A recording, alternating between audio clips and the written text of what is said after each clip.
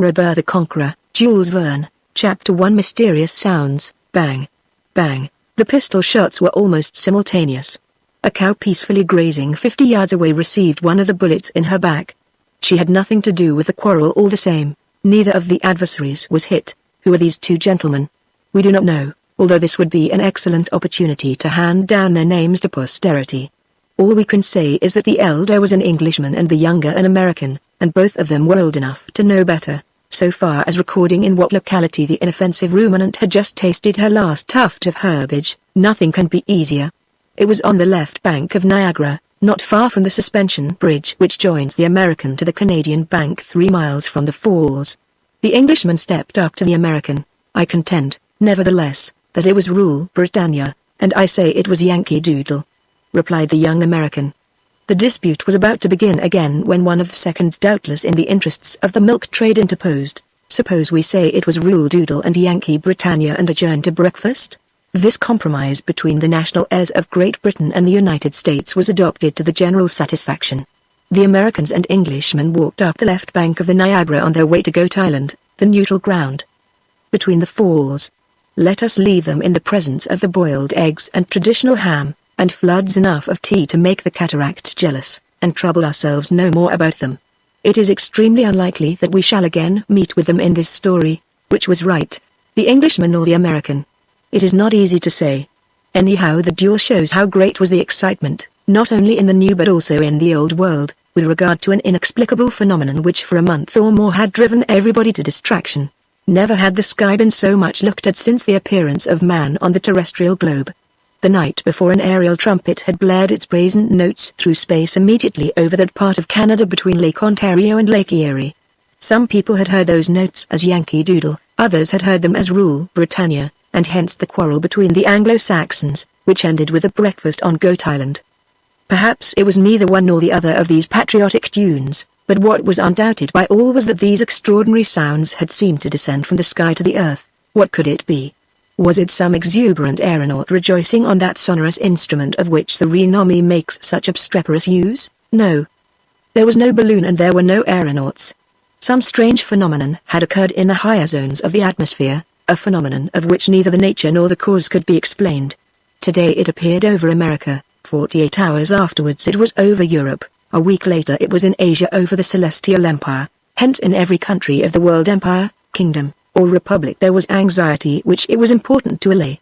If you hear in your house strange and inexplicable noises, do you not at once endeavor to discover the cause? And if your search is in vain, do you not leave your house and take up your quarters in another? But in this case the house was the terrestrial globe. There are no means of leaving that house for the moon or Mars, or Venus, or Jupiter, or any other planet of the solar system. And so of necessity we have to find out what it is that takes place, not in the infinite void, but within the atmospherical zones. In fact, if there is no air there is no noise, and as there was a noise, that famous trumpet, to wit, the phenomenon must occur in the air, the density of which invariably diminishes, and which does not extend for more than 6 miles round our spheroid. Naturally the newspapers took up the question in their thousands, and treated it in every form, throwing on it both light and darkness, recording many things about it true or false, alarming and tranquilizing their readers as the sale required, and almost driving ordinary people mad. At one blow party politics dropped unheeded and the affairs of the world went on none the worse for it. But what could this thing be? There was not an observatory that was not applied to. If an observatory could not give a satisfactory answer, what was the use of observatories? If astronomers, who doubled and tripled the stars 100,000 million miles away, could not explain a phenomenon occurring only a few miles off, what was the use of astronomers? The observatory at Paris was very guarded in what it said. In the mathematical section they had not thought the statement worth noticing, in the meridional section they knew nothing about it, in the physical observatory they had not come across it, in the geodetics section they had had no observation, in the meteorological section there had been no record, in the calculating room they had had nothing to deal with. At any rate this confession was a frank one, and the same frankness characterized the replies from the observatory of Montsoris and the magnetic station in the park of Street Moor. The same respect for the truth distinguished the Bureau des Longitudes. The provinces were slightly more affirmative. Perhaps in the night of the 5th and the morning of the 6th of May there had appeared a flash of light of electrical origin which lasted about 20 seconds. At the Pic du Midi this light appeared between 9 and 10 in the evening. At the meteorological observatory on the Puy de Dôme the light had been observed between 1 and 2 o'clock in the morning. At Montana-Ventoux in Provence it had been seen between 2 and 3 o'clock. At Nice it had been noticed between 3 and 4 o'clock, while at the Semnoz Alps between Annecy, Le Bourget, and Le Liman, it had been detected just as the zenith was paling with the dawn. Now it evidently would not do to disregard these observations altogether. There could be no doubt that a light had been observed at different places, in succession, at intervals, during some hours. Hence, whether it had been produced from many centers in the terrestrial atmosphere, or from one center, it was plain that the light must have traveled at a speed of over 120 miles an hour. In the United Kingdom there was much perplexity. The observatories were not in agreement. Greenwich would not consent to the proposition of Oxford. They were agreed on one point, however, and that was, it was nothing at all, but, said one, it was an optical illusion.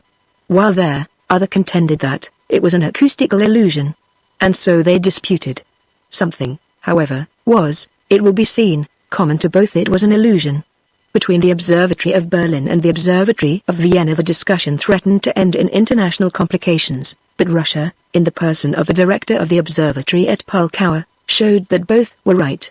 It all depended on the point of view from which they attacked the phenomenon, which, though impossible in theory, was possible in practice.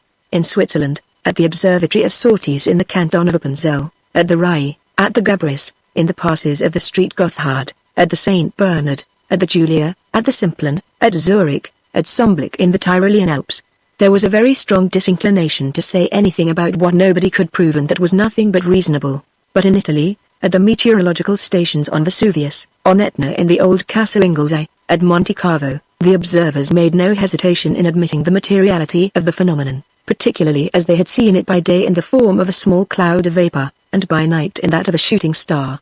But of what it was they knew nothing. Scientists began at last to tire of the mystery, while they continued to disagree about it, and even to frighten the lowly and the ignorant, who, thanks to one of the wisest laws of nature, have formed, form, and will form the immense majority of the world's inhabitants. Astronomers and meteorologists would soon have dropped the subject altogether had not, on the night of the 26th and 27th, the observatory of Kortokno at Finnmark, in Norway, and during the night of the 28th and 29th that of Isfjord at Spitsbergen Norwegian one and Swedish the other found themselves agreed in recording that in the center of an aurora borealis there had appeared a sort of huge bird, an aerial monster, whose structure they were unable to determine, but who, there was no doubt, was showering off from his body certain corpuscles which exploded like bombs. In Europe not a doubt was thrown on this observation of the stations in Finnmark and Spitsbergen. But what appeared the most phenomenal about it was that the Swedes and Norwegians could find themselves in agreement on any subject whatever. There was a laugh at the asserted discovery in all the observatories of South America, in Brazil, Peru, and La Plata, and in those of Australia at Sydney, Adelaide, and Melbourne, and Australian laughter is very catching. To sum up, only one chief of the meteorological station ventured on a decided answer to this question, notwithstanding the sarcasms that his solution provoked. This was a Chinaman, the director of the observatory at Zikoi, which rises in the center of a vast plateau less than 30 miles from the sea, having an immense horizon and wonderfully pure atmosphere.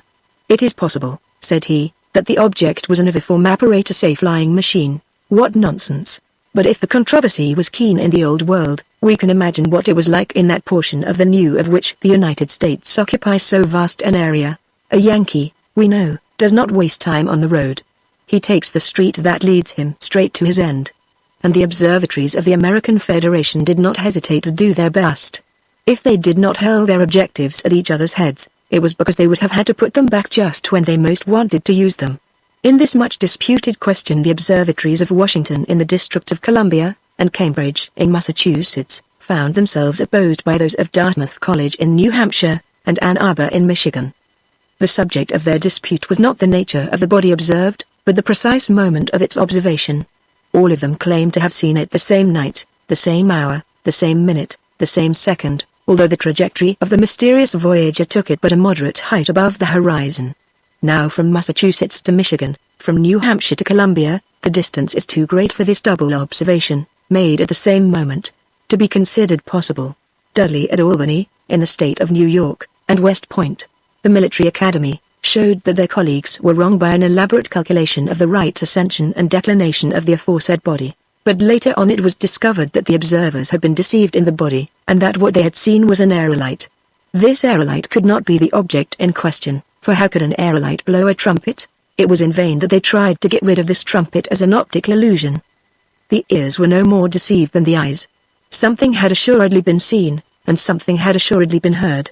In the night of the 12th and 13th of May, a very dark night, the observers at Yale College, in the Sheffield Science School, had been able to take down a few bars of a musical phrase in D major, common time, which gave note for note, rhythm for rhythm, the chorus of the chant "Do depart." "Good," said the Yankee wags. "There is a French band well up in the air." But the joke is not to answer. Thus said the observatory at Boston, founded by the Atlantic Iron Works Society, whose opinions in matters of astronomy and meteorology began to have much weight in the world of science.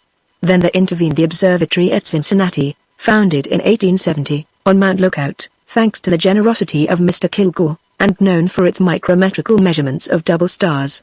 Its director declared with the utmost good faith that there had certainly been something, that a traveling body had shown itself at very short periods at different points in the atmosphere, but what were the nature of this body, its dimensions, its speed, and its trajectory, it was impossible to say. It was then a journal whose publicity is immense. The New York Herald received the anonymous contribution hereunder. There will be in the recollection of most people the rivalry which existed a few years ago between the two heirs of the Bigam of Ragueneau, the French Dr. Sarrazin, the city of Frankville, and the German engineer Schultz, in the city of Stilltown, both in the south of Oregon in the United States.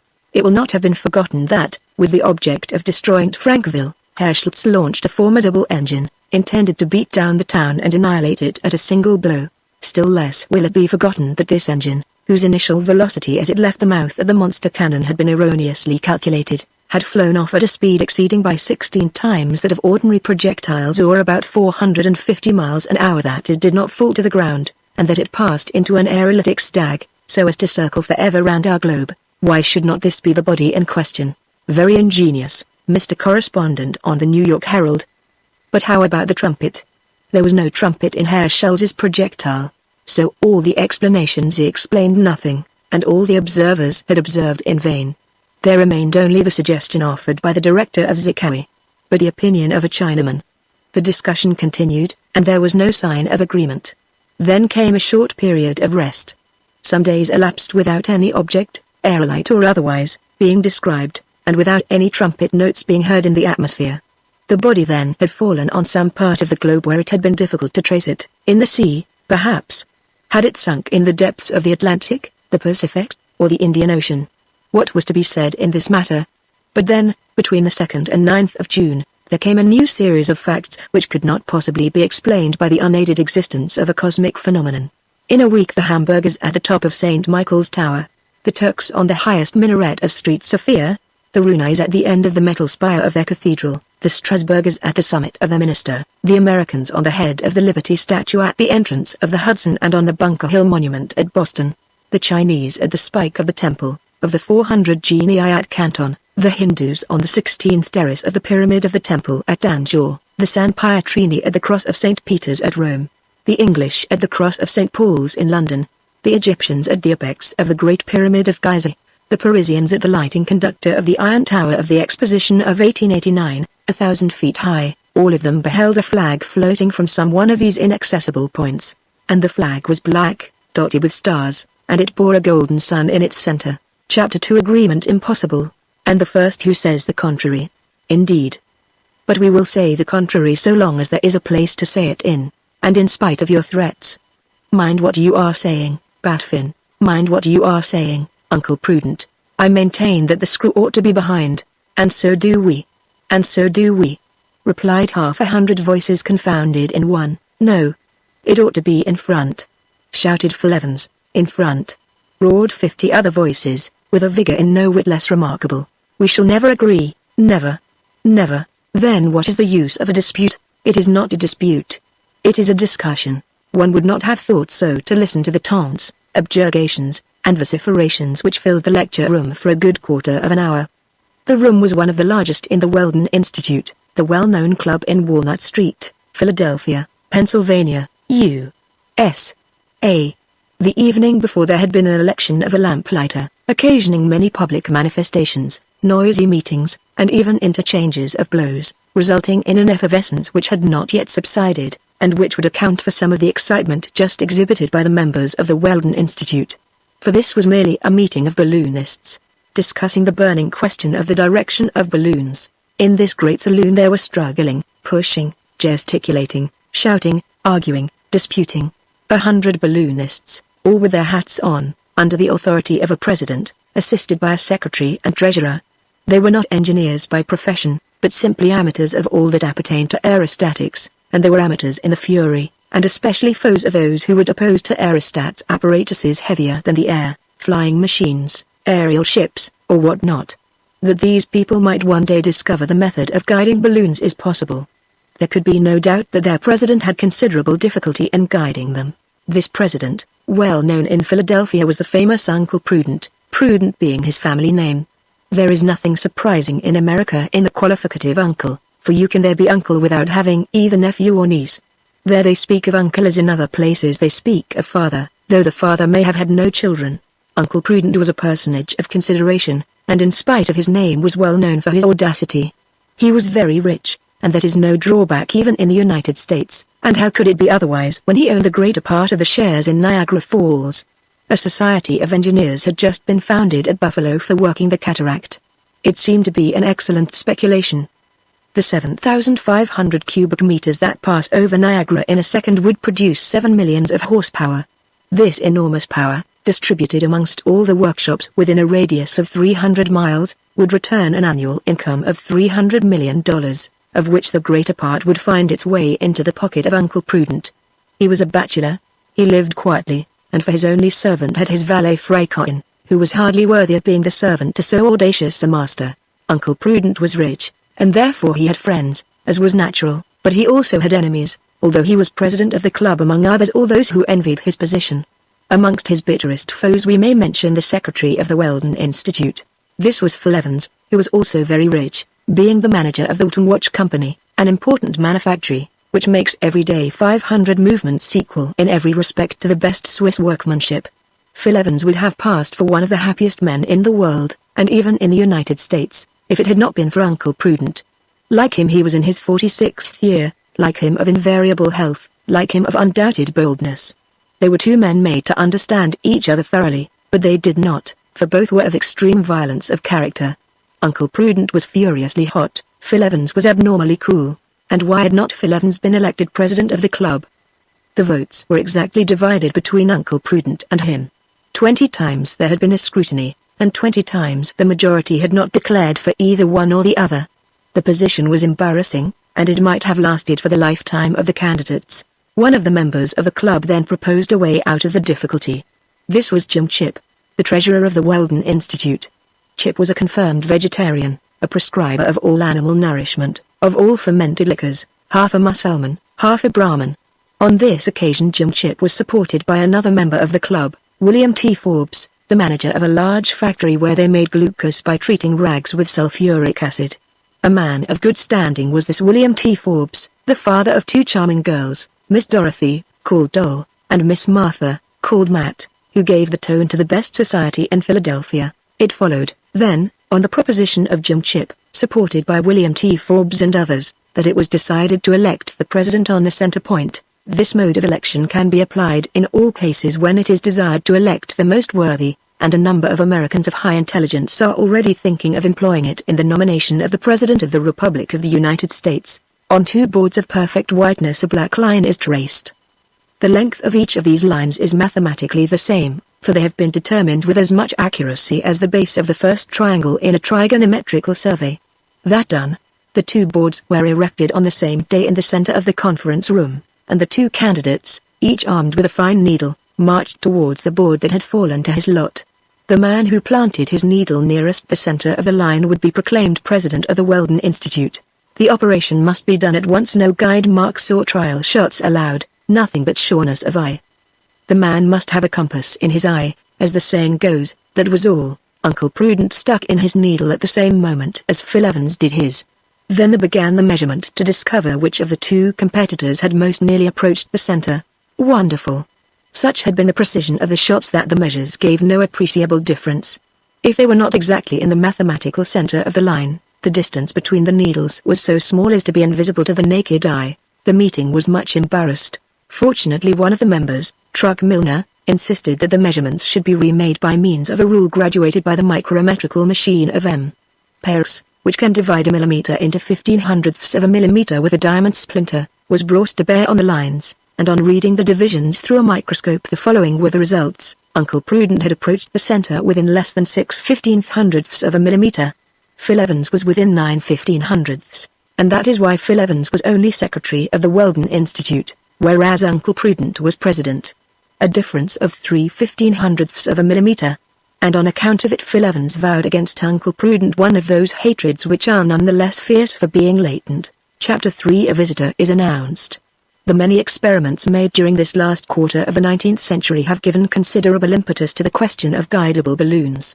The cars furnished with propellers attached in 1852 to the aerostats of the elongated form introduced by Henry Giffard, the machines of Dupuy de Lome in 1872, of the Tissandier brothers in 1883, and of Captain Krebs and Renard in 1884, yielded many important results. But if these machines, moving in a medium heavier than themselves, maneuvering under the propulsion of a screw, working at an angle to the direction of the wind, and even against the wind, to return to their point of departure, had been really guidable, they had only succeeded under very favorable conditions. In large, covered halls their success was perfect. In a calm atmosphere they did very well. In a light wind of 5 or 6 yards a second they still moved. But nothing practical had been obtained. Against a miller's wind 9 yards a second the machines had remained almost stationary. Against a fresh breeze 11 yards a second they would have advanced backwards. In a storm 27 to 33 yards a second they would have been blown about like a feather. In a hurricane 60 yards a second they would have run the risk of being dashed to pieces. And in one of those cyclones which exceed 100 yards a second not a fragment of them would have been left. It remained, then, even after the striking experiments of Captains Krebs and Renard, that though guidable aerostats had gained a little speed, they could not be kept going in a moderate breeze. Hence the impossibility of making practical use of this mode of aerial locomotion. With regards to the means employed to give the aerostat its motion, a great deal of progress had been made. For the steam engines of Henry Giffard, and the muscular force of Dupuy de Lome, electric motors had gradually been substituted. The batteries of bichromate of potassium of the Tissandier brothers had given a speed of 4 yards a second. The dynamo-electric machines of Captain Krebs and Renard had developed a force of 12 horsepower and yielded a speed of 6.5 yards per second. With regard to this motor, engineers and electricians had been approaching more and more to that desideratum which is known as a steam horse in a watch case. Gradually the results of the pile of which Captains Krebs and Renard had kept the secret had been surpassed, and aeronauts has become able to avail themselves of motors whose lightness increased at the same time as their power. In this there was much to encourage those who believed in the utilization of guidable balloons. But yet how many good people there are who refuse to admit the possibility of such a thing. If the aerostat finds support in the air it belongs to the medium in which it moves. Under such conditions, how can its mass, which offers so much resistance to the currents of the atmosphere, make its way against the wind? In this struggle of the inventors after a light and powerful motor, the Americans had most nearly attained what they sought. A dynamo-electric apparatus, in which a new pile was employed the composition of which was still a mystery, had been bought from its inventor, a Boston chemist up to then unknown. Calculations made with the greatest care, diagrams drawn with the utmost exactitude, showed that by means of this apparatus driving a screw of given dimensions a displacement could be obtained of from 20 to 22 yards a second. Now this was magnificent. And it is not dear, said Uncle Prudent, as he handed to the inventor in return for his formal receipt the last installment of the 100,000 paper dollars he had paid for his invention.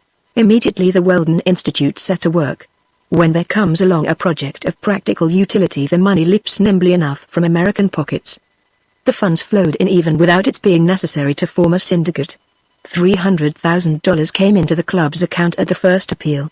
The work began under the superintendence of the most celebrated aeronaut of the United States, Harry W. Tinder, immortalized by 3 of his ascents out of 1,000, one in which he rose to a height of 12,000 yards, higher than Gay-Lussac, Coxwell, Civet, Cross Piney, Tissandier, Glacier, another in which he had crossed America from New York to San Francisco, exceeding by many hundred leagues the journeys of Nadar, Goddard, and others, to say nothing of that of John Wise, who accomplished 1,150 miles from St. Louis to Jefferson County. The third, which ended in a frightful fall from 1,500 feet at the cost of a slight sprain in the right thumb, while the less fortunate Pilota de Rosia fell only 700 feet, and yet killed himself on the spot. At the time this story begins, the Weldon Institute had got their work well in hand. In the Turner Yard at Philadelphia there reposed an enormous aerostat, whose strength had been tried by highly compressed air. It well merited the name of the monster balloon. How large was Nadar's Gent? 6,000 cubic meters. How large was John Wise's balloon? 20,000 cubic meters. How large was the Giffard balloon at the 1878 exhibition? 25,000 cubic meters. Compare these three aerostats with the aerial machine of the Weldon Institute, whose volume amounted to 40,000 cubic meters, and you will understand why Uncle Prudent and his colleagues were so justifiably proud of it. This balloon, not being destined for the exploration of the higher strata of the atmosphere, was not called the Excelsior, a name which is rather too much held in honor among the citizens of America. No. It was called, simply, the Go-Ahead, and all it had to do was to justify its name by going ahead obediently to the wishes of its commander. The dynamo-electric machine, according to the patent purchased by the Weldon Institute, was nearly ready. In less than 6 weeks the Go-Ahead would start for its first cruise through space, but, as we have seen, all the mechanical difficulties have not been overcome.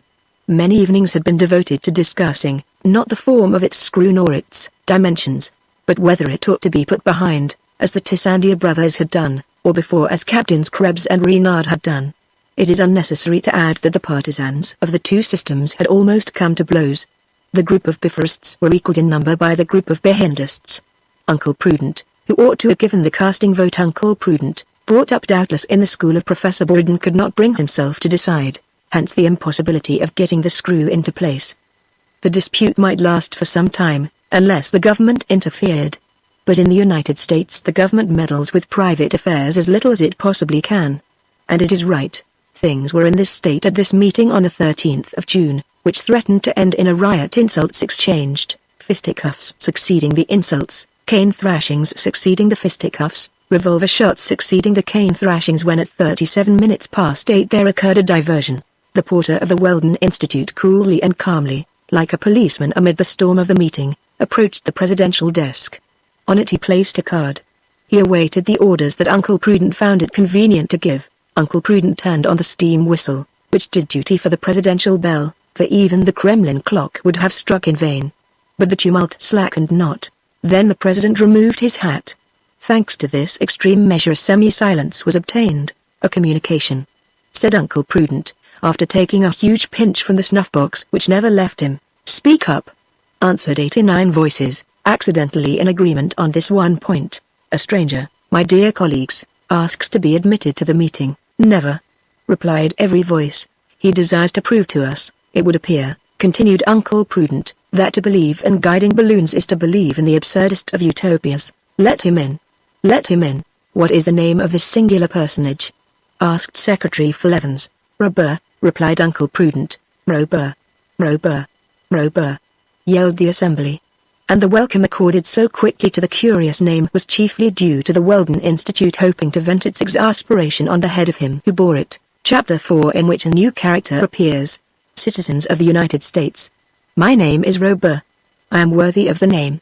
I am 40 years old, although I look but 30, and I have a constitution of iron, a healthy vigor that nothing can shake, a muscular strength that few can equal, and a digestion that would be thought first class even in an ostrich. They were listening. Yes. The riot was quelled at once by the totally unexpected fashion of the speech. Was this fellow a madman or a hoaxer? Whoever he was, he kept his audience in hand. There was not a whisper in the meeting in which but a few minutes ago the storm was in full fury. And Robur looked the man he said he was. Of middle height and geometric breadth, his figure was a regular trapezium with the greatest of its parallel sides formed by the line of his shoulders. On this line, attached by a robust neck, there rose an enormous spheroidal head. The head of what animal did it resemble from the point of view of passional analogy?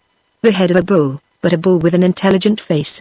Eyes which at the least opposition would glow like coals of fire, and above them a permanent contraction of the superciliary muscle, an invariable sign of extreme energy. Short hair, slightly woolly, with metallic reflections, large chest rising and falling like a smith's bellows, arms, hands, legs, feet, all worthy of the drunk. No moustaches, no whiskers, but a large American goatee, revealing the attachments of the jaw whose masseter muscles were evidently of formidable strength. It has been calculated what has not been calculated ? That the pressure of the jaw of an ordinary crocodile can reach 400 atmospheres, while that of a hound can only amount to 100. From this the following curious formula has been deduced. If a kilogram of dog produces 8 kilograms of masseteric force, a kilogram of crocodile could produce 12. Now, a kilogram of the aforesaid Robur would not produce less than 10, so that he came between the dog and the crocodile. From what country did this remarkable specimen come? It was difficult to say. One thing was noticeable, and that was that he expressed himself fluently in English without a trace of the drawling twang that distinguishes the Yankees of New England. He continued, "And now, honorable citizens, for my mental faculties. You see before you an engineer whose nerves are in no way inferior to his muscles. I have no fear of anything or anybody. I have a strength of will that has never had to yield. When I have decided on a thing, all America, all the world, may strive in vain to keep me from it. When I have an idea, I allow no one to share it, and I do not permit any contradiction. I insist on these details, honorable citizens, because it is necessary you should quite understand me. Perhaps you think I am talking too much about myself? It does not matter if you do. And now consider a little before you interrupt me, as I have come to tell you something that you may not be particularly pleased to hear."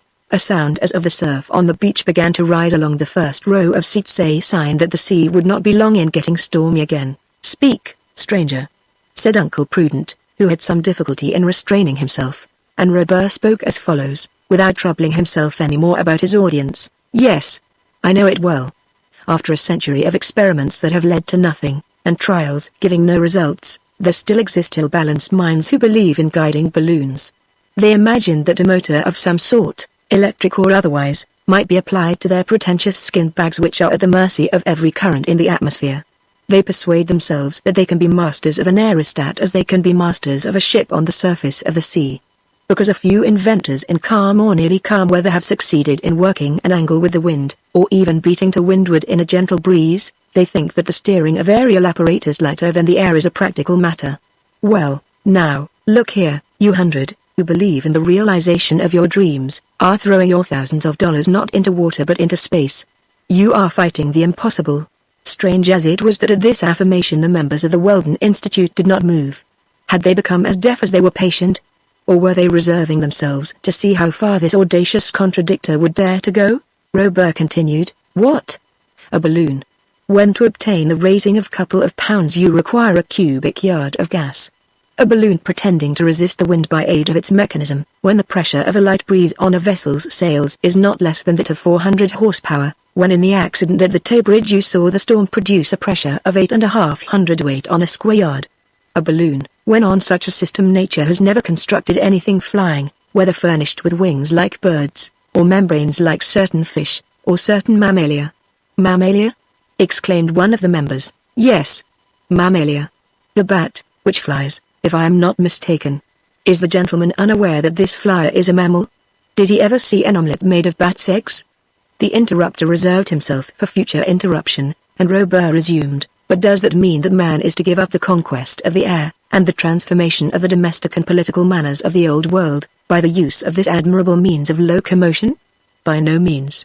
As he has become master of the seas with the ship, by the oar, the sail, the wheel and the screw, so shall he become master of atmospherical space by apparatus heavier than the air, for it must be heavier to be stronger than the air." And then the assembly exploded. What a broadside of yells escaped from all these mouths, aimed at Robur like the muzzles of so many guns. Was not this hurling a declaration of war into the very camp of the balloonists? Was not this a stirring up of strife between the lighter and the heavier than air? Robur did not even frown. With folded arms he waited bravely till silence was obtained. By a gesture Uncle Prudent ordered the firing to cease. "Yes," continued Robur, "the future is for the flying machine. The air affords a solid fulcrum. If you will give a column of air an ascensional movement of 45 meters a second, a man can support himself on the top of it if the soles of his boots have a superficies of only the eighth of a square meter. And if the speed be increased to 90 meters, he can walk on it with naked feet. Or if, by means of a screw, you drive a mass of air at this speed, you get the same result." What Robur said had been said before by all the partisans of aviation, whose work slowly but surely is leading on to the solution of the problem. De Pont and de Micourt, Lalandel, Nadar, Deleuze, Delouvre, Leais, Belega, Marot, the brothers Richard, Barbinet, Jobert, Du Temple, Salives, Penord, de Villeneuve, Gauchot and Tatin, Michael Loop, Edison, Plano Verne, and so many others, belongs the honor of having brought forward ideas of such simplicity. Abandoned and resumed times without number, they are sure, some day to triumph. To the enemies of aviation, who urge that the bird only sustains himself by warming the air he strikes, their answer is ready. Have they not proved that an eagle weighing 5 kilograms would have to fill 50 cubic meters with his warm fluid merely to sustain himself in space? This is what Robur I demonstrated with undeniable logic amid the uproar that arose on all sides. And in conclusion these are the words he hurled in the faces of the balloonists: with your aerostats you can do nothing, you will arrive at nothing, you dare do nothing. The boldest of your aeronauts, John Wise, although he has made an aerial voyage of 1,200 miles above the American continent, has had to give up his project of crossing the Atlantic. And you have not advanced one step, not one step towards your end. Sir, said the President, who in vain endeavored to keep himself cool, you forget what was said by our immortal Franklin at the first appearance of the fire balloon: it is but a child, but it will grow. It was but a child, and it has grown. No, Mr. President, it has not grown. It has got fatter, and this is not the same thing. This was a direct attack on the Weldon Institute, which had decreed, helped, and paid for the making of monster balloon. And so propositions of the following kind began to fly about the room: turn him out, throw him off the platform, prove that he is heavier than the air. But these were only words, not means to an end. Robur remained impassible, and continued, there is no progress for your aerostats, my citizen balloonists, progress is for flying machines. The bird flies, and he is not a balloon, he is a piece of mechanism. Yes, he flies, exclaimed the fiery Bat-T-Fin, but he flies against all the laws of mechanics. Indeed, said Robur, shrugging his shoulders, and resuming, since we have begun the study of the flight of large and small birds, one simple idea has prevailed to imitate nature, which never makes mistakes. Between the albatross, which gives hardly 10 beats of the wing per minute, between the pelican, which gives 71, said the voice of a scoffer, and the bee, which gives 192 per second, 193, said the facetious individual, and the common housefly, which gives 330 and a half, and the mosquito, which gives millions. No, milliards. But Robur, he interrupted not his demonstration. Between these different rates, he continued, there is a difference, said a voice. There is a possibility of finding a practical solution.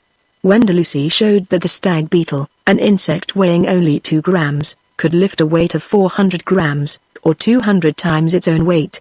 The problem of aviation was solved. Besides, it has been shown that the wing surface decreases in proportion to the increase of the size and weight of the animal. Hence we can look forward to such contrivances, which would never fly, said Secretary Evans, which have flown, and which will fly, said Robur, without being in the least disconcerted, and which we can call striofers, helicopters, orthopters, or, in imitation of the word nev, which comes from navis, call them from avis, f's, by means of which man will become the master of space. The helix.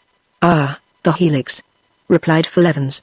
But the bird has no helix, that we know. So, said Robur, but Penord has shown that in reality the bird makes a helix, and its flight is helicopteral. And the motor of the future is the screw. From such a maledicent helix keep us free, sung out one of the members, who had accidentally hit upon the air from Harold Zampa, and they all took up the chorus, from such a maledicent helix keep us free, with such intonations and variations as would have made the French composer groan in his grave. As the last notes died away in a frightful discord, Uncle Prudent took advantage of the momentary calm to say, stranger, up to now, we let you speak without interruption. It seemed that for the president of the Weldon Institute shouts, yells, and catcalls were not interruptions, but only an exchange of arguments.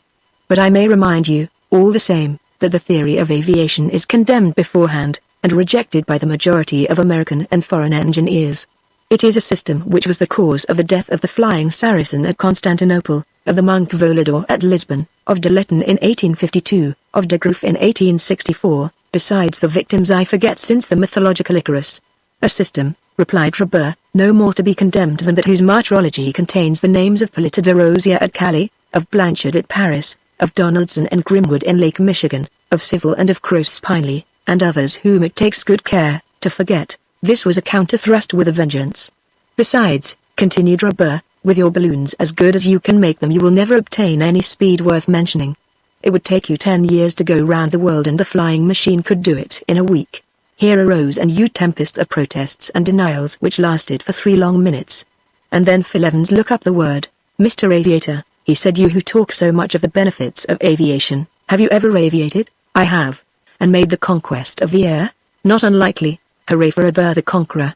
shouted an ironical voice. "Well, yes. Robur the Conqueror. I accept the name and I will bear it, for I have a right to it." "We beg to doubt it," said Jim Chip. "Gentlemen," said Robur, and his brows knit, "when I have just seriously stated a serious thing, I do not permit anyone to reply to me by a flat denial, and I shall be glad to know the name of the interrupter." "My name is Chip, and I am a vegetarian." "Citizen Chip," said Robur, "I knew that vegetarians had longer alimentary canals than other men, a good foot longer at the least. That is quite long enough, and so do not compel me to make you any longer by beginning at your ears, and throw him out into the street with him, lynch him, helix him." The rage of the balloonists burst forth at last. They rushed at the platform. Robur disappeared amid a sheaf of hands that were thrown about as if caught in a storm. In vain the steam whistle screamed its fanfares onto the assembly. Philadelphia might well think that a fire was devouring one of its quarters, and that all the waters of the Schuylkill could not put it out. Suddenly there was a recoil in the tumult. Robur had put his hands into his pockets and now held them out at the front ranks of the infuriated mob. In each hand was one of those American institutions known as revolvers, which the mere pressure of the fingers is enough to fire, pocket mitrailleuse in fact. And taking advantage not only of the recoil of his assailants but also of the silence which accompanied it, "Decidedly," said he, "it was not Amerigo that discovered the New World, it was Cabot. You are not Americans, citizen balloonists. You are only carbo." 4 or 5 shots cracked out, fired into space. They hurt nobody. Amid the smoke, the engineer vanished, and when it had thinned away there was no trace of him. Robur the Conqueror had flown, as if some apparatus of aviation had borne him into the air. Chapter 5. Another disappearance. This was not the first occasion on which, at the end of their stormy discussions, the members of the Weldon Institute had filled Walnut Street and its neighborhood with their tumult. Several times had the inhabitants complained of the noisy way in which the proceedings ended, and more than once had the policeman had to interfere to clear the thoroughfare for the passers-by, who for the most part were supremely indifferent on the question of aerial navigation. But never before had the tumult attained such proportions, never had the complaints been better founded, never had the intervention of the police been more necessary. But there was some excuse for the members of the Weldon Institute. They had been attacked in their own house.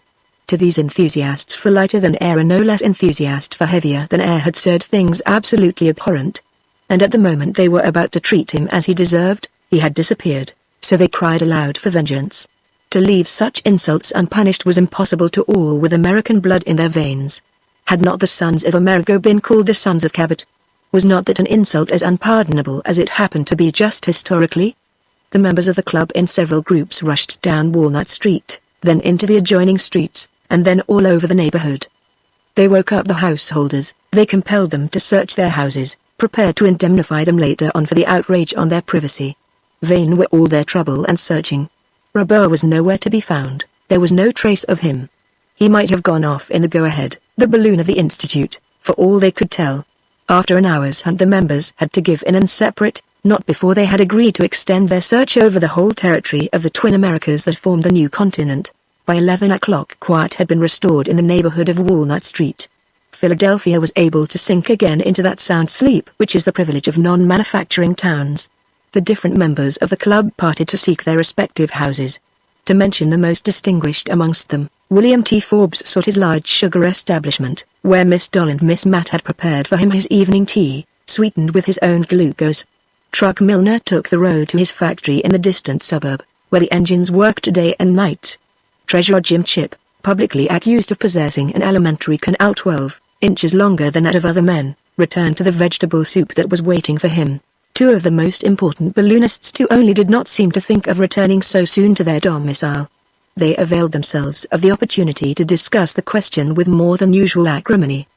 These were the irreconcilables, Uncle Prudent and Phil Evans, the president and secretary of the Weldon Institute.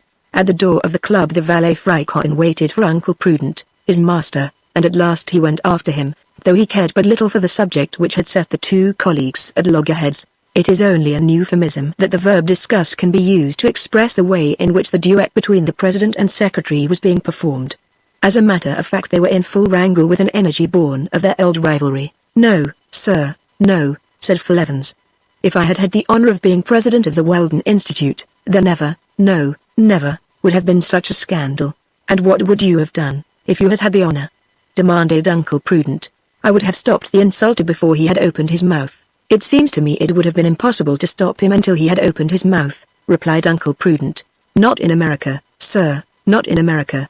And exchanging such observations, increasing in bitterness as they went, they walked on through the streets farther and farther from their homes, until they reached a part of the city whence they had to go a long way round to get back. Fry Cotton followed, by no means at ease to see his master plunging into such deserted spots. He did not like deserted spots, particularly after midnight.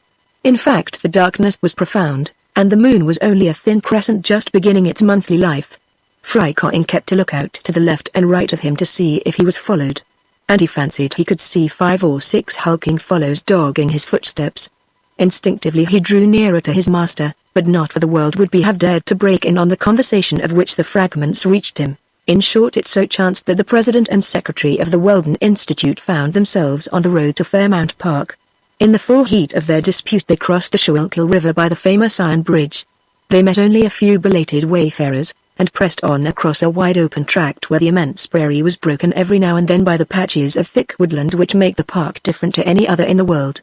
There Fry Cotton's terror became acute, particularly as he saw the 5 or 6 shadows gliding after him across the Schuylkill Bridge. The pupils of his eyes broadened out to the circumference of his iris, and his limbs seemed to diminish as if endowed with the contractility peculiar to the mollusk when certain of the articulate. For Fry Cotton, the valet, was an egregious coward. He was a pure South Carolina Negro, with the head of a fool on the carcass of an imbecile. Being only 21, he had never been a slave, not even by birth, but that made no difference to him. Grinning and greedy and idle, and a magnificent poltroon, he had been the servant of Uncle Prudent for about 3 years. Over and over again had his master threatened to kick him out, but had kept him on for fear of doing worse. With a master ever ready to venture on the most audacious enterprises, Fry Cotton's cowardice had brought him many arduous trials. But he had some compensation. Very little had been said about his gluttony, and still less about his laziness. "Ah, Valet Fry Cotton, if you could only have read the future. Why, oh why, Fry Cotton, did you not remain at Boston with the Snuffles, and not have given them up when they talked of going to Switzerland? Was not that a much more suitable place for you than this of Uncle Prudence, where danger was daily welcomed? But here he was, and his master had become used to his faults. He had one advantage, and that was a consideration. Although he was a Negro by birth, he did not speak like a Negro, and nothing is so irritating as that hateful jargon in which all the pronouns are possessive and all the verbs infinitive. Let it be understood, then, that Fry Cotton was a thorough coward, and now it was midnight, and the pale crescent of the moon began to sink in the west behind the trees in the park. The rays streaming fitfully through the branches made the shadows darker than ever. Fry Cotton looked around him anxiously. "Rah," he said, "there are those fellows there all the time. Positively they are getting nearer. Master Uncle," he shouted. It was thus he called the president of the Weldon Institute, and thus did the president desire to be called. At the moment the dispute of the rivals had reached its maximum, and as they hurled their epithets at each other they walked faster and faster, and drew farther and further away from the Schuylkill Bridge. They had reached the center of a wide clump of trees, whose summits were just tipped by the parting rays of the moon. Beyond the trees was a very large clearing, an oval field, a complete amphitheater. Not a hillock was there to hinder the gallop of the horses, not a bush to stop the view of the spectators, and if Uncle Prudent and Phil Evans had not been so deep in their dispute, and had used their eyes as they were accustomed to, they would have found the clearing was not in its usual state. Was it a flour mill that had anchored on it during the night? It looked like it, with its wings and sails motionless and mysterious in the gathering gloom. But neither the president nor the secretary of the Weldon Institute noticed the strange modification in the landscape of Fairmount Park, and neither did Fry Cotton. It seemed to him that the thieves were approaching, and preparing for their attack, and he was seized with convulsive fear, paralyzed in his limbs, with every hair he could boast of on the bristle. His terror was extreme. His knees bent under him, but he had just strength enough to exclaim for the last time, "Master Uncle! Master Uncle! What is the matter with you?" asked Uncle Prudent. Perhaps the disputants would not have been sorry to have relieved their fury at the expense of the unfortunate valet. But they had no time, and neither even had he time to answer. A whistle was heard. A flash of electric light shot across the clearing. A signal, doubtless? The moment had come for the deed of violence. In less time than it takes to tell, 6 men came leaping across from under the trees, 2 onto Uncle Prudent, 2 onto Phil Evans, 2 onto Frykon. There was no need for the last 2, for the Negro was incapable of defending himself. The president and secretary of the Weldon Institute, although taken by surprise, would have resisted. They had neither time nor strength to do so. In a second they were rendered speechless by a gag, blind by a bandage, thrown down, pinioned and carried bodily off across the clearing. What could they think except that they had fallen into the hands of people who intended to rob them? The people did nothing of the sort, however. They did not even touch Uncle Prudent's pockets, although, according to his custom, they were full of paper dollars. Within a minute of the attack, without a word being passed, Uncle Prudent, Phil Evans, and Frykon felt themselves laid gently down, not on the grass, but on a sort of plank that creaked beneath them.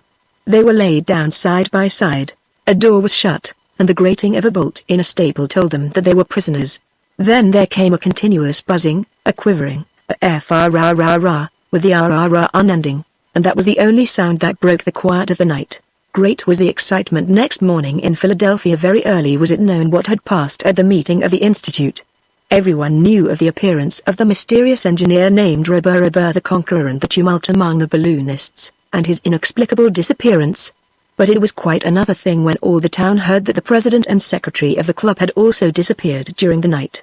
Long and keen was the search in the city and neighborhood. Useless.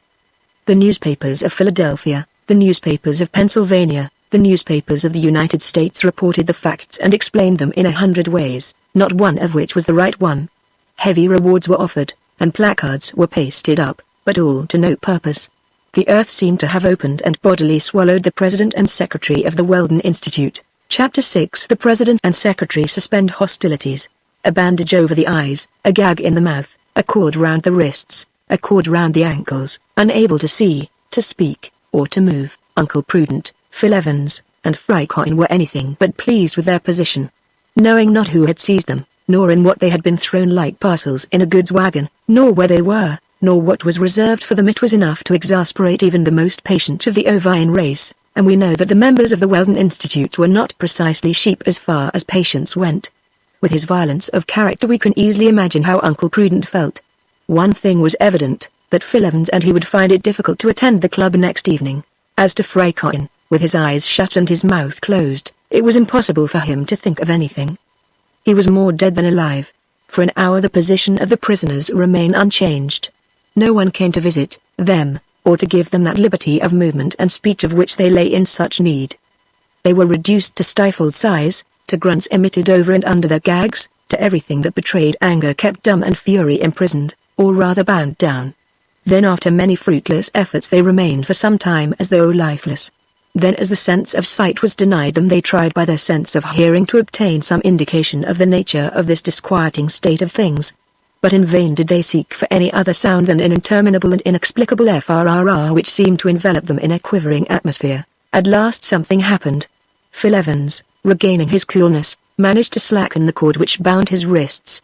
Little by little the knot slipped, his fingers slipped over each other, and his hands regained their usual freedom. A vigorous rubbing restored the circulation.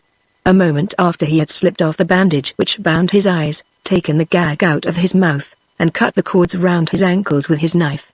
An American who has not a Bowie knife in his pocket is no longer an American, but if Phil Evans had regained the power of moving and speaking, that was all. His eyes were useless to him at present at any rate. The prison was quite dark, though about 6 feet above him a feeble gleam of light came in through a kind of loophole. As may be imagined, Phil Evans did not hesitate to at once set free his rival. A few cuts with a Bowie settled the knots which bound him foot and hand. Immediately Uncle Prudent rose to his knees and snatched away his bandage and gag. "Thanks," said he, in stifled voice. "Phil Evans, Uncle Prudent, here we are no longer the president and secretary of the Weldon Institute. We are adversaries no more." "You are right," answered Evans. "We are now only 2 men agreed to avenge ourselves on a third whose attempt deserves severe reprisals. And this third is Robur. It is Robur." On this point both were absolutely in accord. On this subject there was no fear of dispute. "And your servant?" said Phil Evans, pointing to Frycoin, who was puffing like a grampus. "We must set him free." "Not yet," said Uncle Prudent. "He would overwhelm us with his jeremiads, and we have something else to do than abuse each other." "What is that, Uncle Prudent?" "To save ourselves if possible." "You are right, even if it is impossible. And even if it is impossible, there could be no doubt that this kidnapping was due to Robur, for an ordinary thief would have relieved them of their watches, jewelry, and purses, and thrown their bodies into the Schuylkill with a good gash in their throats instead of throwing them to the bottom of what?" That was a serious question, which would have to be answered before attempting an escape with any chance of success. "Phil Evans," began Uncle Prudent, "if, when he came away from our meeting, instead of indulging in amenities to which we need not recur, we had kept our eyes more open, this would not have happened. Had we remained in the streets of Philadelphia there would have been none of this. Evidently Robur foresaw what would happen at the club, and had placed some of his bandits on guard at the door. When we left Walnut Street these fellows must have watched us and followed us, and when we imprudently ventured into Fairmount Park they went in for their little game." "Agreed," said Evans. "We were wrong not to go straight home." "It is always wrong not to be right," said Prudent. Here a long-drawn sigh escaped from the darkest corner of the prison. "What is that?" asked Evans. "Nothing. Frycoin is dreaming. Between the moment we were seized a few steps out into the clearing and the moment we were thrown in here only 2 minutes elapsed. It is thus evident that those people did not take us out of Fairmount Park, and if they had done so we should have felt we were being moved, undoubtedly, and consequently we must be in some vehicle, perhaps some of those long prairie wagons, or some show caravan? Evidently. For if we were in a boat moored on the Schuylkill we should have noticed the movement due to the current. That is so, and as we are still in the clearing, I think that now is the time to get away, and we can return later to settle with this Robur, and make him pay for this attempt on the liberty of 2 citizens of the United States, and he shall pay pretty dearly. But who is this man? Where does he come from? Is he English, or German, or French? He is a scoundrel, that is enough," said Uncle Prudent. "Now to work." And then the 2 men, with their hands stretched out and their fingers wide apart, began to feel round the walls to find a joint or crack. Nothing. Nothing, not even at the door. It was closely shut and it was impossible to shoot back the lock. All that could be done was to make a hole, and escape through the hole. It remained to be seen if the knives could cut into the walls, but whence comes this never-ending rustling? asked Evans, who was much impressed at the continuous frrr. "The wind, doubtless," said Uncle Prudent, "the wind. But I thought the night was quite calm." "So it was. But if it isn't the wind, what can it be?" Phil Evans got out the best blade of his knife and set to work on the wall near the door. Perhaps he might make a hole which would enable him to open it from the outside should it be only bolted or should the key have been left in the lock. He worked away for some minutes. The only result was to nip up his knife, to snip off its point, and transform what was left of the blade into a saw. "Doesn't it cut?" asked Uncle Prudent. "No." "Is the wall made of sheet iron?" "No." "It gives no metallic sound when you hit it." "Is it of ironwood?" "No, it isn't iron and it isn't wood." "What is it then?" "Impossible to say. But, anyhow, steel doesn't touch it." Uncle Prudent, in a sudden outburst of fury, began to rave and stamp on the sonorous planks, while his hand sought to strangle an imaginary Robur. "Be calm, Prudent, be calm. You have it dry." Uncle Prudent had it dry, but the bowie knife could do nothing against a wall which its best blades could not even scratch. The wall seemed to be made of crystal, so it became evident that all flight was impracticable except through the door, and for a time they must resign themselves to their fate, not a very pleasant thing for the Yankee temperament, and very much to the disgust of these eminently practical men. But this conclusion was not arrived at without many objurgations and loud-sounding phrases hurled at this Robur who, from what had been seen of him at the Weldon Institute, was not the sort of man to trouble himself much about them. Suddenly Frycoin began to give unequivocal signs of being unwell. He began to writhe in a most lamentable fashion, either with cramp in his stomach or in his limbs, and Uncle Prudent, thinking it his duty to put an end to these gymnastics, cut the cords that bound him. He had cause to be sorry for it. Immediately there was poured forth an interminable litany, in which the terrors of fear were mingled with the tortures of hunger. Frycoin was no worse in his brain than in his stomach, and it would have been difficult to decide to which organ the chief cause of the trouble should be assigned. "Frycoin," said Uncle Prudent. "Master Uncle." "Master Uncle," answered the negro between 2 of his lugubrious howls. "It is possible that we are doomed to die of hunger in this prison, But we have made up our minds not to succumb until we have availed ourselves of every means of alimentation to prolong our lives. To eat me? Exclaimed Frykon, as is always done with a Negro under such circumstances. So you had better not make yourself too obvious, or you'll have your bones picked, said Evans, and as Frykon saw he might be used to prolong two existences more precious than his own, he contented himself henceforth with groaning in quiet. The time went on and all attempts to force the door or get through the wall proved fruitless. What the wall was made of was impossible to say. It was not metal, it was not wood, it was not stone, and all the cells seemed to be made of the same stuff. When they stamped on the floor it gave a peculiar sound that Uncle Prudent found it difficult to describe. The floor seemed to sound hollow, as if it was not resting directly on the ground of the clearing. And the inexplicable FRRRR seemed to sweep along below it. All of which was rather alarming. Uncle Prudent, said Phil Evans, well? Do you think our prison has been moved at all? Not that I know of, because when we were first caught I distinctly remember the fresh fragrance of the grass and the resinous odor of the park trees. Well now, when I take in a good sniff of the air, it seems as though all that had gone. So it has. Why? We cannot say why unless we admit that the prison has moved, and I say again that if the prison had moved, either as a vehicle on the road or a boat on the stream, we should have felt it. Here Frykon gave vent to a long groan, which might have been taken for his last had he not followed it up with several more. I expect Robur will soon have us brought before him, said Phil Evans. I hope so, said Uncle Prudent. And I shall tell him. What? That he began by being rude and ended in being unbearable. Here Phil Evans noticed that day was beginning to break. A gleam, still faint, filtered through the narrow window opposite the door. It ought thus to be about 4 o'clock in the morning, for it is at that hour in the month of June in this latitude that the horizon of Philadelphia is tinged by the first rays of a dawn. But when Uncle Prudent sounded his repeater, which was a masterpiece from his colleague's factory, the tiny gong only gave 2:45, and the watch had not stopped. That is strange, said Phil Evans. At 2:45 it ought still to be night. Perhaps my watch has got slow, answered Uncle Prudent. A watch of the Wilton Watch Company, exclaimed Phil Evans. Whatever might be the reason, there was no doubt that the day was breaking. Gradually the window became white in the deep darkness of the cell. However, if the dawn appeared sooner than the 40th parallel permitted, it did not advance with the rapidity peculiar to lower latitudes. This was another observation of Uncle Prudent's, a new inexplicable phenomenon. Couldn't we get up to the window and see where we are? We might, said Uncle Prudent. Frykon, get up. The Negro arose. Put your back against the wall, continued Prudent, and you, Evans, get on his shoulders while I buttress him up. Right, said Evans. An instant afterwards his knees were on Frykon's shoulders, and his eyes were level with the window. The window was not of lenticular glass like those on shipboard, but it was a simple flat pane. It was small, and Phil Evans found his range of view was much limited.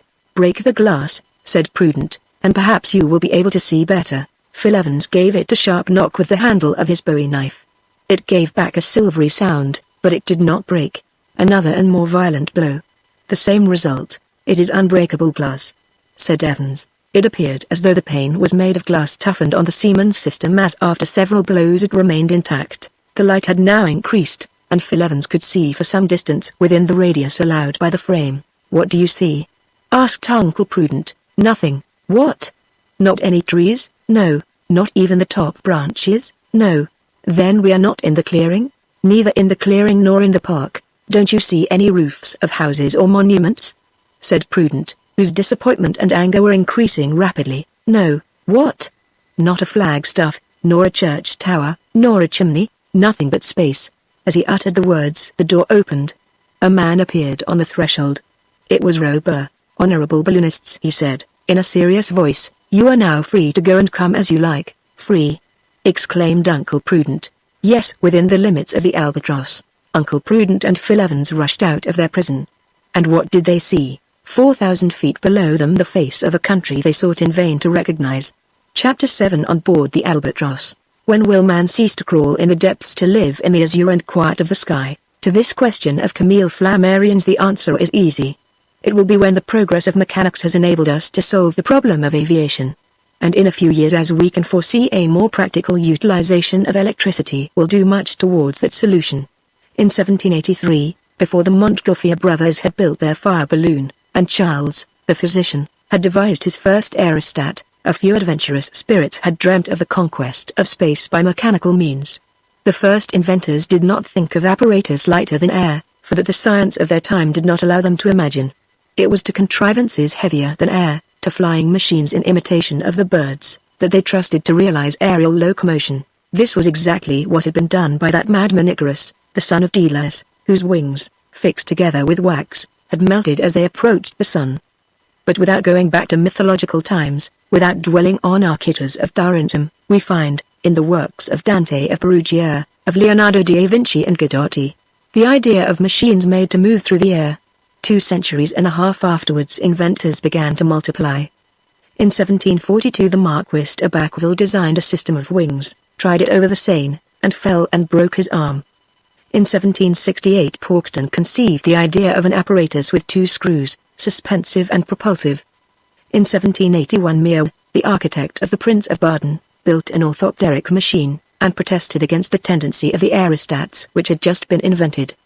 In 1784 Launoy and Benvenue had maneuvered a helicopter worked by springs. In 1808 there were the attempts at flight by the Austrian Jacques Dugin. In 1810 came the pamphlet by Denis of Nantes, in which the principles of heavier than air are laid down.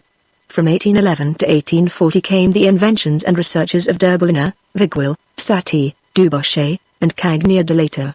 In 1842 we have the Englishman Henson, with his system of inclined planes and screws worked by steam. In 1845 came Cossus and his ascensional screws. In 1847 came Camille Vert and his helicopter made of birds' wings.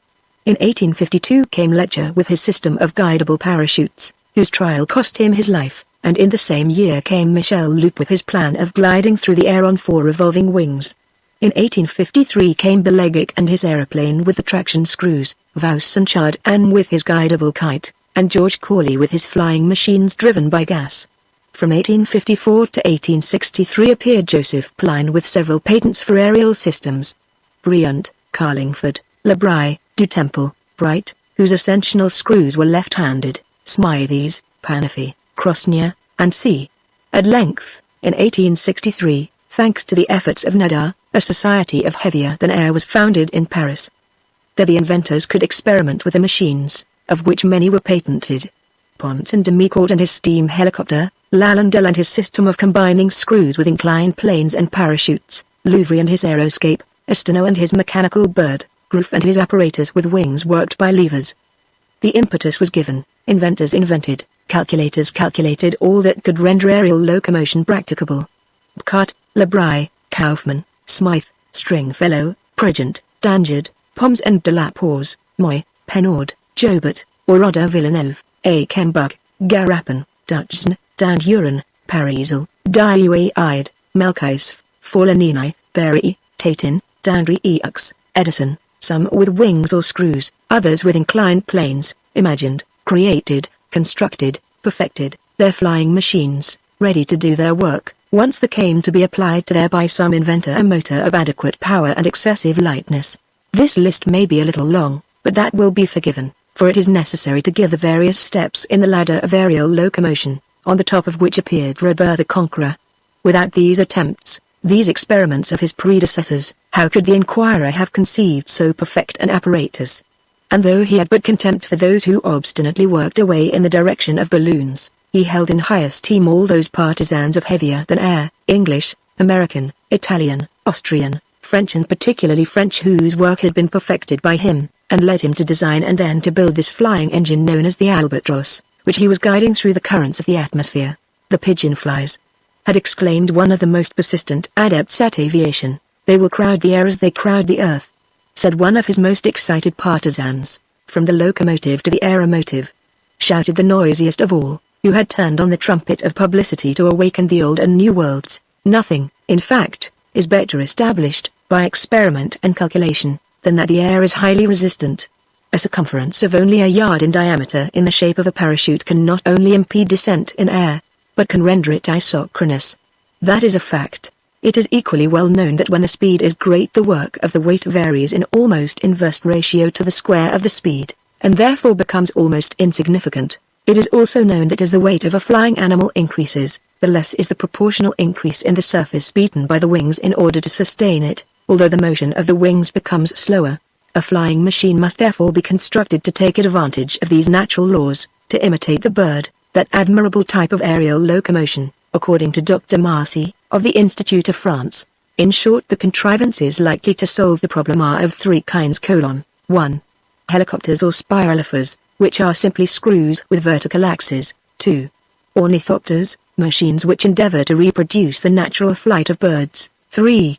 Aeroplanes, which are merely inclined planes like kites, but towed or driven by screws. Each of these systems has had and still has its partisans obstinately resolved to give way in not the slightest particular. However, Robur, for many reasons, had rejected the two first. The ornithopter, or mechanical bird, offers certain advantages, no doubt. That the work and experiments of M. Renard in 1884 have sufficiently proved. But, as has been said, it is not necessary to copy nature servilely. Locomotives are not copied from the hare, nor are ships copied from the fish. To the first we have put wheels which are not legs, to the second we have put screws which are not fins. And they do not do so badly. Besides, what is this mechanical movement in the flight of birds, whose action is so complex? Has not Dr. Marcy suspected that the feathers open during the return of the wings so as to let the air through them? And is not that rather a difficult operation for an artificial machine? On the other hand, aeroplanes have given many good results. Screws opposing a slanting plane to the bed of air will produce an ascensional movement, and the models experimented on have shown that the disposable weight, that is to say the weight it is possible to deal with as distinct from that of the apparatus, increases with the square of the speed. Herein the aeroplane has the advantage over the aerostat even when the aerostat is furnished with the means of locomotion. Nevertheless Robur had thought that the simpler his contrivance the better. And the screws, the St. Helices that had been thrown in his teeth at the Weldon Institute, had sufficed for all the needs of his flying machine. One series could hold it suspended in the air. The other could drive it along under conditions that were marvelously adapted for speed and safety. If the ornithopter, striking like the wings of a bird, raised itself by beating the air, the helicopter raised itself by striking the air obliquely, with the fins of the screw as it mounted on an inclined plane. These fins, or arms, are in reality wings, but wings disposed as a helix instead of as a paddle wheel. The helix advances in the direction of its axis. Is the axis vertical? Then it moves vertically. Is the axis horizontal? Then it moves horizontally. The whole of Robur's flying apparatus depended on these two movements, as will be seen from the following detailed description, which can be divided under three heads: the platform, the engines of suspension and propulsion, and the machinery. Platform. This was a framework 100 feet long and 12 wide, a ship's deck in fact, with a projecting prow. Beneath was a hull solidly built, enclosing the engines, stores, and provisions of all sorts, including the water tanks. Round the deck a few light uprights supported a wire trellis that did duty for bulwarks. On the deck were three houses, whose compartments were used as cabins for the crew, or as machine rooms. In the center house was the machine which drove the suspensory helices, in that forward was the machine that drove the bow screw, in that aft was the machine that drove the stern screw. In the bow were the cook's galley and the crew's quarters, in the stern were several cabins, including that of the engineer, the saloon, and above them all a glass house in which stood the helmsman, who steered the vessel by means of a powerful rudder. All these cabins were lighted by portholes filled with toughened glass, which has 10 times the resistance of ordinary glass. Beneath the hull was a system of flexible springs to ease off the concussion when it became advisable to land. Engines of suspension and propulsion. Above the deck rose 37 vertical axes, 15 along each side, and 7, more elevated, in the center. The albatross might be called a clipper with 37 masts. But these masts instead of sails bore each 2 horizontal screws, not very large in spread or diameter, but driven at prodigious speed. Each of these axes had its own movement independent of the rest, and each alternate one spun round in a different direction from the others, so as to avoid any tendency to gyration. Hence the screws as they rose on the vertical column of air attained their equilibrium by their horizontal resistance. Consequently the apparatus was furnished with 74 suspensory screws, whose 3 branches were connected by a metallic circle which economized their motive force. In front and behind, mounted on horizontal axes, were 2 propelling screws, each with 4 arms. These screws were of much larger diameter than the suspensory ones, but could be worked at quite their speed.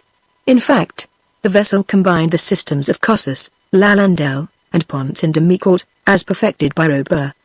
But it was in the choice and application of his motive force that he could claim to be an inventor. Machinery. Robur had not availed himself of the vapor of water or other liquids, nor compressed air and other mechanical motion. He employed electricity, that agent which one day will be the soul of the industrial world. But he required no electromotor to produce it. All he trusted to was piles and accumulators. What were the elements of these piles, and what were the acids he used, Robur only knew. And the construction of the accumulators was kept equally secret. Of what were their positive and negative plates? None can say. The engineer took good care and not unreasonably to keep his secret unpatented. One thing was unmistakable, and that was that the piles were of extraordinary strength, and the accumulators left those of 4-Uracil and Volcma very far behind in yielding currents whose amperes ran into figures up to then unknown. Thus there was obtained a power to drive the screws and communicate a suspending and propelling force in excess of all his requirements under any circumstances. But it is as well to repeat it, this belonged entirely to Robur. He kept it a close secret. And, if the president and secretary of the Weldon Institute did not happen to discover it, it would probably be lost to humanity. It need not be shown that the apparatus possessed sufficient stability. Its center of gravity proved that at once. There was no danger of its making alarming angles with the horizontal, still less of its capsizing. And now for the metal used by Robur in the construction of his aeronef, a name which can be exactly applied to the albatross. What was this material, so hard that the Bowie knife of Phil Evans could not scratch it, and Uncle Prudent could not explain its nature? Simply paper. For some years this fabrication had been making considerable progress. Unsized paper, with the sheets impregnated with dextrin and starch and squeezed in hydraulic presses, will form a material as hard as steel. They are made of it pulleys, rails, and wagon wheels, much more solid than metal wheels, and far lighter. And it was this lightness and solidity which Robur availed himself of in building his aerial locomotive. Everything, framework, hull, houses, cabins, were made of straw paper turned hard as metal by compression, and, what was not to be despised in an apparatus flying at great heights, incombustible. The different parts of the engines and the screws were made of gelatinized fiber, which combined in sufficient degree flexibility with resistance. This material could be used in every form. It was insoluble in most gases and liquids, acids or essences, to say nothing of its insulating properties, and it proved most valuable in the electric machinery of the Albatross.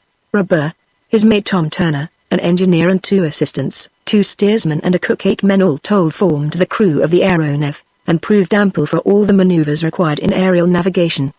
There were arms of the chase and of war, fishing appliances, electric lights, instruments of observation, compasses, and sextants for checking the course, thermometers for studying the temperature, different barometers, some for estimating the heights attained, others for indicating the variations of atmospheric pressure, a storm glass for forecasting tempests, a small library, a portable printing press, a field piece mounted on a pivot, breech loading and throwing a 3-inch shell, a supply of powder, bullets, dynamite cartridges, a cooking stove, warmed by currents from the accumulators, a stock of preserves, meats and vegetables sufficient to last for months.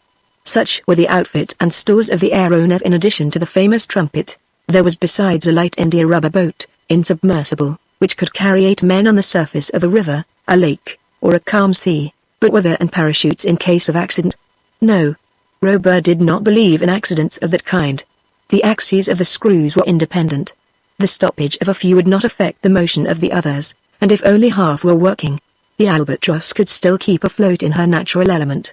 And with her, said Robur to his guests, in spite of themselves, I am master of the 7th part of the world, larger than Africa, Oceania, Asia, America, and Europe, this aerial Icarian sea, which millions of Icarians will one day people. Chapter 8. The balloonists refused to be convinced. The president of the Weldon Institute was stupefied, his companion was astonished. But neither of them would allow any of their very natural amazement to be visible.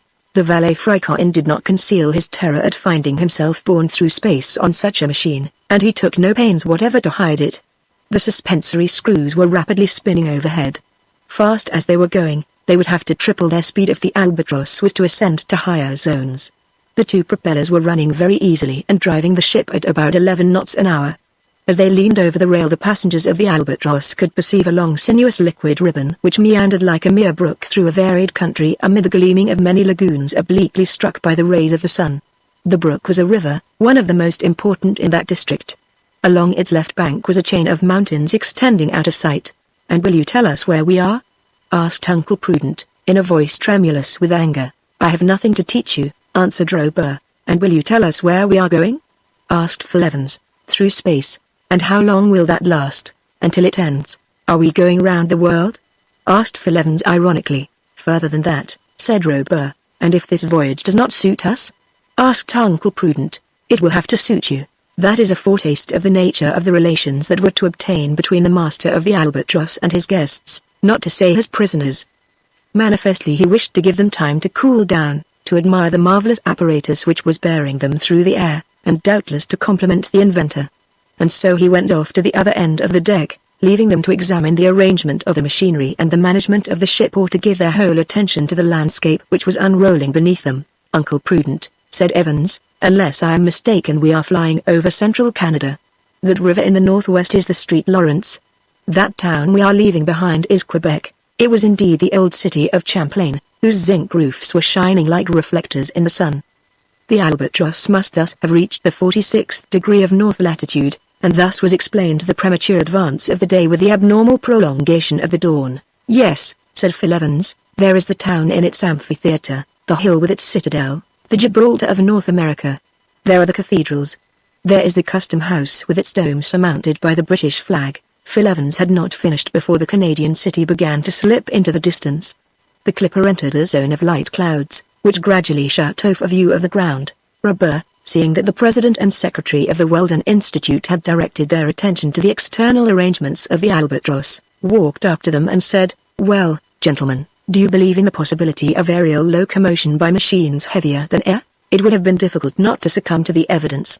But Uncle Prudent and Phil Evans did not reply. "You are silent," continued the engineer. "Doubtless hunger makes you dumb. But if I undertook to carry you through the air, I did not think of feeding you on such a poorly nutritive fluid. Your first breakfast is waiting for you." As Uncle Prudent and Phil Evans were feeling the pangs of hunger somewhat keenly, they did not care to stand upon ceremony. A meal would commit them to nothing. And when Robur put them back on the ground they could resume full liberty of action. And so they followed into a small dining room in the aftermost house. There they found a well-laid table at which they could take their meals during the voyage. There were different preserves, and, among other things, was a sort of bread made of equal parts of flour and meat reduced to powder and worked together with a little lard, which boiled in water made excellent soup, and there were rashers of fried ham, and for drink there was tea. Neither had Fry Coin been forgotten. He was taken forward and there found some strong soup made of this bread. In truth he had to be very hungry to eat at all, for his jaws shook with fear, and almost refused to work. If it was to break, said the unfortunate Negro. Hence continual faintings. Only think. A fall of over 4,000 feet, which would smash him to a jelly. An hour afterwards Uncle Prudent and Phil Evans appeared on the deck. Robur was no longer there. At the stem the man at the wheel in his glass cage, his eyes fixed on the compass, followed imperturbably without hesitation the route given by the engineer. As for the rest of the crew, breakfast probably kept them from their posts. An assistant engineer, examining the machinery, went from one house to the other. If the speed of the ship was great the two colleagues could only estimate it imperfectly, for the Albatross had passed through the cloud zone which the sun showed some 4,000 feet below. "I can hardly believe it," said Phil Evans. "Don't believe it," said Uncle Prudent. And going to the bow they looked out towards the western horizon. "Another town," said Phil Evans. "Do you recognize it?" "Yes. It seems to me to be Montreal." "Montreal? But we only left Quebec 2 hours ago. That proves that we must be going at a speed of 75 miles an hour. Such was the speed of the aeronef, and if the passengers were not inconvenienced by it, it was because they were going with the wind. In a calm such speed would have been difficult and the rate could have sunk to that of an express. In a headwind the speed would have been unbearable. Phil Evans was not mistaken. Below the Albatross appeared Montreal, easily recognizable by the Victoria Bridge, a tubular bridge thrown over the St. Lawrence like the railway viaduct over the Venice Lagoon. Soon they could distinguish the town's wide streets, its huge shops, its palatial banks, its cathedral, recently built on the model of St. Peter's at Rome, and then Mount Royal, which commands the city and forms a magnificent park. Luckily Phil Evans had visited the chief towns of Canada, and could recognize them without asking Robur. After Montreal they passed Ottawa, whose falls, seen from above, looked like a vast cauldron in ebullition, throwing off masses of steam with grand effect. "There is the Parliament House," and he pointed out a sort of Nuremberg toy planted on a hilltop. This toy with its polychrome architecture resembled the House of Parliament in London much as the Montreal Cathedral resembles St. Peter's at Rome. But that was of no consequence, there could be no doubt it was Ottawa. Soon the city faded off towards the horizon, and formed but a luminous spot on the ground. It was almost 2 hours before Robur appeared. His mate, Tom Turner, accompanied him. He said only 3 words. These were transmitted to the 2 assistant engineers in the fore and aft engine houses.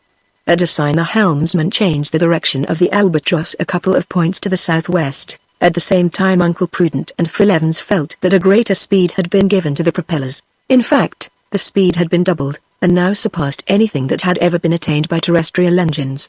Torpedo boats do their 22 knots an hour, railway trains do their 60 miles an hour.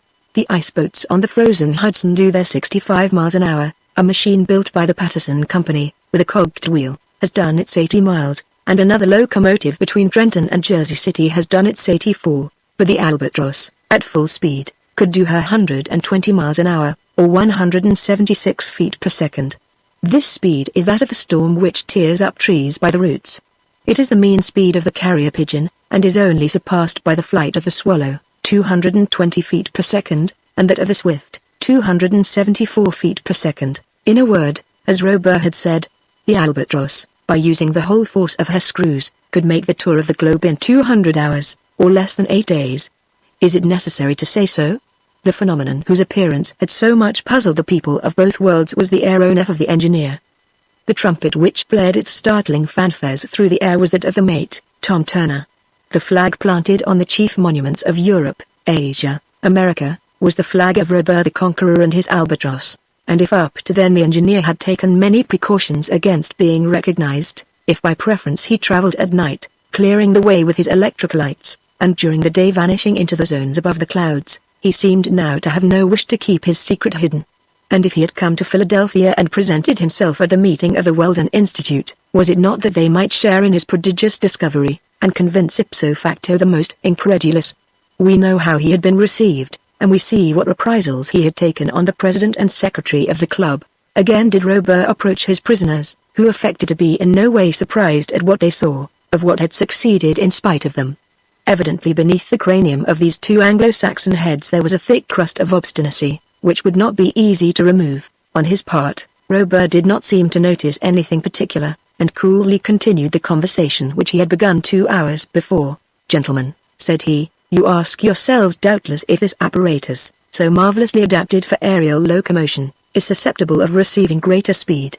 It is not worthwhile to conquer space if we cannot devour it.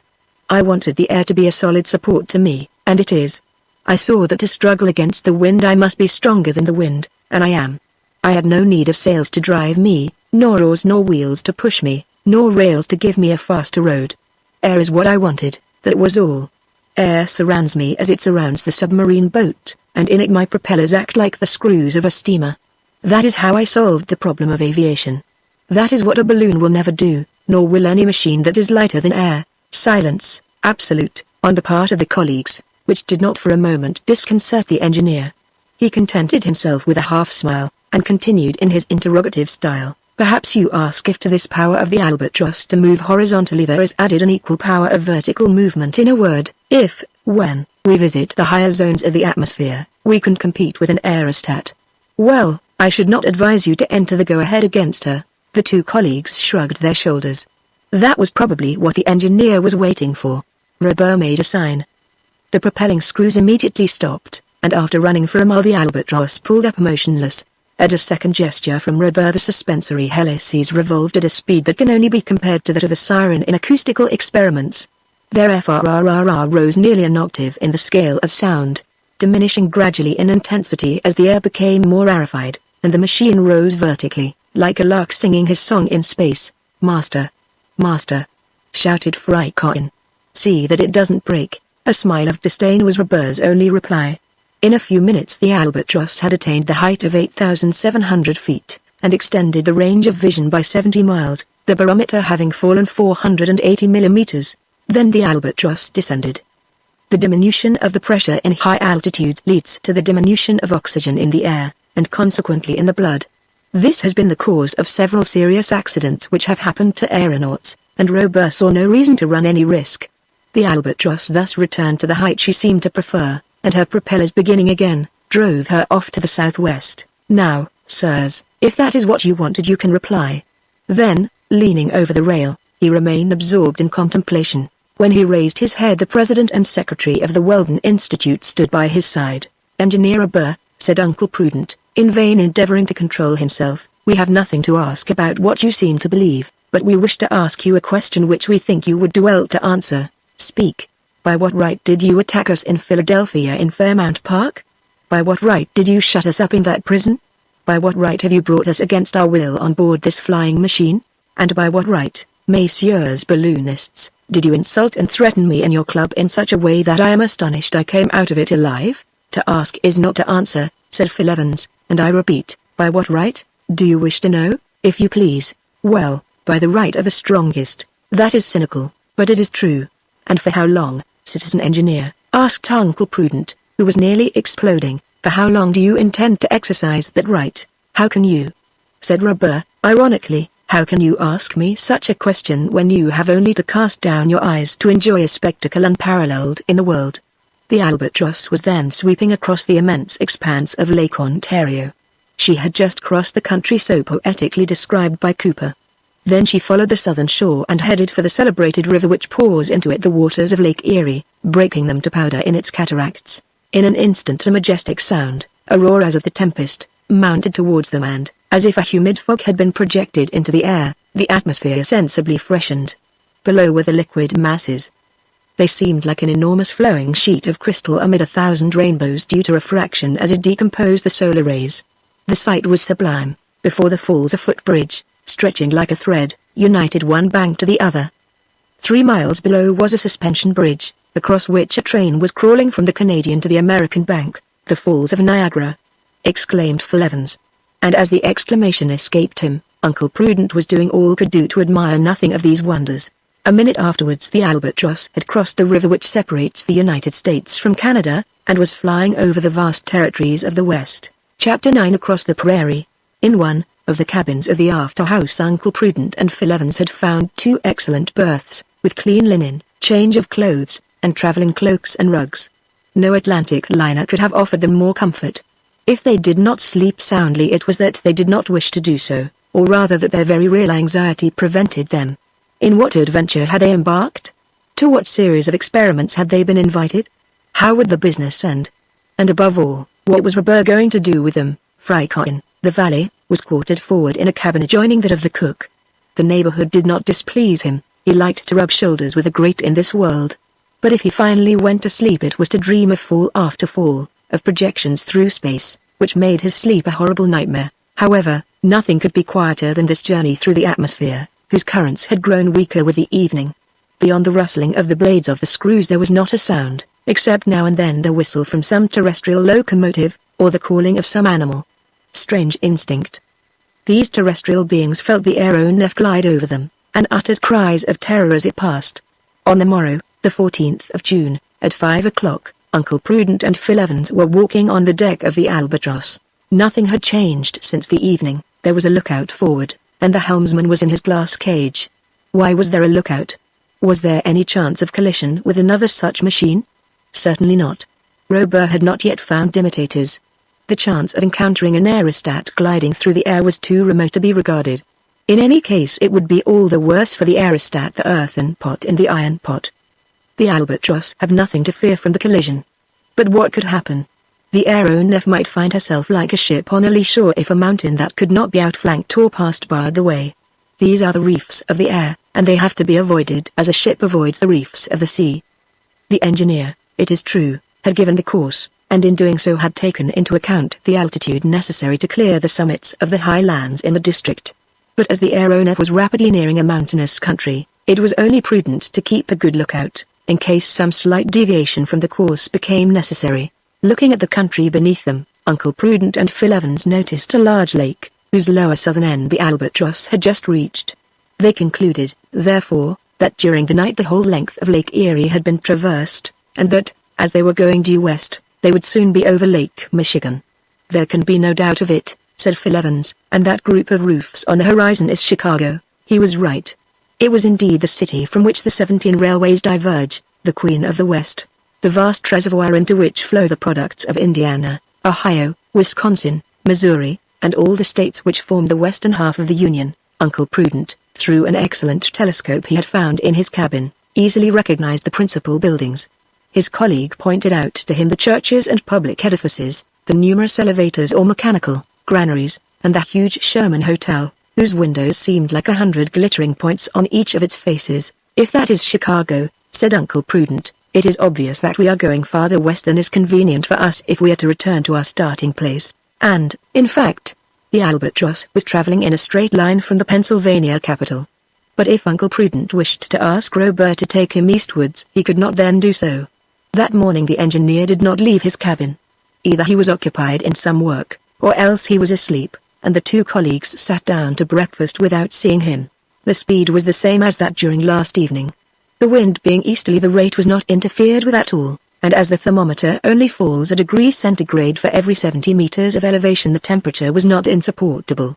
And so, in chatting and thinking and waiting for the engineer, Uncle Prudent and Phil Evans walked about beneath the forest of screws, whose gyratory movement gave their arms the appearance of semi-diaphanous discs. The state of Illinois was left by its northern frontier in less than 2 hours and a half, and they crossed the father of waters, the Mississippi, whose double-decked steamboats seemed no bigger than canoes.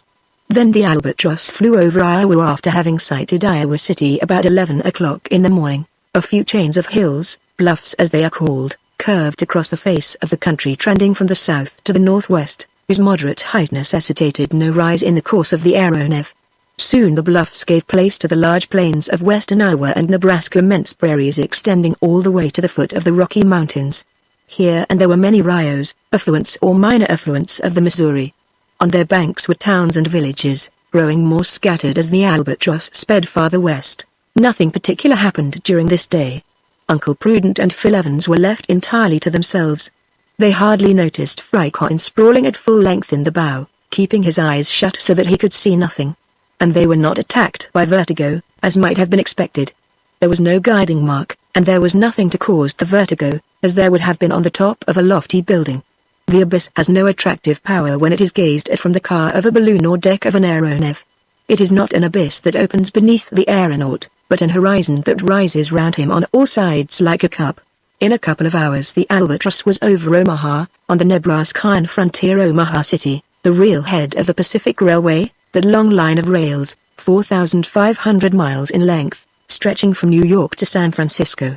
For a moment they could see the yellow waters of the Missouri, then the town, with its houses of wood and brick in the center of a rich basin, like a buckle in the iron belt which clasps North America round the waist.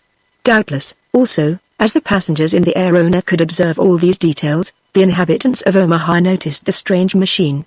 Their astonishment at seeing it gliding overhead could be no greater than that of the president and secretary of the Weldon Institute at finding themselves on board. Anyhow, the journals of the Union would be certain to notice the fact. It would be the explanation of the astonishing phenomenon which the whole world had been wondering over for some time. In an hour the Albatross had left Omaha and crossed the Platte River, whose valley is followed by the Pacific Railway in its route across the prairie.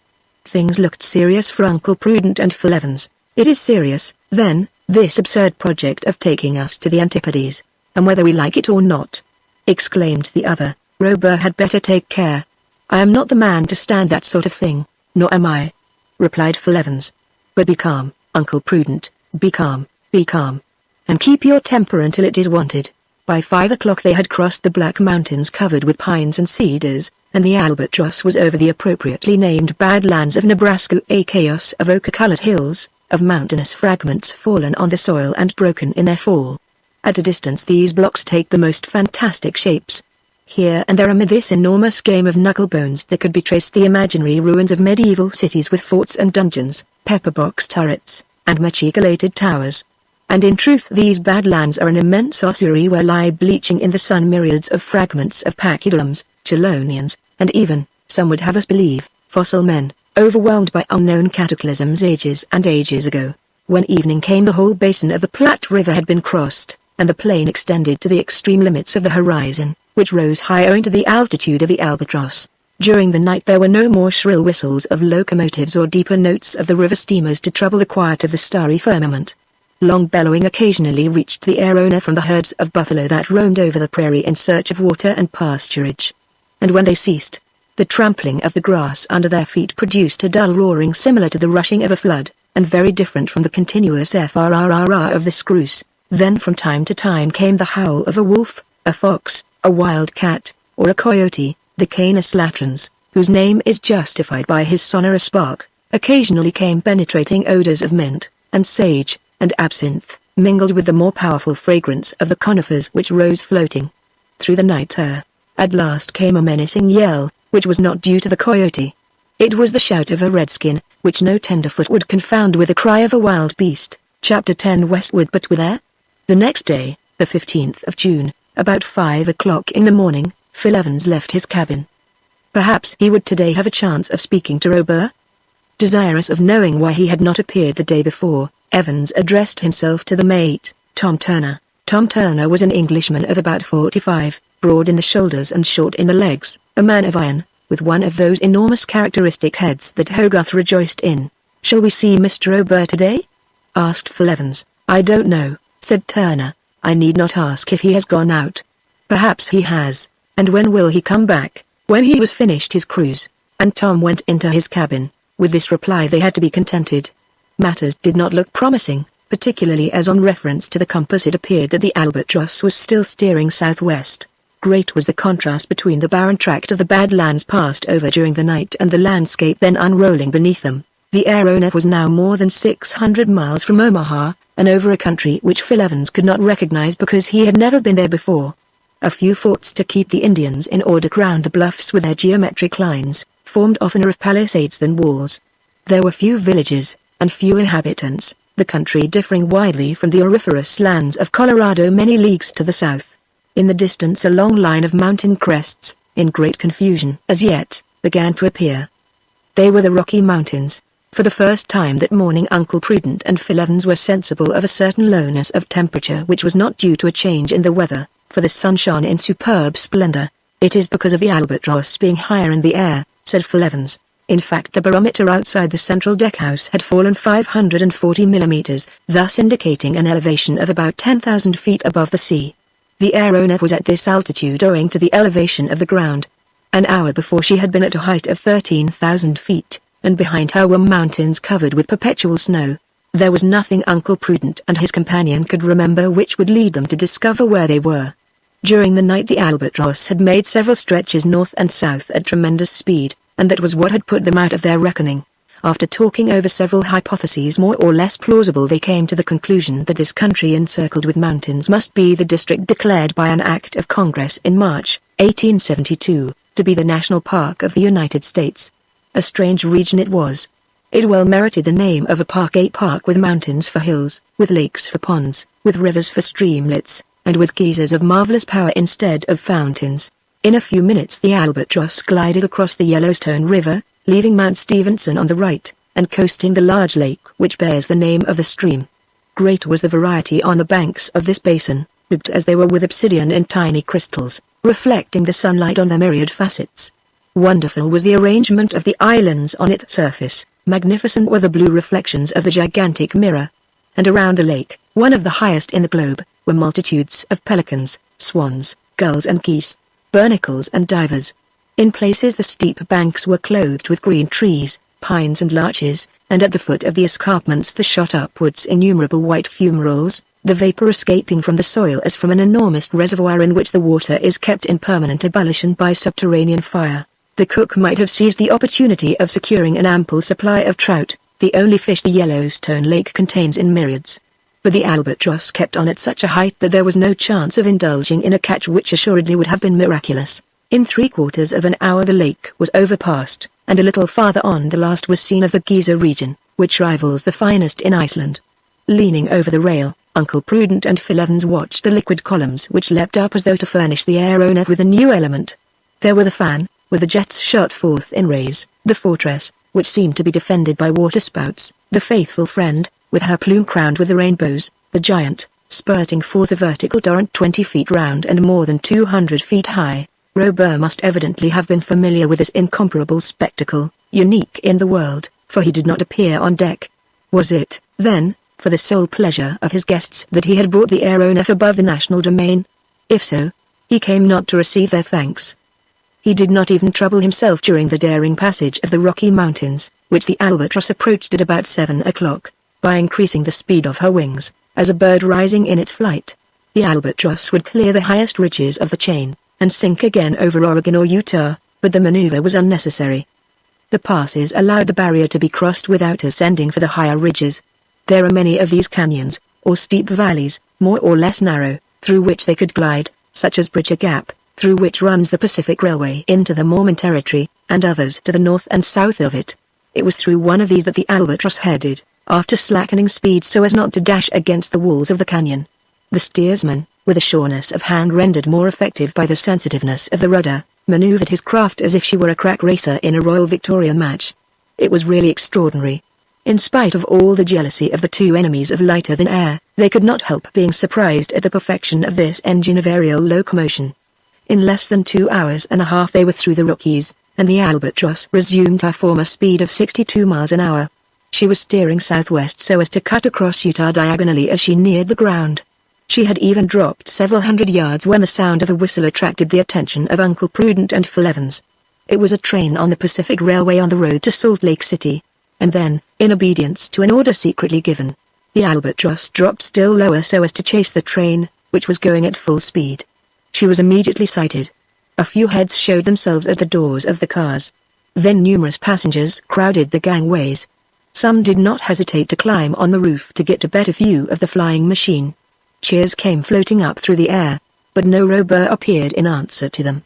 The albatross continued her descent, slowing her suspensory screws and moderating her speed so as not to leave the train behind.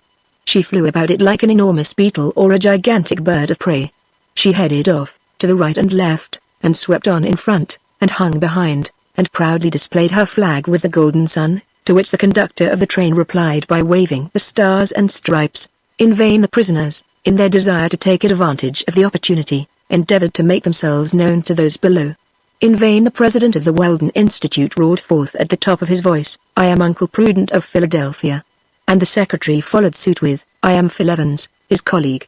Their shouts were lost in the thousand cheers with which the passengers greeted the aeronef. 3 or 4 of the crew of the albatross had appeared on the deck, and one of them, like sailors when passing a ship less speedy than their own, held out a rope, an ironical way of offering to tow them.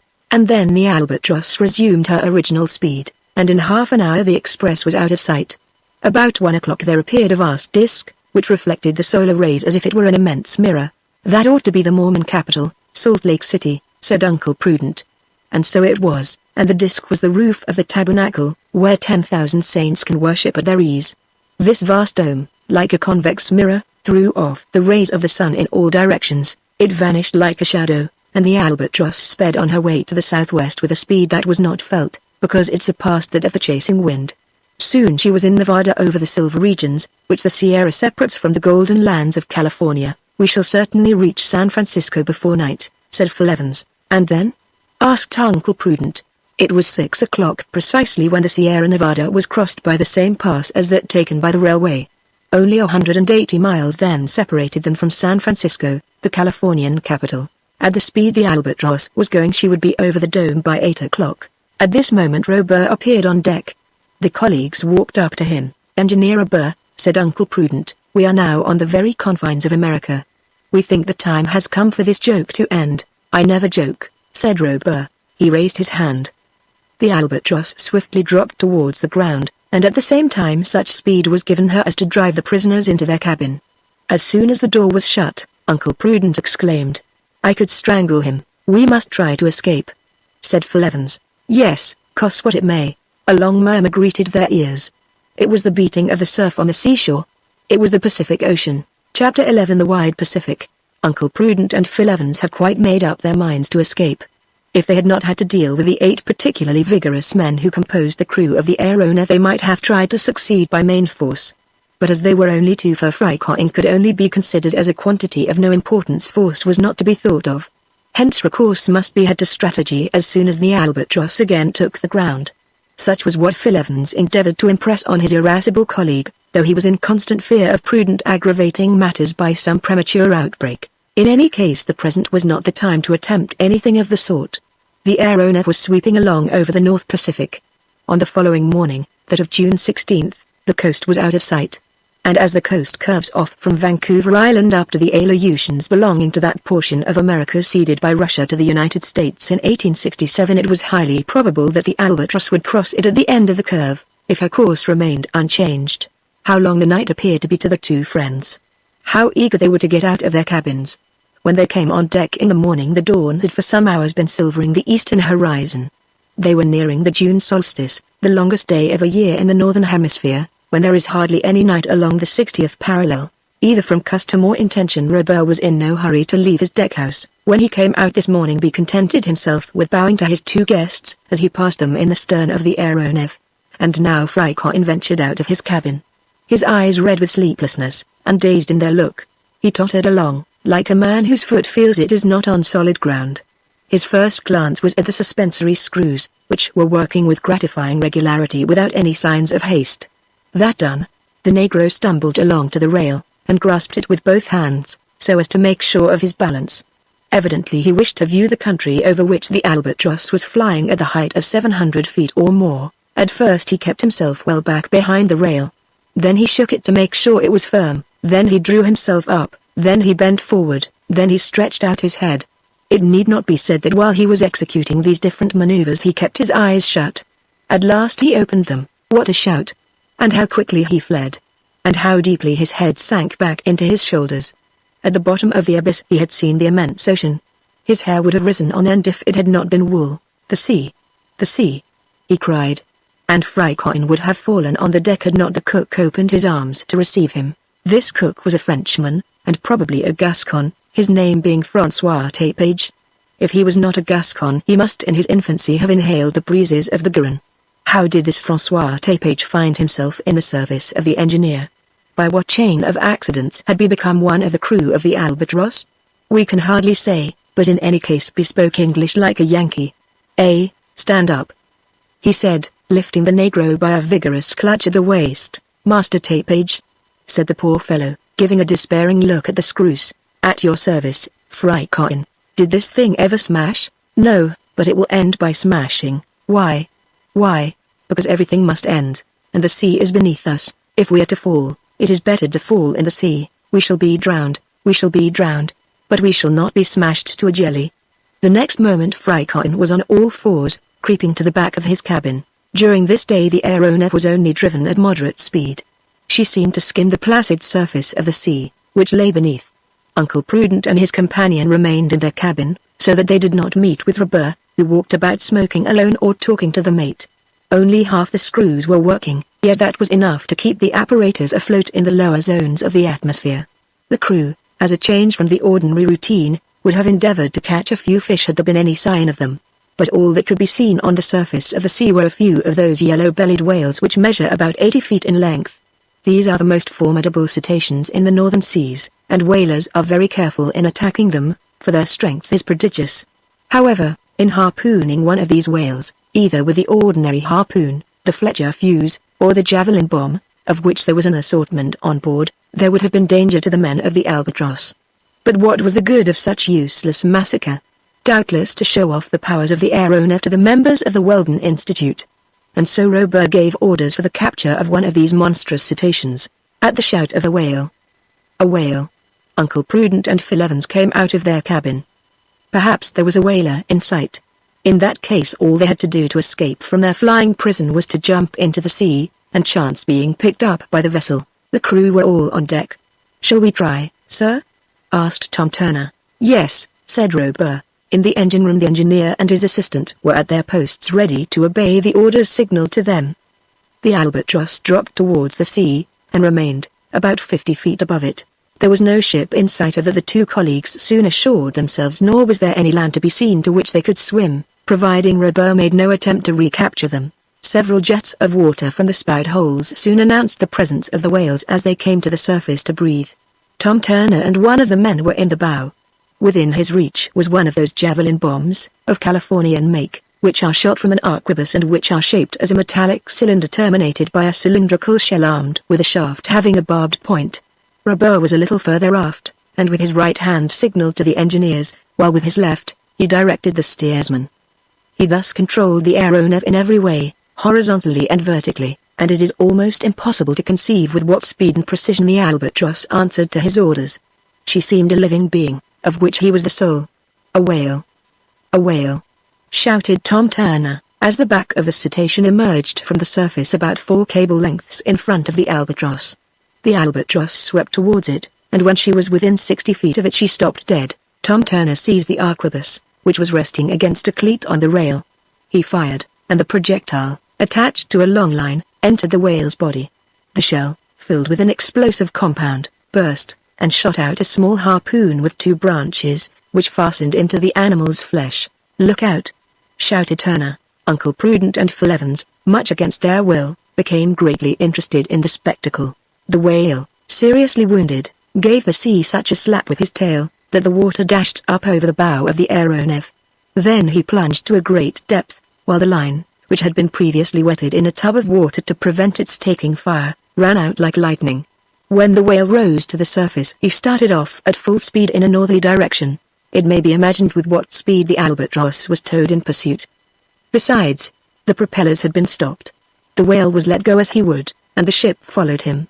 Turner stood ready to cut the line in case a fresh plunge should render this towing dangerous. For half an hour, and perhaps for a distance of 6 miles, the albatross was thus dragged along, but it was obvious that the whale was tiring.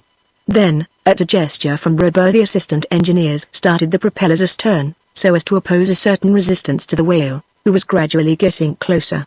Soon the aeronef was gliding about 25 feet above him. His tail was beating the waters with incredible violence, and as he turned over on his back an enormous wave was produced. Suddenly the whale turned up again, so as to take a header, as it were, and then dived with such a rapidity that Turner had barely time to cut the line. The aeronef was dragged to the very surface of the water. A whirlpool was formed where the animal had disappeared. A wave dashed up onto the deck as if the aeronef were a ship driving against wind and tide. Luckily, with a blow of the hatchet the mate severed the line, and the albatross, freed from her tug, sprang aloft 600 feet under the impulse of her ascensional screws. Robur had maneuvered his ship without losing his coolness for a moment. A few minutes afterwards the whale returned to the surface dead. From every side the birds flew down onto the carcass, and their cries were enough to deafen a congress. The albatross, without stopping to share in the spoil, resumed her course to the west. In the morning of the 17th of June, at about 6 o'clock, land was sighted on the horizon. This was the peninsula of Alaska, and the long range of breakers of the Aleutian Islands. The albatross glided over the barrier where the fur seals swarm for the benefit of the Russo-American Company. An excellent business is the capture of these amphibians, which are from 6 to 7 feet long, russet in color, and weigh from 300 to 400 pounds. That they were in interminable files, ranged in line of battle, and countable by thousands. Although they did not move at the passage of the albatross, it was otherwise with the ducks, divers, and loons, whose husky cries filled the air as they disappeared beneath the waves and fled terrified from the aerial monster. The 1,200 miles of the Bering Sea between the first of the Aleutians and the extreme end of Kamchatka were traversed during the 24 hours of this day and the following night. Uncle Prudent and Phil Evans found that here was no present chance of putting their project of escape into execution. Flight was not to be thought of among the deserts of Eastern Asia, nor on the coast of the Sea of Okhotsk.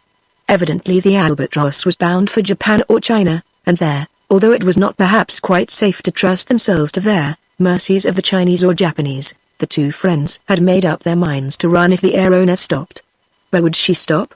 She was not like a bird which grows fatigued by too long a flight, or like a balloon which has to descend for want of gas. She still had food for many weeks and her organs were of marvelous strength, defying all weakness and weariness. During the 18th of June she swept over the peninsula of Kamchatka, and during the day there was a glimpse of Petropavlovsky and the volcano of Klauchu. Then she rose again to cross the Sea of Okhotsk, running down by the Kuril Isles, which seemed to be a breakwater pierced by hundreds of channels. On the 19th, in the morning, the albatross was over the Strait of Laperouse between Saghalin and northern Japan, and had reached the mouth of the great Siberian River, the Amur. Then there came a fog so dense that the aeronef had to rise above it. At the altitude she was there was no obstacle to be feared, no elevated monuments to hinder her passage, no mountains against which there was risk of being shattered in her flight. The country was only slightly varied. But the fog was very disagreeable, and made everything on board very damp. All that was necessary was to get above this bed of mist, which was nearly 1,300 feet thick, and the ascensional screws being increased in speed. The albatross was soon clear of the fog and in the sunny regions of the sky. Under these circumstances, Uncle Prudent and Phil Evans would have found some difficulty in carrying out their plan of escape, even admitting that they could leave the aeronef. During the day, as Robur passed them he stopped for a moment, and without seeming to attach any importance to what he said, addressed them carelessly as follows: "Gentlemen, a sailing ship or a steamship caught in a fog from which it cannot escape is always much delayed. It must not move unless it keeps its whistle or its horn going. It must reduce its speed, and any instant a collision may be expected. The albatross has none of these things to fear. What does fog matter to her? She can leave it when she chooses. The whole of space is hers." And Robur continued his stroll without waiting for an answer, and the puffs of his pipe were lost in the sky. "Uncle Prudent," said Phil Evans, "it seems that this astonishing albatross never has anything to fear." "That we shall see," answered the president of the Weldon Institute. The fog lasted 3 days, the 19th, 20th, and 21st of June, with regrettable persistence. An ascent had to be made to clear the Japanese mountain of Fujiyama. When the curtain of mist was drawn aside there lay below them an immense city, with palaces, villas, gardens, and parks. Even without seeing it Robur had recognized it by the barking of the innumerable dogs, the cries of the birds of prey, and above all, by the cadaverous odor which the bodies of its executed criminals gave off into space. The two colleagues were out on the deck while the engineer was taking his observations in case. He thought it best to continue his course through the fog. "Gentlemen," said he, "I have no reason for concealing from you that this town is Tokyo, the capital of Japan." Uncle Prudent did not reply. In the presence of the engineer he was almost choked, as if his lungs were short of air. "This view of Tokyo," continued Robur, "is very curious." "Curious as it may be," replied Phil Evans, "it is not as good as Peking?" Interrupted the engineer. "That is what I think, and very shortly you shall have an opportunity of judging. Impossible to be more agreeable." The albatross, then gliding southeast, had her course changed 4 points, so as to head to the eastward. Chapter 12 Through the Himalayas. During the night the fog cleared off. There were symptoms of an approaching typhoon: a rapid fall of the barometer, a disappearance of vapor, large clouds of ellipsoid form clinging to a copper sky, and, on the opposite horizon, long streaks of carmine on a slate-colored field, with a large sector quite clear in the north. Then the sea was smooth and calm and at sunset assumed a deep scarlet hue. Fortunately the typhoon broke more to the south, and had no other result than to sweep away the mist which had been accumulating during the last 3 days. In an hour they had traversed the 125 miles of the Korean Strait, and while the typhoon was raging on the coast of China, the albatross was over the Yellow Sea. During the 22nd and 23rd she was over the Gulf of Pecheli, and on the 24th she was ascending the valley of the Peiho on her way to the capital of the Celestial Empire. Leaning over the rail, the two colleagues, as the engineer had told them, could see distinctly the immense city, the wall which divides it into 2 parts, the Manchu town, and the Chinese town, the 12 suburbs which surround it, the large boulevards which radiate from its center, the temples with their green and yellow roofs bathed in the rising sun, the grounds surrounding the houses of the mandarins. Then in the middle of the Manchu town the 1800 acres of the Yellow Town, with its pagodas, its imperial gardens, its artificial lakes, its mountain of coal which towers above the capital, and in the center of the Yellow Town, like a square of Chinese puzzle enclosed in another, the Red Town, that is the Imperial Palace, with all the peaks of its outrageous architecture. Below the albatross the air was filled with a singular harmony. It seemed to be a concert of aeolian harps. In the air were 100 kites of different forms, made of sheets of palm leaf, and having at their upper end a sort of bough of light wood with a thin slip of bamboo beneath. In the breath of the wind these slips, with all their notes varied like those of a harmonicon, gave forth a most melancholy murmuring. It seemed as though they were breathing musical oxygen. It suited Robur's whim to run close up to this aerial orchestra, and the albatross slowed as she glided through the sonorous waves which the kites gave off through the atmosphere. But immediately an extraordinary effect was produced amongst the innumerable population. Beatings of the tom-toms and sounds of other formidable instruments of the Chinese orchestra, gun reports by the 1,000, mortars fired in hundreds, all were brought into play to scare away the aeronef. Although the Chinese astronomers may have recognized the aerial machine as the moving body that had given rise to such disputes, it was to the celestial million, from the humblest tankada to the best buttoned mandarin, an apocalyptical monster appearing in the sky of Buddha. The crew of the albatross troubled themselves very little about these demonstrations. But the strings which held the kites, and were tied to fixed pegs in the imperial gardens, were cut or quickly hauled in, and the kites were either drawn in rapidly, sounding louder as they sank, or else fell like a bird shot through both wings, whose song ends with its last sigh. A noisy fanfare escaped from Tom Turner's trumpet, and drowned the final notes of the aerial concert. It did not interrupt the terrestrial fusillade. At last a shell exploded a few feet below the Albatross, and then she mounted into the inaccessible regions of the sky. Nothing happened during the few following days of which the prisoners could take advantage. The aeronef kept on her course to the southwest, thereby showing that it was intended to take her to India. 12 hours after leaving Peking, Uncle Prudent and Phil Evans caught a glimpse of the Great Wall in the neighborhood of Chentse. Then, avoiding the Lung Mountains, they passed over the valley of the Hongho and crossed the Chinese border on the Tibet side. Tibet consists of high tablelands without vegetation, with here and the snowy peaks and barren ravines, torrents fed by glaciers, depressions with glittering beds of salt, lakes surrounded by luxurious forests, with icy winds sweeping over all. The barometer indicated an altitude of 13,000 feet above the level of the sea. At that height the temperature, although it was in the warmest months of the northern hemisphere, was only a little above freezing. This cold, combined with the speed of the Albatross, made the voyage somewhat trying, and although the friends had warm traveling wraps, they preferred to keep to their cabin. It need hardly be said that to keep the aeronef in this rarefied atmosphere the suspensory screws had to be driven at extreme speed. But they worked with perfect regularity, and the sound of their wings almost acted as a lullaby. During this day, appearing from below about the size of a carrier pigeon, she passed over Garlock, a town of western Tibet, the capital of the province of Karakoram. On the 27th of June, Uncle Prudent and Phil Evans sighted an enormous barrier, broken here and there by several peaks, lost in the snows that bounded the horizon, leaning against the forecabin, so as to keep their places notwithstanding the speed of the ship. They watched these colossal masses, which seemed to be running away from the aeronef. The Himalayas, evidently, said Phil Evans, and probably Robur is going round their base, so as to pass into India. So much the worse, answered Uncle Prudent. On that immense territory we shall perhaps be able to. Unless he goes round by Burma to the east, or Nepal to the west. Anyhow, I defy him to go through them. Indeed, said a voice. The next day, the 28th of June, the Albatross was in front of the huge mass above the province of Zhang. On the other side of the chain was the province of Nepal. These ranges block the road into India from the north. The two northern ones, between which the aeronef was gliding like a ship between enormous reefs, are the first steps of the Central Asian barrier. The first was the Kunlung, the other the Karakoram, bordering the longitudinal valley parallel to the Himalayas, from which the Indus flows to the west and the Brahmaputra to the east. What a superb orographical system! More than 200 summits have been measured, 17 of which exceed 25,000 feet. In front of the Albatross, at a height of 29,000 feet, towered Mount Everest. To the right was Dhaulagiri, reaching 26,800 feet, and relegated to second place since the measurement of Mount Everest. Evidently Robur did not intend to go over the top of these peaks, but probably he knew the passes of the Himalayas, among others the Davai Beganim, which the brothers Schlagentweet traversed in 1856 at a height of 22,000 feet. And towards it he went. Several hours of palpitation, becoming quite painful, followed, and although the rarefaction of the air was not such as to necessitate recourse being had to the special apparatus for renewing oxygen in the cabins, the cold was excessive. Robur stood in the bow, his sturdy figure wrapped in a greatcoat.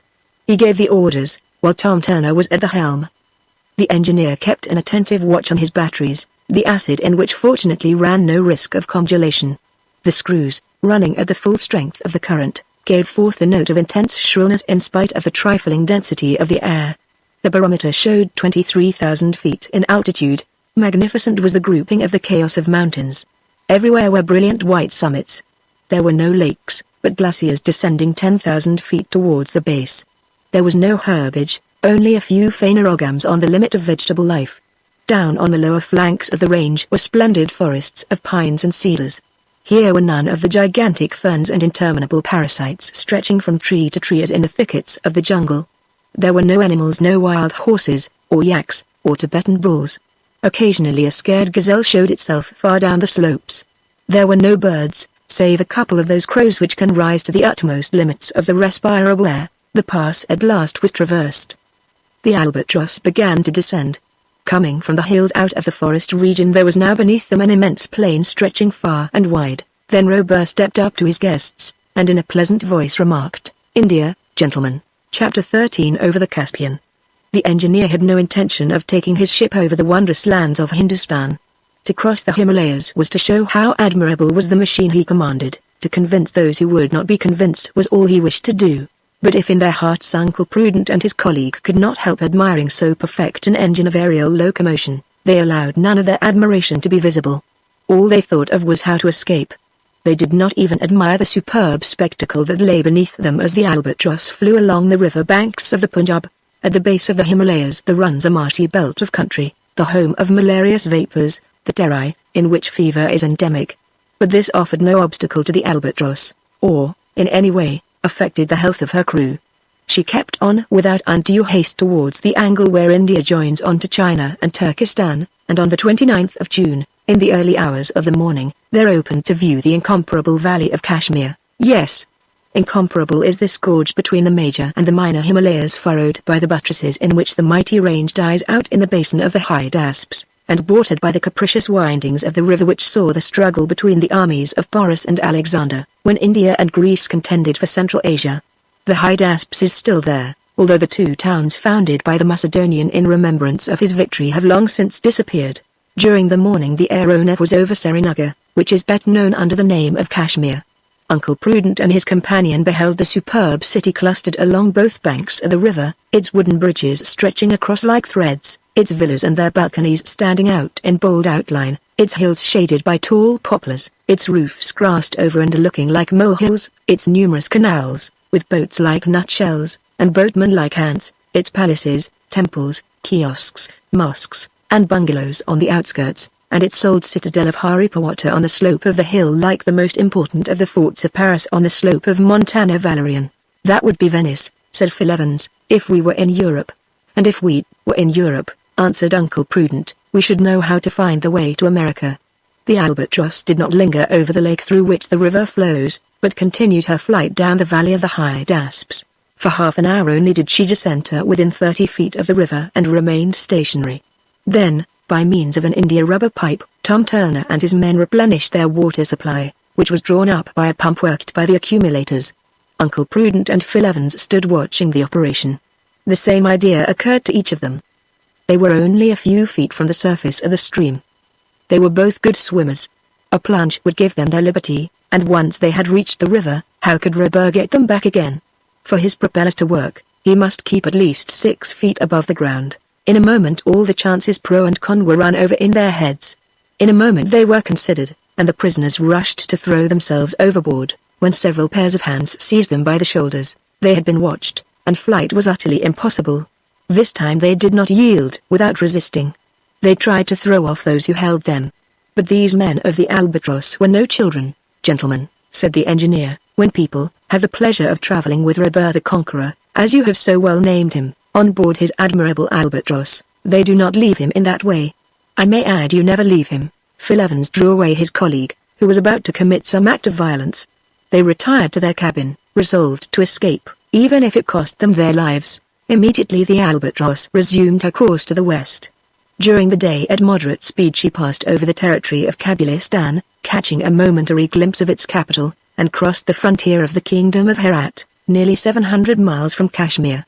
In these much disputed countries, the open road for the Russians to the English possessions in India, there were seen many columns and convoys, and, in a word, everything that constitutes in men and material an army on the march. There were heard also the roar of the cannon and the crackling of musketry. But the engineer never meddled with the affairs of others where his honor or humanity was not concerned. He passed above them. If Herat, as we are told, is the key of Central Asia, it mattered little to him if it was kept in an English or Muscovite pocket. Terrestrial interests were nothing to him who had made the air his domain. Besides, the country soon disappeared in one of those sandstorms which are so frequent in these regions. The wind called the Tibet bears along the seeds of fever in the impalpable dust it raises in its passage.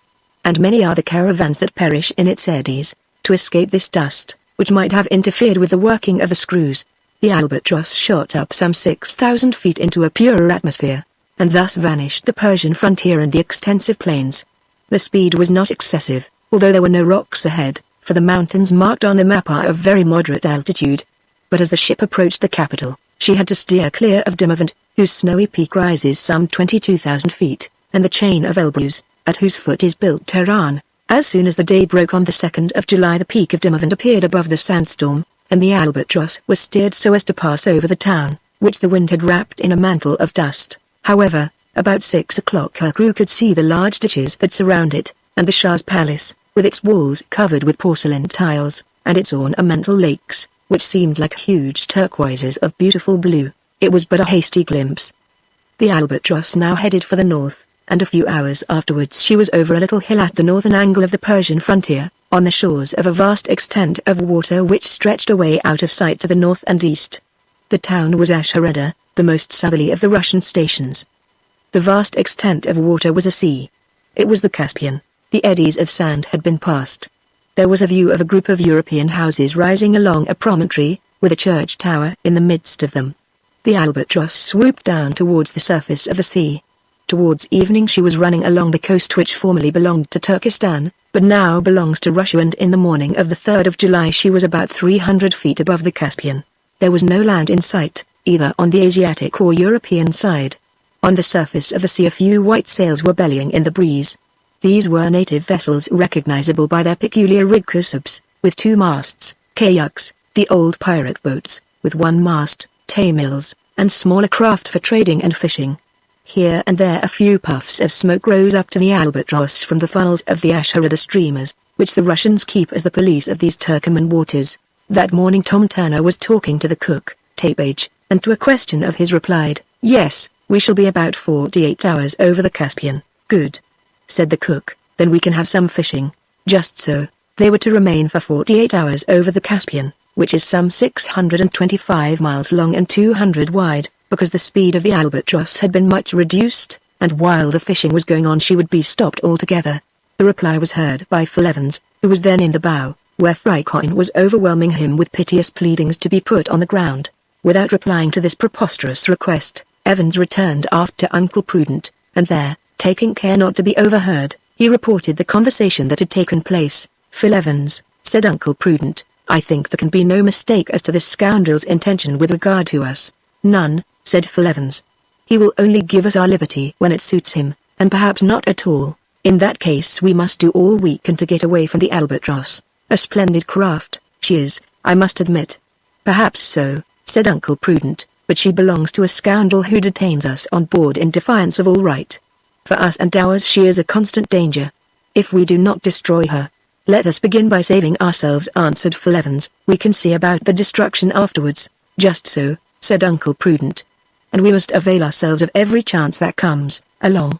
Evidently the albatross is going to cross the Caspian into Europe, either by the north into Russia or by the west into the southern countries.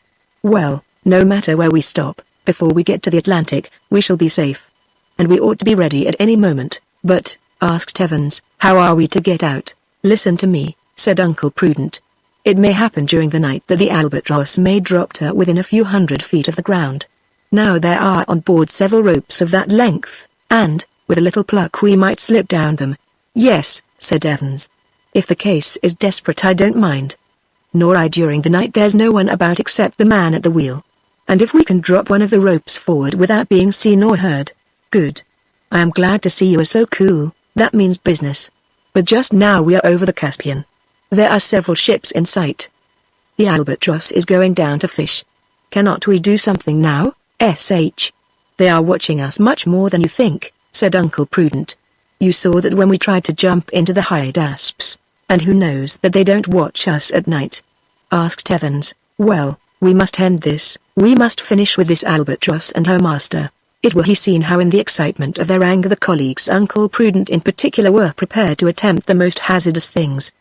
The sense of their powerlessness, the ironical disdain with which Robur treated them, the brutal remarks he indulged in all contributed towards intensifying the aggravation which daily grew more manifest. This very day something occurred which gave rise to another most regrettable altercation between Robur and his guests. This was provoked by Frycoin, who, finding himself above the boundless sea, was seized with another fit of terror. Like a child, like the negro he was, he gave himself over to groaning and protesting and crying, and writhing in 1,000 contortions and grimaces. "I want to get out. I want to get out. I am not a bird. Boo-hoo. I don't want to fly, I want to get out." Uncle Prudent, as may be imagined, did not attempt to quiet him. In fact, he encouraged him, and particularly as the incessant howling seemed to have a strangely irritating effect on Robur. When Tom Turner and his companions were getting ready for fishing, the engineer ordered them to shut up Frykon in his cabin. But the negro never ceased his jumping about, and began to kick at the wall and yell with redoubled power. It was noon. The albatross was only about 15 or 20 feet above the water. A few ships, terrified at the apparition, sought safety in flight. As may be guessed, a sharp lookout was kept on the prisoners, whose temptation to escape could not but be intensified. Even supposing they jumped overboard, they would have been picked up by the India rubber boat. As there was nothing to do during the fishing, in which Phil Evans intended to take part, Uncle Prudent, raging furiously as usual, retired to his cabin. The Caspian Sea is a volcanic depression. Into it flow the waters of the Volga, the Ural, the Kama, the Jemba, and others. Without the evaporation which relieves it of its overflow, this basin, with an area of 17,000 square miles, and a depth of from 60 to 400 feet, would flood the low marshy ground to its north and east. Although it is not in communication with the Black Sea or the Sea of Aral, being at a much lower level than they are, it contains an immense number of fish. Such fish, be it understood, as can live in its bitter waters, the bitterness being due to the naphtha which pours in from the springs on the south. The crew of the Albatross made no secret of their delight at the change in their food the fishing would bring them. "Look out!" shouted Turner, as he harpooned a good-sized fish, not unlike a shark. It was a splendid sturgeon 7 feet long, called by the Russians beluga, the eggs of which mixed up with salt, vinegar, and white wine form caviar. Sturgeons from the river are, it may be, rather better than those from the sea, but these were welcomed warmly enough on board the Albatross. But the best catches were made with the drag nets, which brought up at each haul carp, bream, salmon, saltwater pike, and a number of medium-sized sterlets, which wealthy Mays had sent alive to Astrakhan, Moscow, and Petersburg, and which now passed direct from their natural element into the cook's kettle without any charge for transport. An hour's work sufficed to fill up the larders of the aeronef, and she resumed her course to the north. During the fishing, Frykon had continued shouting and kicking at his cabin wall, and making a tremendous noise. "That wretched nigger will not be quiet, then?" said Robur, almost out of patience. "It seems to me, sir, he has a right to complain," said Phil Evans. "Yes, and I have a right to look after my ears," replied Robur. "Engineer Robur," said Uncle Prudent, who had just appeared on deck, president of the Weldon Institute. They had stepped up to one another, and were looking into the whites of each other's eyes. Then Robur shrugged his shoulders. "Put him at the end of a line," he said. Turner saw his meaning at once. Frykon was dragged out of his cabin. Loud were his cries when the mate and one of the men seized him and tied him into a tub, which they hitched onto a rope, one of those very ropes, in fact, that Uncle Prudent had intended to use as we know. The negro at first thought he was going to be hanged. Not, he was only going to be towed. The rope was paid out for 100 feet and Frykon found himself hanging in space. He could then shout at his ease. But fright contracted his larynx, and he was mute. Uncle Prudent and Phil Evans endeavored to prevent this performance. They were thrust aside. "It is scandalous. It is cowardly," said Uncle Prudent, quite beside himself with rage. "Indeed," said Robur. "It is an abuse of power against which I protest." "Protest away. I will be avenged, Mr. Robur. Avenge when you like, Mr. Prudent. I will have my revenge on you and yours." The crew began to close up with anything but peaceful intentions.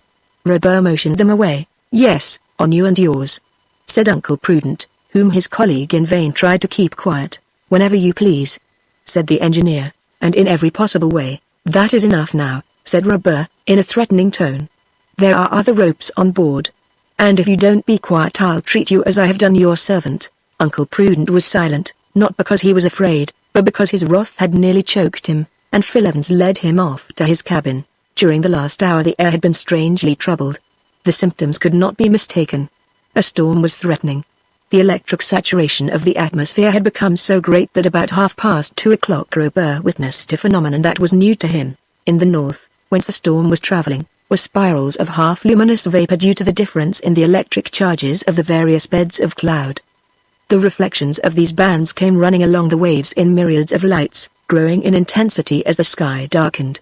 The Albatross and the storm were sure to meet, for they were exactly in front of each other, and Frykon, well, Frykon was being towed, and towed is exactly the word, for the rope made such an angle, with the aeronef, now going at over 60 knots an hour, that the tub was a long way behind her. The crew were busy in preparing for the storm, for the albatross would either have to rise above it or drive through its lowest layers. She was about 3,000 feet above the sea when a clap of thunder was heard. Suddenly the squall struck her. In a few seconds the fiery clouds swept on around her. Phil Evans went to intercede for Frykon, and asked for him to be taken on board again. But Robur had already given orders to that effect, and the rope was being hauled in, when suddenly there took place an inexplicable slackening in the speed of the screws. The engineer rushed to the central deckhouse. "Power! More power!" he shouted. "We must rise quickly and get over the storm." "Impossible, sir." "What is the matter?" "The currents are troubled. They are intermittent. And, in fact, the albatross was falling fast.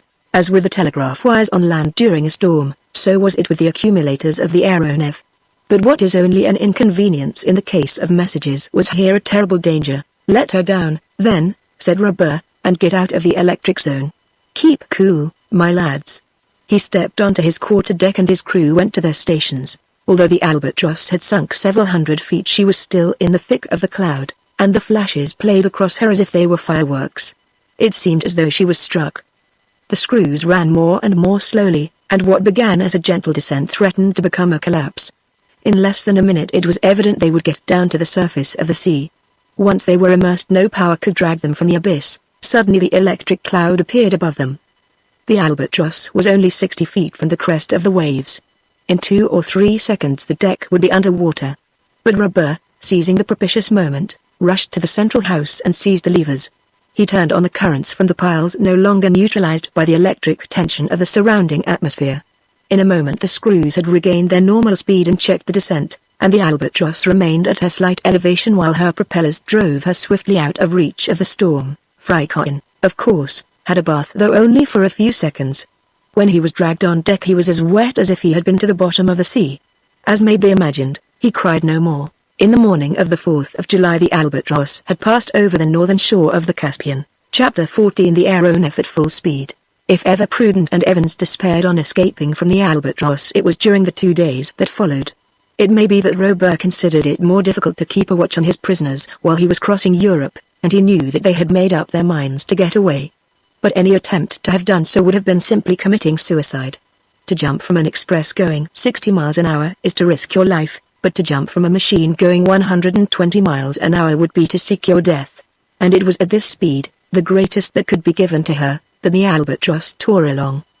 Her speed exceeded that of the Swallow, which is 112 miles an hour. At first the wind was in the northeast, and the albatross had it fair, her general course being a westerly one. But the wind began to drop, and it soon became impossible for the colleagues to remain on the deck without having their breath taken away by the rapidity of the flight. And on one occasion they would have been blown overboard if they had not been dashed up against the deckhouse by the pressure of the wind. Luckily the steersman saw them through the windows of his cage, and by the electric bell gave the alarm to the men in the fore cabin. 4 of them came aft, creeping along the deck. Those who have been at sea, beating to windward in half a gale of wind, will understand what the pressure was like. But here it was the albatross that by her incomparable speed made her own wind. To allow Uncle Prudent and Phil Evans to get back to their cabin, the speed had to be reduced. Inside the deckhouse the albatross bore with her a perfectly breathable atmosphere. To stand such driving, the strength of the apparatus must have been prodigious. The propellers spun round so swiftly that they seemed immovable, and it was with irresistible power that they screwed themselves through the air. The last town that had been noticed was Astrakhan, situated at the north end of the Caspian Sea. The star of the desert, it must have been a poet who so called it, has now sunk from the first rank to the 5th or 6th.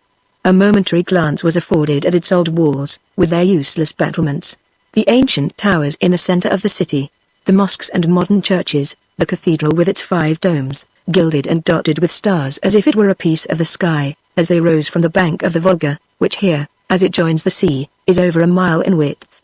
Thenceforward the flight of the albatross became quite a race through the heights of the sky, as if she had been harnessed to one of those fabulous hippogriffs which cleared a league at every sweep of the wing.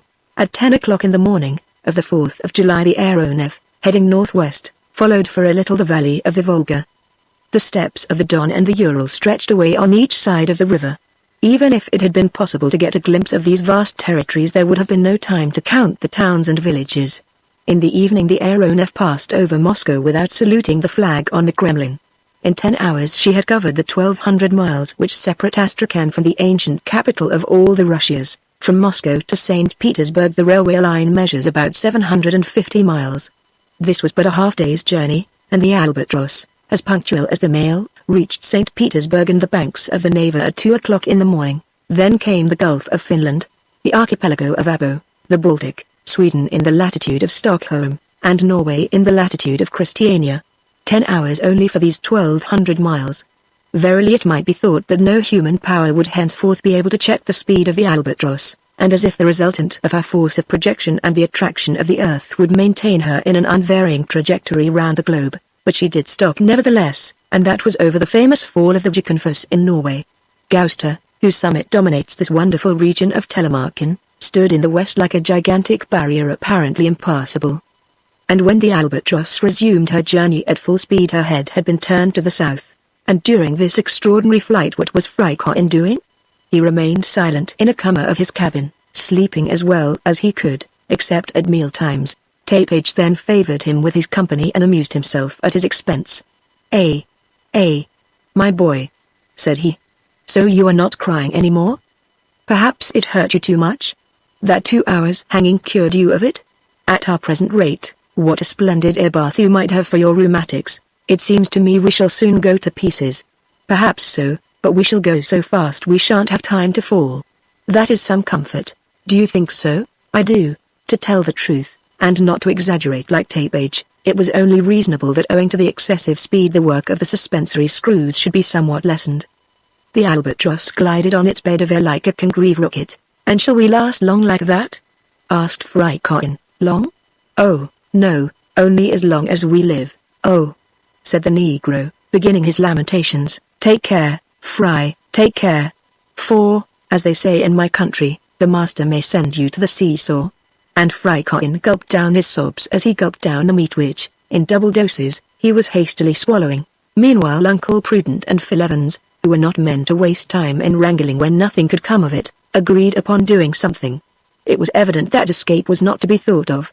But if it was impossible for them to again set foot on the terrestrial globe, could they not make known to its inhabitants what had become of them since their disappearance, and tell them by whom they had been carried off, and provoke how was not a very clear some audacious attempt on the part of their friends to rescue them from Robur? Communicate. But how? Should they follow the example of sailors in distress and enclose in a bottle a document giving the place of shipwreck and throw it into the sea? But here the sea was the atmosphere. The bottle would not swim.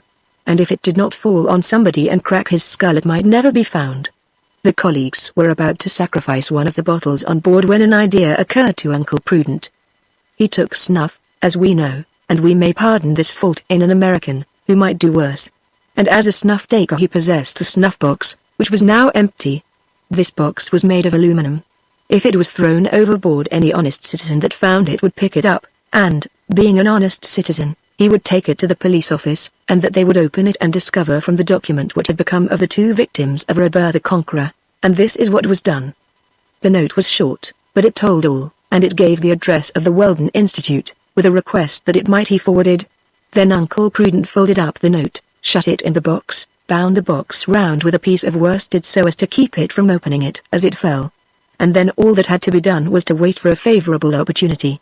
During this marvelous flight over Europe it was not an easy thing to leave the cabin and creep along the deck at the risk of being suddenly and secretly blown away, and it would not do for the snuff-box to fall into the sea or a gulf or a lake or a watercourse, for it would then perhaps be lost. At the same time it was not impossible that the colleagues might in this way get into communication with the habitable globe. It was then growing daylight, and it seemed as though it would be better to wait for the night and take advantage of a slackening speed or a halt to go out on deck and drop the precious snuff-box into some town. When all these points had been thought over and settled, the prisoners found they could not put their plan into execution on that day. At all events, for the Albatross, after leaving Gloucester, had kept her southerly course, which took her over the North Sea, much to the consternation of the thousands of coasting craft engaged in the English, Dutch, French, and Belgian trade. Unless the snuff-box fell on the deck of one of these vessels there was every chance of its going to the bottom of the sea, and Uncle Prudent and Phil Evans were obliged to wait for a better opportunity. And, as we shall immediately see, an excellent chance was soon to be offered them. At 10 o'clock that evening the Albatross reached the French coast near Dunkirk. The night was rather dark. For a moment they could see the lighthouse at Grisnes cross its electric beam with the lights from Dover on the other side of the strait. Then the Albatross flew over the French territory at a mean height of 3,000 feet. There was no diminution in her speed. She shot like a rocket over the towns and villages so numerous in northern France. She was flying straight on to Paris, and after Dunkirk came Doullens, Amiens, Creux, St. Denis. She never left the line, and about midnight she was over the City of Light, which merits its name even when its inhabitants are asleep or ought to be. By what strange whim was it that she was stopped over the city of Paris? We do not know, but down she came till she was within a few hundred feet of the ground.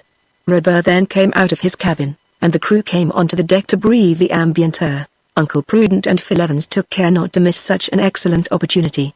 They left their deck house and walked off away from the others so as to be ready at the propitious moment. It was important their action should not be seen.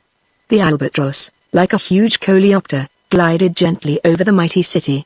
She took the line of the boulevards, then brilliantly lighted by the Edison lamps.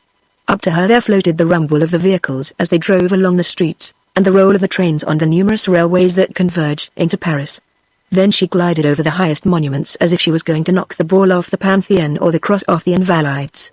She hovered over the two minarets of the Trocadero and the metal tower of the Champ de Mars, where the enormous reflector was inundating the whole capital with its electric rays. This aerial promenade, this nocturnal loitering, lasted for about an hour. It was a halt for breath before the voyage was resumed, and probably Robur wished to give the Parisians the sight of a meteor quite unforeseen by their astronomers. The lamps of the Albatross were turned on. Two brilliant sheaves of light shot down and moved along over the squares, the gardens, the palaces, the 60,000 houses, and swept the space from one horizon to the other. Assuredly the Albatross was seen this time, and not only well seen but heard, for Tom Turner brought out his trumpet and blew a rousing tarantara. At this moment Uncle Prudent leant over the rail, opened his hand, and let his snuff-box fall. Immediately the Albatross shot upwards, and past her, higher still. There mounted the noisy cheering of the crowd, then thick on the boulevards a hurrah of stupefaction to greet the imaginary meteor. The lamps of the aeronef were turned off, and the darkness and the silence closed in around as the voyage was resumed at the rate of 120 miles an hour. This was all that was to be seen of the French capital. At 4 o'clock in the morning the Albatross had crossed the whole country obliquely, and so as to lose no time in traversing the Alps or the Pyrenees, she flew over the face of Provence to the Cape of Antibes. At 9 o'clock next morning the San Pietrini assembled on the terrace of St. Peter at Rome were astounded to see her pass over the Eternal City. 2 hours afterwards she crossed the Bay of Naples and hovered for an instant over the fuliginous wreaths of Vesuvius. Then, after cutting obliquely across the Mediterranean, in the early hours of the afternoon she was signaled by the lookouts at La Goulette on the Tunisian coast. After America, Asia. After Asia, Europe. More than 18,000 miles had this wonderful machine accomplished in less than 23 clays, and now she was off over the known and unknown regions of Africa. It may be interesting to know what had happened to the famous snuff-box after its fall. It had fallen in the Rue de Rivoli, opposite number 200, when the street was deserted. In the morning it was picked up by an honest sweeper, who took it to the prefecture of police. There it was at first supposed to be an infernal machine. And it was untied, examined, and opened with care. Suddenly a sort of explosion took place. It was a terrific sneeze on the part of the inspector. The document was then extracted from the snuff-box, and to the general surprise, read as follows. Messrs. Prudent and Evans, President and Secretary of the Weldon Institute, Philadelphia, have been carried off in the aeronef Albatross belonging to Robur the engineer. Please inform our friends and acquaintances, P. and P. E. Thus was the strange phenomenon at last explained to the people of the two worlds. Thus was peace given to the scientists of the numerous observatories on the surface of the terrestrial globe. Chapter 15 A skirmish in Dahomey. At this point in the circumnavigatory voyage of the Albatross it is only natural that some such questions as the following should be asked. Who was this Robur, of whom up to the present we know nothing but the name? Did he pass his life in the air? Did his aeronef never rest? Had he not some retreat in some inaccessible spot in which, if he had need of repose or of victualling, he could betake himself? It would be very strange if it were not so. The most powerful flyers have always an eyrie or nest somewhere, and what was the engineer going to do with his prisoners? Was he going to keep them in his power and condemn them to perpetual aviation? Or was he going to take them on a trip over Africa, South America, Australasia, the Indian Ocean? the Atlantic and the Pacific, to convince them against their will, and then dismiss them with, "And now gentlemen, I hope you will believe a little more in heavier than air?" To these questions, it is now impossible to reply. They are the secrets of the future. Perhaps the answers will be revealed. Anyhow, the bird-like Robur was not seeking his nest on the northern frontier of Africa. By the end of the day he had traversed Tunis from Cape Bon to Cape Carthage, sometimes hovering, and sometimes darting along at top speed. Soon he reached the interior, and flew down the beautiful valley of Medjid, above its yellow stream hidden under its luxuriant bushes of cactus and oleander, and scared away the hundreds of parrots that perch on the telegraph wires and seem to wait for the messages to pass to bear them away beneath their wings. 2 hours after sunset the helm was put up and the Albatross bore off to the southeast, and on the morrow, after clearing the Tell Mountains, she saw the rising of the morning star over the sands of the Sahara. On the 30th of July there was seen from the aeronef the little village of Garyville, founded like Lagwat on the frontier of the desert to facilitate the future conquest of Kabylia. Next, not without difficulty, the peaks of Still Arrow were passed against a somewhat boisterous wind. Then the desert was crossed, sometimes leisurely over the Xars or green oases, sometimes at terrific speed that far outstripped the flight of the vultures. Often the crew had to fire into the flocks of these birds which, a dozen or so at a time, fearlessly hurled themselves onto the aeronef to the extreme terror of Frycoin. But if the vultures could only reply with cries and blows of beaks and talons, the natives, in no way less savage, were not sparing of their musket shots, particularly when crossing the mountain of Sul, whose green and violet slope bore its cape of white. Then the Albatross was at last over the Grand Sahara, and at once she rose into the higher zones so as to escape from a simoom which was sweeping a wave of ruddy sand along the surface of the ground like a boar on the surface of the sea. Then the desolate tablelands of Chetka scattered their ballast in blackish waves up to the fresh and verdant valley of Ain Massin. It is difficult to conceive the variety of the territories which could be seen at one view to the green hills covered with trees and shrubs that succeeded long grey undulations draped like the folds of an Arab burnous and broken in picturesque masses. In the distance could be seen the wadis with their torrential waters, their forests of palm trees, and blocks of small houses grouped on a hill around a mosque, among them Mitlilai, where there vegetates a religious chief, the Grand Marabout Sidi Chick. Before night several hundred miles had been accomplished above a flattish country ridged occasionally with large sandhills. If the Albatross had halted, she would have come to the earth in the depths of the Wargle oasis hidden beneath an immense forest of palm trees. The town was clearly enough displayed with its 3 distinct quarters. The ancient palace of the Sultan, a kind of fortified kasbah, houses of brick which had been left to the sun to bake, and artesian wells dug in the valley where the aeronef could have renewed her water supply. But, thanks to her extraordinary speed, the waters of the Hydaspes taken in the Vale of Kashmir still filled her tanks in the center of the African desert. Was the Albatross seen by the Arabs, the Mozabites, and the Negroes who share amongst them the town of Wargla?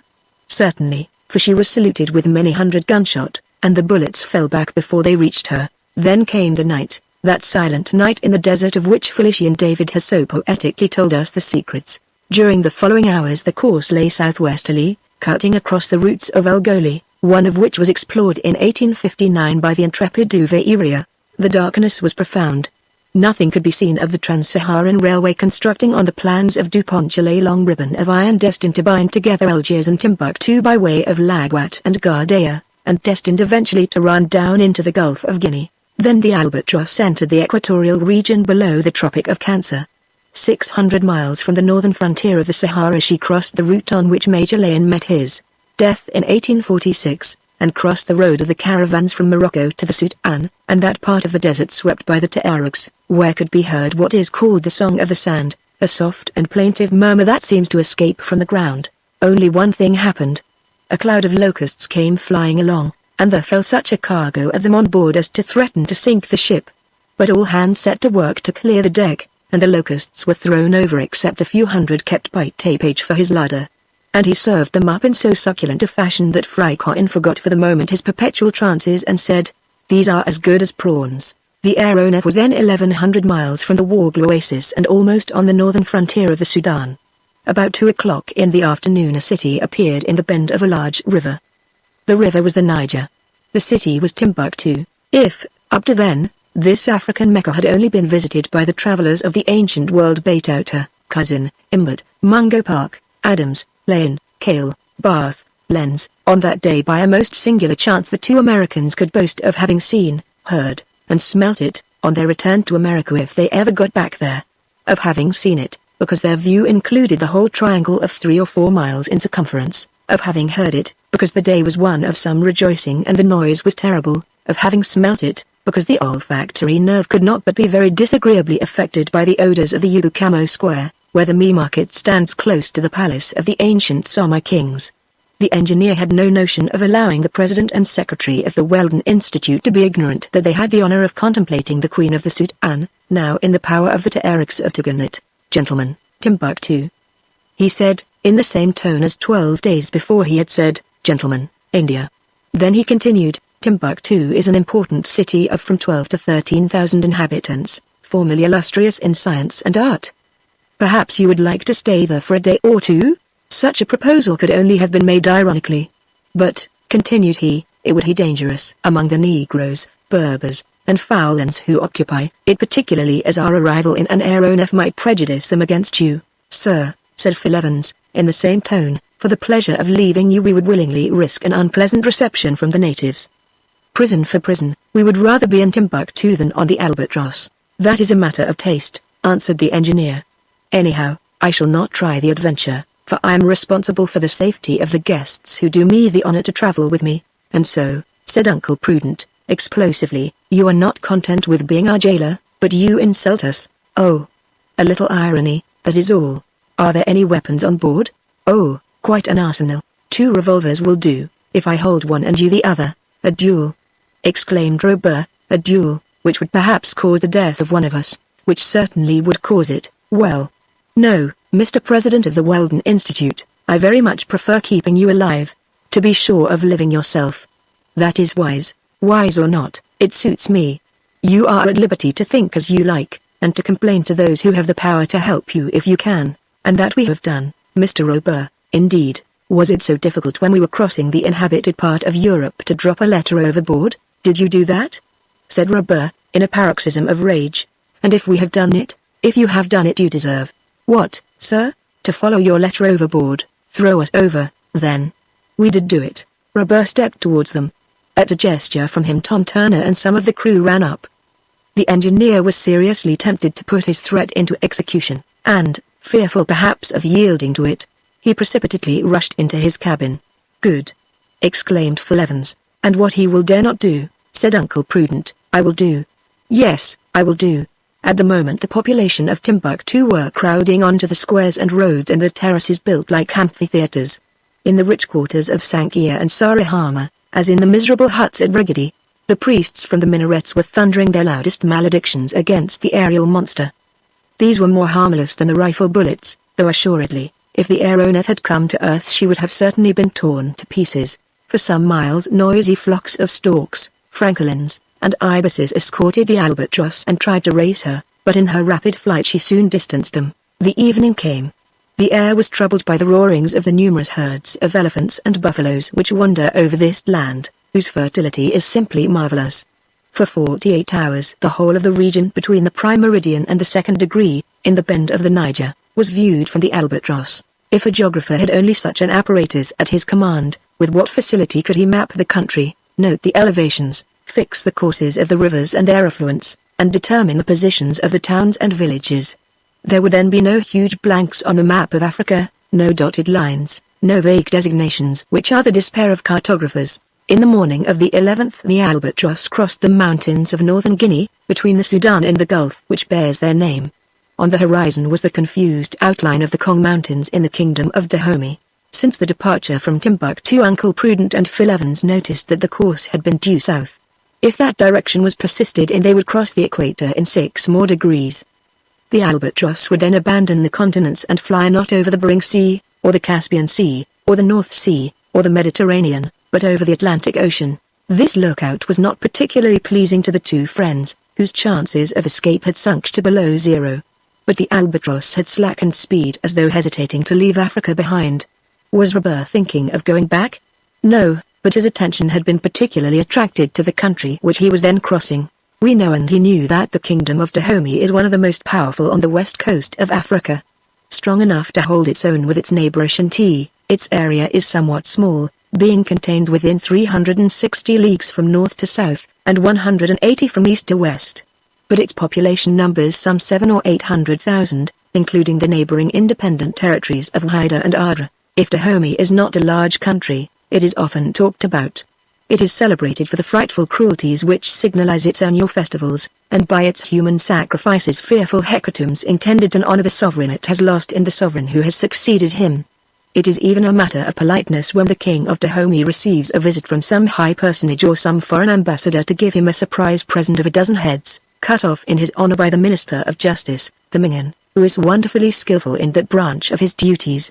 When the albatross came flying over Dahomey, the old King Bahad had just died, and the whole population was proceeding to the enthronization of his successor. Hence there was great agitation all over the country, and it did not escape Robur that everybody was on the move. Long lines of Dahomeans were hurrying along the roads from the country into the capital, Abomey. Well-kept roads radiating among vast plains clothed with giant trees, immense fields of manioc, magnificent forests of palms, cocoa trees, mimosas, orange trees, mango trees. Such was the country whose perfumes mounted to the albatross, while many parrots and cardinals swarmed among the trees. The engineer, leaning over the rail, seemed deep in thought, and exchanged but a few words with Tom Turner. It did not look as though the albatross had attracted the attention of those moving masses, which were often invisible under the impenetrable roof of trees. This was doubtless due to her keeping at a good altitude amid a bank of light cloud. About 11 o'clock in the morning the capital was sighted, surrounded by its walls, defended by a fosse measuring 12 miles round, with wide, regular streets on the flat plain, and a large square on the northern side occupied by the king's palace. This huge collection of buildings is commanded by a terrace not far from the place of sacrifice. During the festival days it is from this high terrace that they throw the prisoners tied up in wicker baskets, and it can be imagined with what fury these unhappy wretches are cut in pieces. In one of the courtyards which divide the king's palace there were drawn up 4,000 warriors, one of the contingents of the royal army and not the least courageous one. If it is doubtful if there are any Amazons in the river of that name, there is no doubt of there being Amazons at Dahomey. Some have a blue shirt with a blue or red scarf, with white and blue striped trousers and a white cap. Others, the elephant huntresses, have a heavy carbine, a short-bladed dagger, and 2 antelope horns fixed to their heads by a band of iron. The artillery women have a blue and red tunic, and, as weapons, blunderbusses and old cast cannons, and another brigade, consisting of Vestal virgins, pure as Diana, have blue tunics and white trousers. If we add to these Amazons, 5 or 6,000 men in cotton drawers and shirts, with a knotted tuft to increase their stature, we shall have passed in review the Dahomean army. Abomey on this day was deserted. The sovereign, the royal family, the masculine and feminine army, and the population had all gone out of the capital to a vast plain a few miles away surrounded by magnificent forests. On this plain the recognition of the new king was to take place. Here it was that thousands of prisoners taken during recent razzias were to be immolated in his honor. It was about 2 o'clock when the albatross arrived over the plain and began to descend among the clouds which still hid her from the Dahomeans. There were 16,000 people at least come from all parts of the kingdom, from Haida, and Kerape, and Adra, and Tombari, and the most distant villages. The new king, a sturdy fellow named Bunadi, some 25 years old, was seated on a hillock shaded by a group of wide-branched trees. Before him stood his male army, his Amazons, and his people. At the foot of the mound 50 musicians were playing on their barbarous instruments, elephants' tusks giving forth a husky note, deerskin drums, calabashes, guitars, bells struck with an iron clapper, and bamboo flutes, whose shrill whistle was heard over all.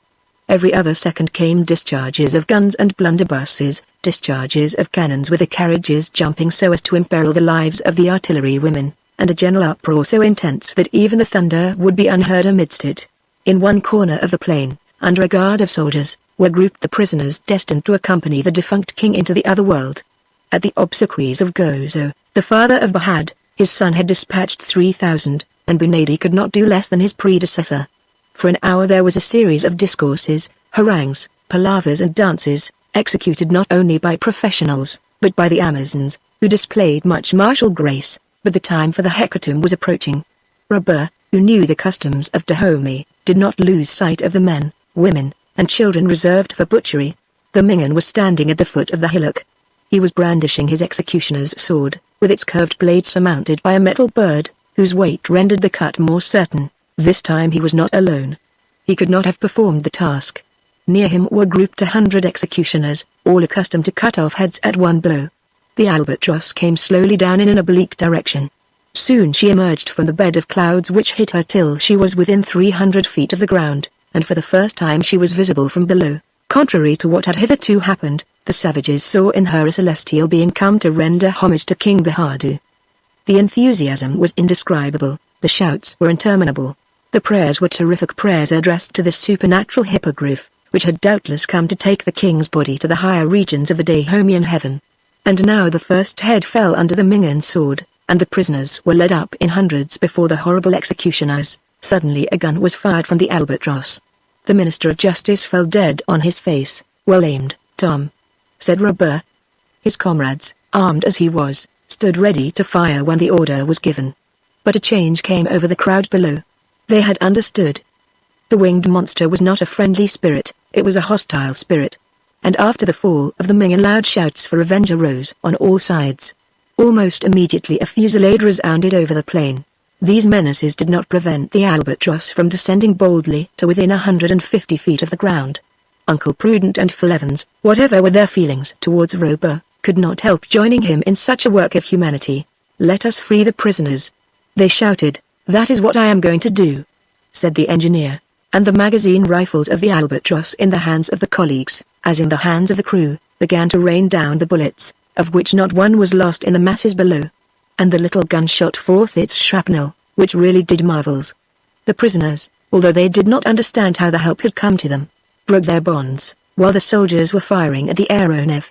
The stern screw was shot through by a bullet, and a few holes were made in the bull. Frykon, crouching in his cabin, received a graze from a bullet that came through the deckhouse. "Ah! They will have them," said Tom Turner. And, rushing to the magazine, he returned with a dozen dynamite cartridges, which be distributed to the men. At a sign from Robur, these cartridges were fired at the hillock, and as they reached the ground exploded like so many small shells. The king and his court and army and people were stricken with fear at the turn things had taken. They fled under the trees, while the prisoners ran off without anybody thinking of pursuing them. In this way was the festival interfered with. And in this way did Uncle Prudent and Phil Evans recognize the power of the aeronef and the services it could render to humanity. Soon the albatross rose again to a moderate height, and passing over Hyder lost to view this savage coast which the southwest wind hems round with an inaccessible surf. And she flew out over the Atlantic. Chapter 16. Over the Atlantic. Yes, the Atlantic. The fears of the two colleagues were realized, but it did not seem as though Robur had the least anxiety about venturing over this vast ocean. Both he and his men seemed quite unconcerned about it and had gone back to their stations. Whither was the albatross bound? Was she going more than round the world as Robur had said? Even if she were, the voyage must end somewhere. That Robur spent his life in the air on board the aeronef and never came to the ground was impossible. How could he make up his stock of provisions and the materials required for working his machines? He must have some retreat, some harbor of refuge in some unknown and inaccessible spot where the albatross could revictual. That he had broken off all connections with the inhabitants of the land might be true, but with every point on the surface of the earth, certainly not. That being the case, where was this point? How had the engineer come to choose it? Was he expected by a little colony of which he was the chief? Could he there find a new crew? What means had he that he should be able to build so costly a vessel as the albatross and keep her building secret? It is true his living was not expensive. But, finally, who was this Robur? Where did he come from? What had been his history? Here were riddles impossible to solve, and Robur was not the man to assist willingly in their solution. It is not to be wondered at that these insoluble problems drove the colleagues almost to frenzy. To find themselves whipped off into the unknown without knowing what the end might be, doubting even if the adventure would end, sentenced to perpetual aviation, was this not enough to drive the president and secretary of the Weldon Institute to extremities? Meanwhile the albatross drove along above the Atlantic, and in the morning when the sun rose there was nothing to be seen but the circular line where earth met sky. Not a spot of land was in sight in this huge field of vision. Africa had vanished beneath the northern horizon. When Frykon ventured out of his cabin and saw all this water beneath him, fear took possession of him. Of the 145 million square miles of which the area of the world's waters consists, the Atlantic claims about a quarter, and it seemed as though the engineer was in no hurry to cross it. There was now no going at full speed, none of the 120 miles an hour at which the Albatross had flown over Europe. Here, where the southwest winds prevail, the wind was ahead of them, and though it was not very strong, it would not do to defy it, and the Albatross was sent along at a moderate speed, which, however, easily outstripped that of the fastest mail boat. On the 13th of July she crossed the line, and the fact was duly announced to the crew. It was then that Uncle Prudent and Phil Evans ascertained that they were bound for the southern hemisphere. The crossing of the line took place without any of the Neptunian ceremonies that still linger on certain ships. Tapage was the only one to mark the event, and he did so by pouring a pint of water down Frycon's neck. On the 18th of July, when beyond the Tropic of Capricorn, another phenomenon was noticed, which would have been somewhat alarming to a ship on the sea. A strange succession of luminous waves widened out over the surface of the ocean with a speed estimated at quite 60 miles an hour. The waves ran along at about 8 feet from one another, tracing 2 furrows of light. As night fell, a bright reflection rose even to the Albatross, so that she might have been taken for a flaming aerolite. Never before had Robur sailed on a sea of fire without heat which there was no need to flee from as it mounted upwards into the sky. The cause of this light must have been electricity. It could not be attributed to a bank of fish spawn, nor to a crowd of those animalculae that give phosphorescence to the sea, and this showed that the electrical tension of the atmosphere was considerable. In the morning an ordinary ship would probably have been lost. But the Albatross played with the winds and waves like the powerful bird whose name she bore. If she did not walk on their surface like the petrels, she could like the eagles find calm and sunshine in the higher zones. They had now passed the 47th parallel. The day was but little over 7 hours long, and would become even less as they approached the pole. About 1 o'clock in the afternoon the Albatross was floating along in a lower current than usual, about 100 feet from the level of the sea. The air was calm, but in certain parts of the sky were thick black clouds, massed in mountains, on their upper surface, and ruled off below by a sharp horizontal line. From these clouds a few lengthy protuberances escaped, and their points as they fell seemed to draw up hills of foaming water to meet them. Suddenly the water shot up in the form of a gigantic hourglass, and the Albatross was enveloped in the eddy of an enormous waterspout, while 20 others, black as ink, raged around her. Fortunately the gyratory movement of the water was opposite to that of the suspensory screws, otherwise the aeronef would have been hurled into the sea. But she began to spin round on herself with frightful rapidity. The danger was immense, and perhaps impossible to escape, for the engineer could not get through the spout which sucked him back in defiance of his propellers. The men, thrown to the ends of the deck by centrifugal force, were grasping the rail to save themselves from being shot off. "Keep cool!" shouted Robur. They wanted all their coolness, and their patience, too. Uncle Prudent and Phil Evans, who had just come out of their cabin, were held back at the risk of flying overboard. As she spun the Albatross was carried along by the spout, which pirouetted along the waves with a speed enough to make the helices jealous. And if she escaped from the spout she might be caught by another, and jerked to pieces with the shock. "Get the gun ready," said Robur. The order was given to Tom Turner, who was crouching behind the swivel amidships where the effect of the centrifugal force was least felt. He understood. In a moment he had opened the breech and slipped a cartridge from the ammunition box at hand. The gun went off, and the waterspouts collapsed, and with them vanished the platform of cloud they seemed to bear above them. "Nothing broken on board?" asked Robur. "No," answered Tom Turner. "But we don't want to have another game of humming trop like that." For 10 minutes or so the Albatross had been in extreme peril. Had it not been for her extraordinary strength of build she would have been lost. During this passage of the Atlantic many were the hours whose monotony was unbroken by any phenomenon whatever. The days grew shorter and shorter, and the cold became keen.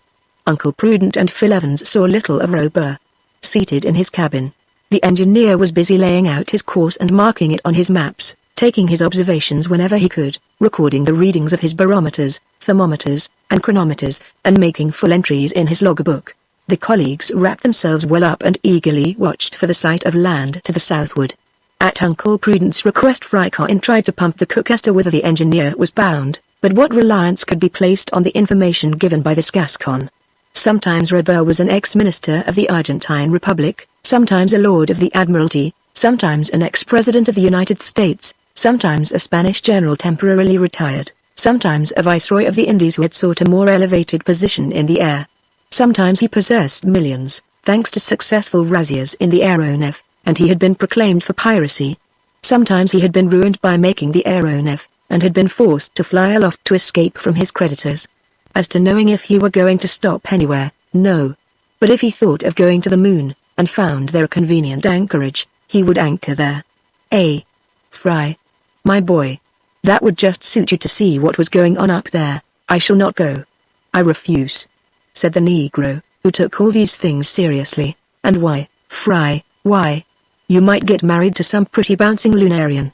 Frycotton reported this conversation to his master, who saw it was evident that nothing was to be learnt about Robur. And so he thought still more of how he could have his revenge on him. Phil, said he one day, is it quite certain that escape is impossible? Impossible, be it so. But a man is always his own property, and if necessary, by sacrificing his life. If we are to make that sacrifice, said Phil Evans, the sooner the better. It is almost time to end this. Where is the Albatross going? Here we are flying obliquely over the Atlantic, and if we keep on we shall get to the coast of Patagonia or Tierra del Fuego. And what are we to do then? Get into the Pacific, or go to the continent at the South Pole? Everything is possible with this Robur. We shall be lost in the end. It is thus a case of legitimate self-defense, and if we must perish, which we shall not do, answered Uncle Prudent, without being avenged, without annihilating this machine and all she carries. The colleagues had reached a stage of impotent fury, and were prepared to sacrifice themselves if they could only destroy the inventor and his secret. A few months only would then be the life of this prodigious aeronef, of whose superiority in aerial locomotion they had such convincing proofs. The idea took such hold of them that they thought of nothing else but how to put it into execution. And how? By seizing on some of the explosives on board and simply blowing her up. But could they get at the magazines? Fortunately for them, Frycotton had no suspicion of their scheme. At the thought of the Albatross exploding in midair, he would not have shrunk from betraying his master. It was on the 23rd of July that the land reappeared in the southwest near Cape Virgins at the entrance of the Straits of Magellan.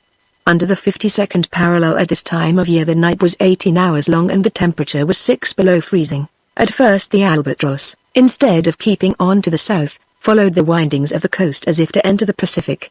After passing Lomas Bay, leaving Mount Gregory to the north and the Brecknocks to the west, they sighted Puerto Arena, a small Chilean village. At the moment the church bells were in full swing, and a few hours later they were over the old settlement at Port Famine. If the Patagonians, whose fires could be seen occasionally, were really above the average in stature, the passengers in the aeronef were unable to say, for to them they seemed to be dwarfs. But what a magnificent landscape opened around during these short hours of the southern day. Rugged mountains, peaks eternally capped with snow, with thick forests rising on their flanks, inland seas, bays deep set amid the peninsulas, and islands of the archipelago. Clarence Island, Dawson Island, and the Land of Desolation, straits and channels, capes and promontories, all in inextricable confusion, and bound by the ice in one solid mass from Cape Forward, the most southerly point of the American continent, to Cape Horn, the most southerly point of the New World. When she reached Fort Famine the Albatross resumed her course to the south. Passing between Mount Tam on the Brunswick Peninsula and Mount Graves, she steered for Mount Sarmiento, an enormous peak wrapped in snow, which commands the Straits of Magellan, rising 6,400 feet from the sea. And now they were over the land of the Fuegians, Tierra del Fuego, the land of fire. 6 months later, in the height of summer, with days from 15 to 16 hours long, how beautiful and fertile would most of this country be, particularly in its northern portion. Then, all around would be seen valleys and pasturages that could form the feeding grounds of thousands of animals. Then would appear virgin forests, gigantic trees, birches, beeches, ash trees, cypresses, tree ferns, and broad plains overrun by herds of guanacos, viunas, and ostriches. Now there were armies of penguins and myriads of birds, and, when the Albatross turned on her electric lamps, the guillemots, ducks, and geese came crowding on board, enough to fill Tapage's larder 100 times and more. Here was work for the cook, who knew how to bring out the flavor of the game and keep down its peculiar roiliness. And here was work for Frycotton in plucking dozen after dozen of such interesting feathered friends. That day, as the sun was setting about 3 o'clock in the afternoon, there appeared in sight a large lake framed in a border of superb forest. The lake was completely frozen over, and a few natives with long snowshoes on their feet were swiftly gliding over it. At the sight of the Albatross, the Fuegians, overwhelmed with terror, scattered in all directions, and when they could not get away they hid themselves, taking, like the animals, to the holes in the ground. The Albatross still held her southerly course, crossing the Beagle Channel, and Navarone Island and Wollaston Island, on the shores of the Pacific. Then, having accomplished 4,700 miles since she left Dahomey, she passed the last islands of the Magellanic Archipelago, whose most southerly outpost, lashed by the everlasting surf, is the terrible Cape Horn. Chapter 17. The Shipwrecked Crew. Next day was the 24th of July, and the 24th of July in the southern hemisphere corresponds to the 24th of January in the northern. The 56th degree of latitude had been left behind. The similar parallel in northern Europe runs through Edinburgh. The thermometer kept steadily below freezing, so that the machinery was called upon to furnish a little artificial heat in the cabins. Although the days begin to lengthen after the 21st day of June in the southern hemisphere, yet the advance of the albatross towards the pole more than neutralized this increase, and consequently the daylight became very short. There was thus very little to be seen.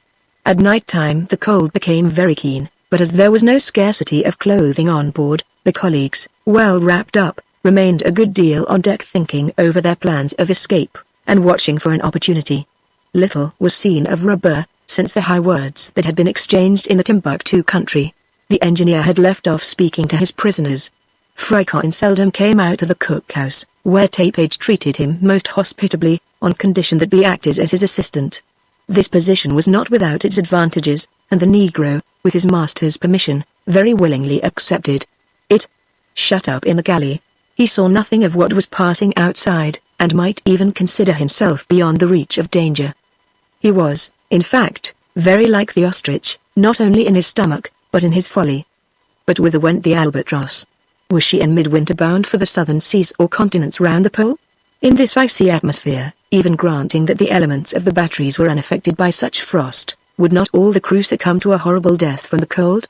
That Robur should attempt to cross the pole in the warm season was bad enough, but to attempt such a thing in the depth of the winter night would be the act of a madman. Thus reasoned the president and secretary of the Weldon Institute. Now they had been brought to the end of the continent of the New World, which is still America, although it does not belong to the United States. What was this intractable Robur going to do? Had not the time arrived for them to end the voyage by blowing up the ship? It was noticed that during the 24th of July the engineer had frequent consultations with his mate. He and Tom Turner kept constant watch on the barometer, not so much to keep themselves informed of the height at which they were traveling as to be on the lookout for a change in the weather. Evidently some indications had been observed of which it was necessary to make careful note. Uncle Prudent also remarked that Robur had been taking stock of the provisions and stores, and everything seemed to show that he was contemplating turning back. Turning back, said Phil Evans. But where to? Where he can reprovision the ship, said Uncle Prudent. That ought to be in some lonely island in the Pacific with a colony of scoundrels worthy of their chief. That is what I think. I fancy he is going west, and with the speed he can get up it would not take him long to get home. But we should not be able to put our plan into execution. If we get there, we shall not get there. The colleagues had partly guessed the engineer's intentions. During the day it became no longer doubtful that when the albatross reached the confines of the Antarctic Sea her course was to be changed. When the ice has formed about Cape Horn the lower regions of the Pacific are covered with ice fields and icebergs. The floes then form an impenetrable barrier to the strongest ships and the boldest navigators. Of course, by increasing the speed of her wings the albatross could clear the mountains of ice accumulated on the ocean as she could the mountains of earth on the polar continent if it is a continent that forms the cap of the southern pole. But would she attempt it in the middle of the polar night, in an atmosphere of 60 below freezing? After she had advanced about 100 miles to the south the albatross headed westerly, as if for some unknown island of the Pacific. Beneath her stretched the liquid plain between Asia and America. The waters now had assumed that singular color which has earned for them the name of the Milky Sea. In the half-shadow, which the enfeebled rays of the sun were unable to dissipate, the surface of the Pacific was a milky white. It seemed like a vast snowfield, whose undulations were imperceptible at such a height. If the sea had been solidified by the cold, and converted into an immense icefield, its aspect could not have been much different. They knew that the phenomenon was produced by myriads of luminous particles of phosphorescent corpuscles, but it was surprising to come across such an opalescent mass beyond the limits of the Indian Ocean. Suddenly the barometer fell after keeping somewhat high during the earlier hours of the day. Evidently the indications were such as a shipmaster might feel anxious at, though the master of an aeronef might despise them. There was every sign that a terrible storm had recently raged in the Pacific. It was 1 o'clock in the afternoon when Tom Turner came up to the engineer and said, "Do you see that black spot on the horizon, further away to due north of us? That is not the rock." "No, Tom, there is no land out there. Then it must be a ship or a boat. Uncle Prudent and Phil Evans, who were in the bow, looked in the direction pointed out by the mate. Robur asked for the glass and attentively observed the object. "It is a boat," said he, "and there are some men in it." "Shipwrecked?" asked Tom. "Yes. They have had to abandon their ship, and, knowing nothing of the nearest land, are perhaps dying of hunger and thirst." Well, it shall not be said that the Albatross did not come to their help. The orders were given, and the aeronef began to sink towards the sea. At 300 yards from it the descent was stopped, and the propellers drove ahead full speed towards the north. It was a boat. Her sail flapped against the mast as she rose and fell on the waves. There was no wind, and she was making no progress. Doubtless there was no one on board with strength enough left to work the oars. In the boat were 5 men asleep or helpless, if they were not dead. The Albatross had arrived above them, and slowly descended.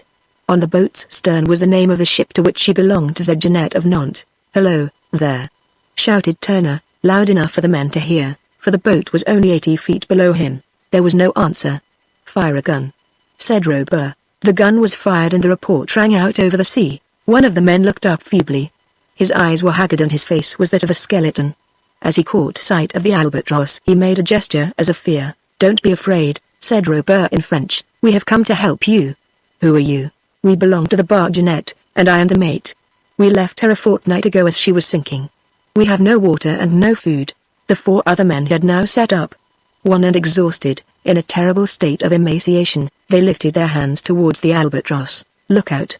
shouted Robur. A line was let down, and a pail of fresh water was lowered into the boat. The men snatched at it and drank it with an eagerness awful to see. "Bread, bread!" they exclaimed. Immediately a basket with some food and 5 pints of coffee descended towards them.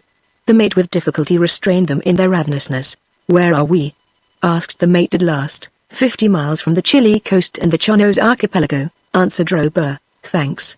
But we are becalmed, and we are going to tow you." "Who are you?" "People who are glad to be of assistance to you," said Robur. The mate understood that the incognito was to be respected. But had the flying machine sufficient power to tow them through the water? Yes, and the boat, attached to 100 feet of rope, began to move off towards the east. At 10 o'clock at night the land was sighted, or rather they could see the lights which indicated its position. This rescue from the sky had come just in time for the survivors of the Jeanette, and they had good reason to believe it miraculous. When they had been taken to the mouth of the channel leading among the Chonos Islands, Robur shouted to them to cast off the towline. This, with many a blessing to those who had saved them, they did, and the Albatross headed out to the offing. Certainly there was some good in this aeronef, which could thus help those who were lost at sea. What balloon, perfect as it might be, would be able to perform such a service?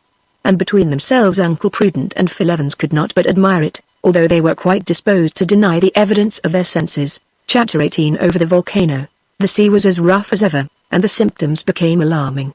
The barometer fell several millimeters. The wind came in violent gusts, and then for a moment or so failed altogether. Under such circumstances a sailing vessel would have had to reef in her topsails and her foresail. Everything showed that the wind was rising in the northwest. The storm glass became much troubled and its movements were most disquieting. At 1 o'clock in the morning the wind came on again with extreme violence. Although the aeronef was going right in its teeth, she was still making progress at a rate of from 12 to 15 miles an hour. But that was the utmost she could do. Evidently preparations must be made for a cyclone, a very rare occurrence in these latitudes. Whether it be called a hurricane, as in the Atlantic, a typhoon, as in Chinese waters a simoom, as in the Sahara, or a tornado, as on the western coast, such a storm is always a gyratory one, and most dangerous for any ship caught in the current which increases from the circumference to the center, and has only one spot of calm, the middle of the vortex. Robur knew this. He also knew it was best to escape from the cyclone and get beyond its zone of attraction by ascending to the higher strata. Up to then he had always succeeded in doing this, but now he had not an hour, perhaps not a minute, to lose. In fact, the violence of the wind sensibly increased. The crests of the waves were swept off as they rose and blown into white dust on the surface of the sea. It was manifest that the cyclone was advancing with fearful velocity straight towards the regions of the pole. "Higher," said Robur. "Higher it is," said Tom Tuma. An extreme ascensional power was communicated to the aeronef, and she shot up slantingly as if she was traveling on a plane sloping downwards from the southwest. Suddenly the barometer fell more than a dozen millimeters and the Albatross paused in her ascent. What was the cause of the stoppage? Evidently she was pulled back by the air. Some formidable current had diminished the resistance to the screws. When a steamer travels upstream, more work is got out of her screw than when the water is running between the blades. The recoil is then considerable, and may perhaps be as great as the current. It was thus with the Albatross at this moment, but Robur was not the man to give in. His 74 screws, working perfectly together, were driven at their maximum speed. But the air owner could not escape. The attraction of the cyclone was irresistible. During the few moments of calm she began to ascend, but the heavy pull soon drew her back, and she sunk like a ship as she founders. Evidently if the violence of the cyclone went on increasing, the Albatross would be but as a straw caught in one of those whirlwinds that root up the trees, carry off roofs, and blow down walls. Robur and Tom could only speak by signs. Uncle Prudent and Phil Evans clung to the rail and wondered if the cyclone was not playing their game in destroying the aeronef, and with her the inventor, and with the inventor the secret of his invention. But if the Albatross could not get out of the cyclone vertically, could she not do something else? Could she not gain the center, where it was comparatively calm, and where they would have more control over her? Quite so, but to do this she would have to break through the circular currents which were sweeping her round with them. Had she sufficient mechanical power to escape through them? Suddenly the upper part of the cloud fell in. The vapor condensed in torrents of rain. It was 2 o'clock in the morning. The barometer, oscillating over a range of 12 millimeters, had now fallen to 27.91, and from this something should be taken on account of the height of the aeronef above the level of the sea. Strange to say, the cyclone was out of the zone to which such storms are generally restricted, such zone being bounded by the 30th parallel of north latitude and the 26th parallel of south latitude. This may perhaps explain why the eddying storm suddenly turned into a straight one. But what a hurricane! The tempest in Connecticut on the 22nd of March, 1882, could only have been compared to it, and the speed of that was more than 300 miles an hour. The Albatross had thus to fly before the wind, or rather she had to be left to be driven by the current, from which she could neither mount nor escape. But in following this unchanging trajectory she was bearing due south, towards those polar regions which Robur had endeavored to avoid. And now he was no longer master of her course. She would go where the hurricane took her. Tom Turner was at the helm, and it required all his skill to keep her straight. In the first hours of the morning, if we can so call the vague tint which began to rise over the horizon, the Albatross was 15 degrees below Cape Horn, 1,200 miles more, and she would cross the Antarctic Circle. Where she was, in this month of July, the night lasted 19 hours and a half. The sun's disk, without warmth, without light, only appeared above the horizon to disappear almost immediately. At the pole the night lengthened into one of 179 hours. Everything showed that the Albatross was about to plunge into an abyss. During the day an observation, had it been possible, would have given 66 superscript 040 south latitude. The aeronef was within 1,400 miles of the pole. Irresistibly was she drawn towards this inaccessible corner of the globe. Her speed eating up, so to speak, her weight, although she weighed less than before, owing to the flattening of the earth at the pole. It seemed as though she could have dispensed altogether with her suspensory screws. And soon the fury of the storm reached such a height that Robur thought it best to reduce the speed of her helices as much as possible, so as to avoid disaster. And only enough speed was given to keep the aeronef under control of the rudder. Amid these dangers the engineer retained his imperturbable coolness, and the crew obeyed him as if their leader's mind had entered into them. Uncle Prudent and Phil Evans had not for a moment left the deck. They could remain without being disturbed. The air made but slight resistance. The aeronef was like an aerostat, which drifts with the fluid masses in which it is plunged. Is the domain of the southern polar continent or an archipelago? Or is it a paleocrystic sea, whose ice melts not even during the long summer? We know not. But what we do know is that the southern pole is colder than the northern one, a phenomenon due to the position of the Earth in its orbit during winter in the Antarctic regions. During this day there was nothing to show that the storm was abating. It was by the 75th meridian to the west that the Albatross crossed into the circumpolar region. By what meridian would she come out, if she ever came out? As she descended more to the south the length of the day diminished. Before long she would be plunged in that continuous night which is illuminated only by the rays of the moon or the pale streamers of the aurora.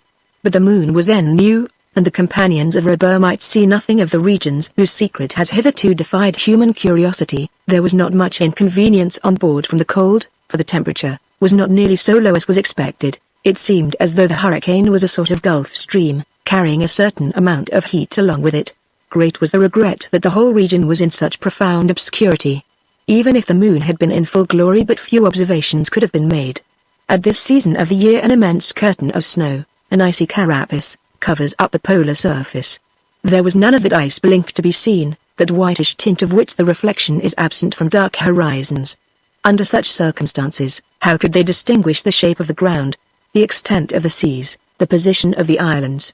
How could they recognize the hydrographic network of the country or the orographic configuration, and distinguish the hills and mountains from the icebergs and floes? A little after midnight an aurora illuminated the darkness. With its silver fringes and spangles radiating over space, it seemed like a huge fan open over half the sky. Its farthest electric effluences were lost in the Southern Cross, whose 4 bright stars were gleaming overhead. The phenomenon was one of incomparable magnificence, and the light showed the face of the country as a confused mass of white. It need not be said that they had approached so near to the pole that the compass was constantly affected, and gave no precise indication of the course pursued. Its inclination was such that at one time Robur felt certain they were passing over the magnetic pole discovered by Sir James Ross. And an hour later, in calculating the angle the needle made with the vertical, he exclaimed, "The South Pole is beneath us." A white cap appeared, but nothing could be seen of what it hid under its ice. A few minutes afterwards the aurora died away, and the point where all the world's meridians cross is still to be discovered. If Uncle Prudent and Phil Evans wished to bury in the most mysterious solitudes the aeronef and all she bore, the moment was propitious. If they did not do so it was doubtless because the explosive they required was still denied to them. The hurricane still raged and swept along with such rapidity that had a mountain been met with the aeronef would have been dashed to pieces like a ship on a lee shore. Not only had the power gone to steer her horizontally, but the control of her elevation had also vanished, and it was not unlikely that mountains did exist in these Antarctic lands. Any instant a shock might happen which would destroy the Albatross. Such a catastrophe became more probable as the wind shifted more to the east after they passed the prime meridian. 2 luminous points then showed themselves ahead of the Albatross. There were the 2 volcanoes of the Ross Mountains, Erebus and Terror. Was the Albatross to be shriveled up in their flames like a gigantic butterfly? An hour of intense excitement followed. One of the volcanoes, Erebus, seemed to be rushing at the aeronef, which could not move from the bed of the hurricane. The cloud of flame grew as they neared it. A network of fire barred their road. A brilliant light shone round over all. The figures on board stood out in the bright light as if come from another world. Motionless, without a sound or a gesture, they waited for the terrible moment when the furnace would wrap them in its fires, but the storm that bore the Albatross saved them from such a fearful fate. The flames of Erebus were blown down by the hurricane as it passed, and the Albatross flew over unhurt. She swept through a hail of ejected material, which was fortunately kept at bay by the centrifugal action of the suspensory screws. And she harmlessly passed over the crater while it was in full eruption. An hour afterwards the horizon hid from their view the 2 colossal torches which light the confines of the world during the long polar night. At 2 o'clock in the morning Balleny Island was sighted on the coast of Discovery Land, though it could not be recognized owing to its being bound to the mainland by a cement of ice, and the Albatross emerged from the polar circle on the 175th meridian. The hurricane had carried her over the icebergs and ice floes, against which she was in danger of being dashed 100 times or more. She was not in the hands of the helmsman, but in the hand of God, and God is a good pilot. The aeronef sped along to the north, and at the 60th parallel the storm showed signs of dying away. Its violence sensibly diminished. The Albatross began to come under control again. And, what was a great comfort, had again entered the lighted regions of the globe, and the day reappeared about 8 o'clock in the morning. Robur had been carried by the storm into the Pacific over the polar region, accomplishing 4,350 miles in 19 hours, or about 3 miles a minute, a speed almost double that which the Albatross was equal to with her propellers under ordinary circumstances. But he did not know where he then was owing to the disturbance of the needle in the neighborhood of the magnetic pole, and he would have to wait till the sun shone out under convenient conditions for observation. Unfortunately, heavy clouds covered the sky all that day and the sun did not appear. This was a disappointment more keenly felt as both propelling screws had sustained damage during the tempest. Robur, much disconcerted at this accident, could only advance at a moderate speed during this day, and when he passed over the antipodes of Paris was only going about 18 miles an hour. It was necessary not to aggravate the damage to the screws, for if the propellers were rendered useless the situation of the aeronef above the vast seas of the Pacific would be a very awkward one. And the engineer began to consider if he could not effect his repairs on the spot, so as to make sure of continuing his voyage. In the morning of the 27th of July, about 7 o'clock, land was sighted to the north. It was soon seen to be an island. But which island was it of the thousands that dot the Pacific? However, Robur decided to stop at it without landing. He thought that he could repair damages during the day and start in the evening. The wind had died away completely and this was a favorable circumstance for the maneuver he desired to execute. At least, if she did not remain stationary, the albatross would be carried he knew not where. A cable 150 feet long with an anchor at the end was dropped overboard. When the aeronef reached the shore of the island, the anchor dragged up the first few rocks and then he got firmly fixed between two large blocks. The cable then stretched to full length under the influence of the suspensory screws, and the albatross remained motionless, riding like a ship in a roadstead. It was the first time she had been fastened to the earth since she left Philadelphia. Chapter 19 Anchored at last. When the albatross was high in the air, the island could be seen to be of moderate size. But on what parallel was it situated? What meridian ran through it? Was it an island in the Pacific, in Australasia, or in the Indian Ocean? When the sun appeared, and Robur had taken his observations, they would know that although they could not trust to the indications of the compass, there was reason to think they were in the Pacific. At this height 150 feet, the island, which measured about 15 miles round, was like a three-pointed star in the sea. Off the southwest point was an islet and a range of rocks. On the shore there were no tide marks, and this tended to confirm Robur in his opinion as to his position, for the ebb and flow are almost imperceptible in the Pacific. At the northwest point there was a conical mountain about 200 feet high. No natives were to be seen, but they might be on the opposite coast. In any case, if they had perceived the aeronef, terror had made them either hide themselves or run away. The albatross had anchored on the southwest point of the island. Not far off, down a little creek, a small river flowed in among the rocks. Beyond were several winding valleys, trees of different kinds, and birds, partridges and bustards in great numbers. If the island was not inhabited, it was habitable. Robur might surely have landed on it. If he had not done so, it was probably because the ground was uneven and did not offer a convenient spot to beach the aeronef. While he was waiting for the sun, the engineer began the repairs he reckoned on completing before the day was over. The suspensory screws were undamaged and had worked admirably amid all the violence of the storm, which, as we have said, had considerably lightened their work. At this moment half of them were in action, enough to keep the albatross fixed to the shore by the taut cable. But the two propellers had suffered, and more than Robur had thought. Their blades would have to be adjusted and the gearing seen to by which they received their rotatory movement. It was the screw at the bow which was first attacked under Robur's superintendence. It was the best to commence with, in case the albatross had to leave before the work was finished. With only this propeller he could easily keep a proper course. Meanwhile Uncle Prudent and his colleague, after walking about the deck, had sat down aft. Fricon was strangely reassured. What a difference! To be suspended only 150 feet from the ground. The work was only interrupted for a moment while the elevation of the sun above the horizon allowed Robur to take an horary angle, so that at the time of its culmination he could calculate his position. The result of the observation, taken with the greatest exactitude, was as follows. Longitude, 176 degrees 10 west. Latitude, 44 degrees 25 south. This point on the map answered to the position of the Chatham Islands, and particularly of Pitt Island, one of the group. That is nearer than I supposed, said Robur to Tom Turner. How far off are we? 46 degrees south of X Island, or 2,800 miles. All the more reason to get our propellers into order, said the mate. We may have the wind against us this passage, and with the little stores we have left we ought to get to X as soon as possible. Yes, Tom, and I hope to get underway tonight, even if I go with one screw, and put the other to rights on the voyage. Mr. Robur, said Tom, what is to be done with those two gentlemen and their servant? Do you think they would complain if they became colonists of X Island? But where was this X? It was an island lost in the immensity of the Pacific Ocean between the equator and the Tropic of Cancer, an island most appropriately named by Robur in this algebraic fashion. It was in the north of the South Pacific, a long way out of the route of interoceanic communication. There it was that Robur had founded his little colony, and there the albatross rested when tired with her flight. She was provisioned for all her voyages. In X Island, Robur, a man of immense wealth, had established a shipyard in which he built his aeronef. There he could repair it, and even rebuild it. In his warehouses were materials and provisions of all sorts stored for the 50 inhabitants who lived on the island. When Robur had doubled Cape Horn a few days before, his intention had been to regain X Island by crossing the Pacific obliquely. But the cyclone had seized the albatross, and the hurricane had carried her away to the south. In fact, He had been brought back to much the same latitude as before, and if his propellers had not been damaged the delay would have been of no importance. His object was therefore to get back to X Island, but as the mate had said, the voyage would be a long one, and the winds would probably be against them.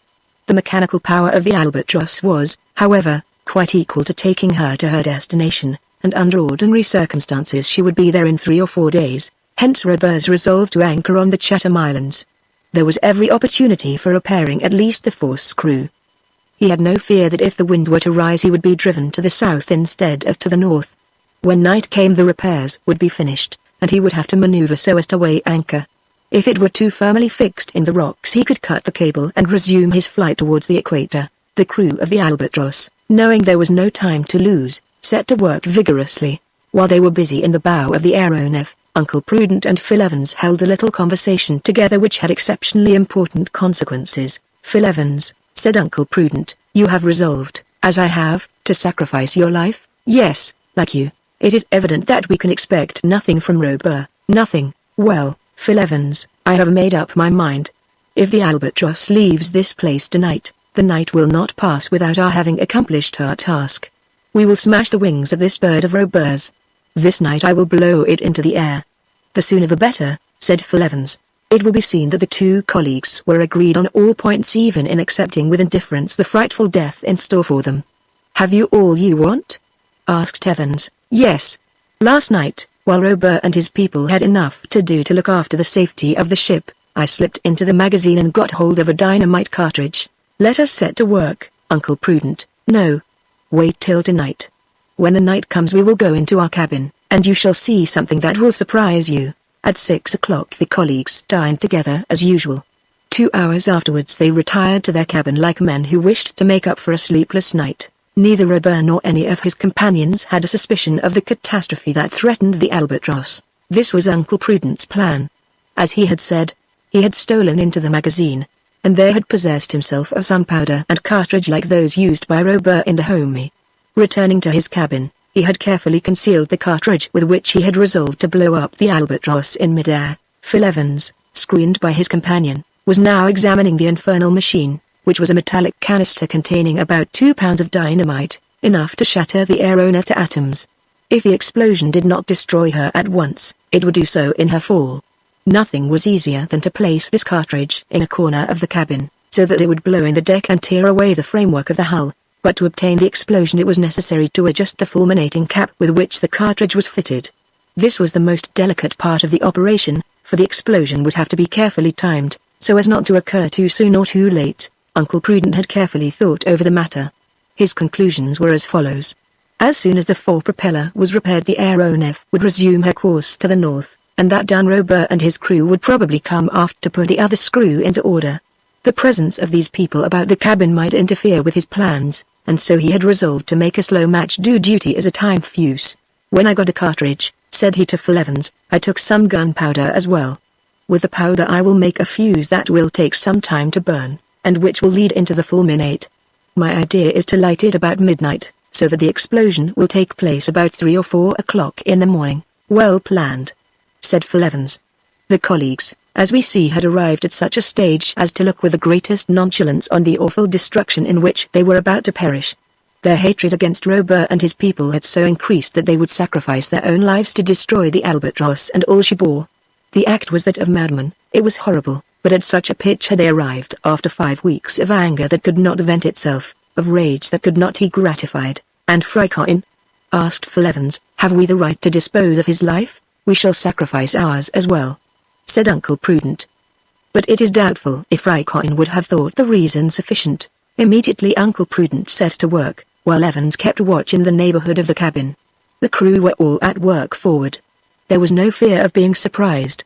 Uncle Prudent began by rubbing a small quantity of the powder very fine, and then, having slightly moistened it, he wrapped it up in a piece of rag in the shape of a match. When it was lighted he calculated it would burn about an inch in 5 minutes, or a yard in 3 hours. The match was tried and found to answer, and was then wound round with string and attached to the cap of the cartridge. Uncle Prudent had all finished about 10 o'clock in the evening without having excited the least suspicion. During the day the work on the fore screw had been actively carried on, but it had had to be taken on board to adjust the twisted blades. Of the piles and accumulators and the machinery that drove the ship, nothing was damaged. When night fell, Robur and his men knocked off work. The forepropeller had not been got into place, and to finish it would take another 3 hours. After some conversation with Tom Turner, it was decided to give the crew a rest, and postpone what required to be done to the next morning. The final adjustment was a matter of extreme nicety, and the electric lamps did not give so suitable a light for such work as the daylight. Uncle Prudent and Phil Evans were not aware of this. They had understood that the screw would be in place during the night, and that the Albatross would be on her way to the north. The night was dark and moonless. Heavy clouds made the darkness deeper. A light breeze began to rise. A few puffs came from the southwest, but they had no effect on the Albatross. She remained motionless at her anchor, and the cable stretched vertically downward to the ground. Uncle Prudent and his colleague, imagining they were underway again, sat shut up in their cabin, exchanging but a few words, and listening to the frrrr of the suspensory screws, which drowned every other sound on board. They were waiting till the time of action arrived. A little before midnight, Uncle Prudent said, "It is time." Under the berths in the cabin was a sliding box, forming a small locker, and in this locker Uncle Prudent put the dynamite and the slow match. In this way the match would burn without betraying itself by its smoke or spluttering. Uncle Prudent lighted the end and pushed back the box under the berth with "Now let us go aft, and wait." They then went out, and were astonished not to find the steersman at his post. Phil Evans leant out over the rail. "The Albatross is where she was," said he in a low voice. "The work is not finished. They have not started." Uncle Prudent made a gesture of disappointment. "We shall have to put out the match," said he. "No," said Phil Evans, "we must escape." "Escape, yes. Down the cable. 50 yards is nothing." "Nothing, of course, Phil Evans, and we should be fools not to take the chance now it has come." But first they went back to the cabin and took away all they could carry, with a view to a more or less prolonged stay on the Chatham Islands. Then they shut the door and noiselessly crept forward, intending to wake Frykine and take him with them. The darkness was intense. The clouds were racing up from the southwest, and the aeronaut was tugging at her anchor and thus throwing the cable more and more out of the vertical. There would be no difficulty in slipping down it. The colleagues made their way along the deck, stopping in the shadow of the deck houses to listen if there was any sound. The silence was unbroken. No light shone from the portholes. The aeronaut was not only silent, she was asleep. Uncle Prudent was close to Frykine's cabin when Phil Evans stopped him. "The lookout," he said. A man was crouching near the deckhouse. He was only half asleep. All flight would be impossible if he were to give the alarm. Close by were a few ropes, and pieces of rag and waste used in the work at the screw. An instant afterwards the man was gagged and blindfolded and lashed to the rail, unable to utter a sound or move an inch. This was done almost without a whisper. Uncle Prudent and Phil Evans listened. Ali was silent within the cabins. Everyone on board was asleep. They reached Frykine's cabin. Tapage was snoring away in a style worthy of his name, and that promised well. To his great surprise, Uncle Prudent had not even to push Frykine's door. It was open. He stepped into the doorway and looked around. "Nobody here," he said. "Nobody." "Where can he be?" asked Phil Evans. They went into the bow, thinking Frykine might perhaps be asleep in the corner. Still they found nobody. "Has the fellow got the start of us?" asked Uncle Prudent. "Whether he has or not," said Phil Evans, "we can't wait any longer. Down you go." Without hesitation the fugitives one after the other clambered over the side and, seizing the cable with hands and feet, slipped down it safe and sound to the ground.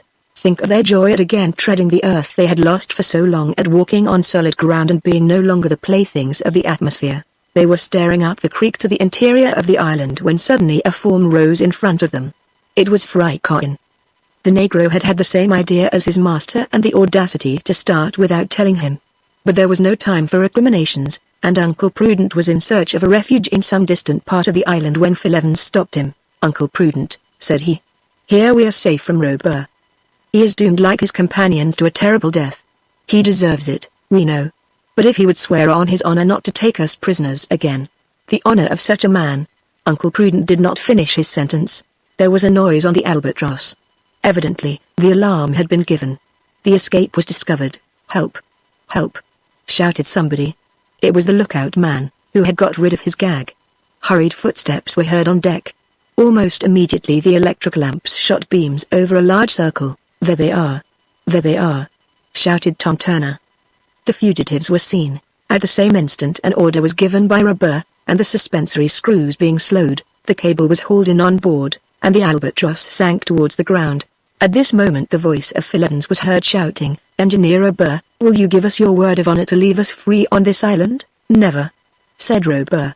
And the reply was followed by the report of a gun, and the bullet grazed Phil's shoulder. "Ah, the brutes," said Uncle Prudent. Knife in hand, he rushed towards the rocks where the anchor had fixed itself.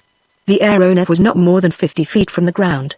In a few seconds the cable was cut, and the breeze, which had increased considerably, striking the albatross on the quarter, carried her out over the sea. Chapter 20 The Wreck of the Albatross. It was then 20 minutes after midnight. 5 or 6 shots had been fired from the aeronef. Uncle Prudent and Fry Cotton, supporting Phil Evans, had taken shelter among the rocks. They had not been hit. For the moment there was nothing to fear. As the albatross drifted off from Pitt Island she rose obliquely to nearly 3,000 feet. It was necessary to increase the ascensional power to prevent her falling into the sea. When the lookout man had got clear of his gag and shouted, Robur and Tom Turner had rushed up to him and torn off his bandage. The mate had then run back to the stern cabin. It was empty. Tapage had searched Fry Cotton's cabin, and that also was empty. When he saw that the prisoners had escaped, Robur was seized with a paroxysm of anger. The escape meant the revelation of his secret to the world. He had not been much concerned at the document thrown overboard while they were crossing Europe, for there were so many chances that it would be lost in its fall, but now, as he grew calm, "They have escaped," said he. "Be it so. But they cannot get away from Pitt Island, and in a day or so I will go back. I will recapture them. And then, in fact, the safety of the 3 fugitives was by no means assured. The albatross would be repaired, and return well in hand. Before the day was out they might again be in the power of the engineer, before the day was out. But in 2 hours the albatross would be annihilated. The dynamite cartridge was like a torpedo fastened to her hull, and would accomplish her destruction in mid-air. The breeze freshened, and the aeronef was carried to the northeast. Although her speed was but moderate, she would be out of sight of the Chatham Islands before sunrise. To return against the wind she must have her propellers going, particularly the one in the bow. "Tom," said the engineer, "turn the lights full on." "Yes, sir," and all hands to work. "Yes, sir." There was no longer any idea of putting off the work till tomorrow. There was now no thought of fatigue. Not one of the men of the Albatross failed to share in the feelings of his chief. Not one but was ready to do anything to recapture the fugitives. As soon as the screw was in place they would return to the island and drop another anchor, and give chase to the fugitives. Then only would they begin repairing the stern screw, and then the aeronef could resume her voyage across the Pacific to X Island. It was important, above all things, that the Albatross should not be carried too far to the northeast, but unfortunately the breeze grew stronger, and she could not head against it, or even remain stationary. Deprived of her propellers she was an unguidable balloon. The fugitives on the shore knew that she would have disappeared before the explosion blew her to pieces. Robur felt much disappointment at seeing his plans so interfered with. Would it not take him much longer than he thought to get back to his old anchorage? While the work at the screw was actively pushed on, he resolved to descend to the surface of the sea, in the hope that the wind would be lighter. Perhaps the Albatross would be able to remain in the neighborhood until she was again fit to work to windward. The maneuver was instantly executed.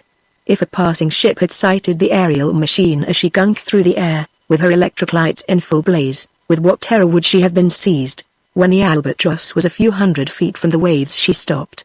Unfortunately Robur found that the breeze was stronger here than above, and the aeronef drifted off more rapidly. He risked being blown along, way off to the northeast, and that would delay his return to Pitt Island. In short, after several experiments, he found it better to keep his ship well up in the air, and the Albatross went aloft to about 10,000 feet. There, if she did not remain stationary, the drifting was very slight. The engineer could thus hope that by sunrise at such an altitude he would still be in sight of the island. Robur did not trouble himself about the reception the fugitives might have received from the natives if there were any natives. That they might help them mattered little to him. With the powers of offense possessed by the Albatross they would be promptly terrified and dispersed. The capture of the prisoners was certain, and once he had them again, they will not escape from X Island. About 1 o'clock in the morning the forescrew was finished, and all that had to be done was to get it back to its place. This would take about an hour. That done, the Albatross would be headed southwest and the stern screw could be taken in hand. And how about the match that was burning in the deserted cabin? The match of which more than a third was now consumed? and the spark that was creeping along to the dynamite? Assuredly, if the men of the aeronef had not been so busy, one of them would have heard the feeble sputtering that was going on in the deckhouse. Perhaps he would have smelt the burning powder. He would doubtless have become uneasy and told Tom Turner. And then they would have looked about and found the box and the infernal machine, and then there would have been time to save this wonderful albatross and all she bore. But the men were at work in the bow, 20 yards away from the cabin. Nothing brought them to that part of the deck, nothing called off their attention from their work. Robur was working with his hands, excellent mechanic as he was. He hurried on the work, but nothing was neglected, everything was carefully done. Was it not necessary that he should again become absolute master of his invention? If he did not recapture the fugitives, they would get away home. They would begin inquiring into matters. They might even discover X Island, and there would be an end to this life, which the men of the Albatross had created for themselves, a life that seemed superhuman and sublime. Tom Turner came up to the engineer. It was 1:15. "It seems to me, sir, that the breeze is falling, and going round to the west." "What does the barometer say?" asked Robur, after looking up at the sky. "It is almost stationary, and the clouds seem gathering below us, so they are, and it may be raining down at the sea, but if we keep above the rain it makes no difference to us. It will not interfere with the work. If it is raining it is not a heavy rain," said Tom. "The clouds do not look like it, and probably the wind has dropped altogether." "Perhaps so, but I think we had better not go down yet.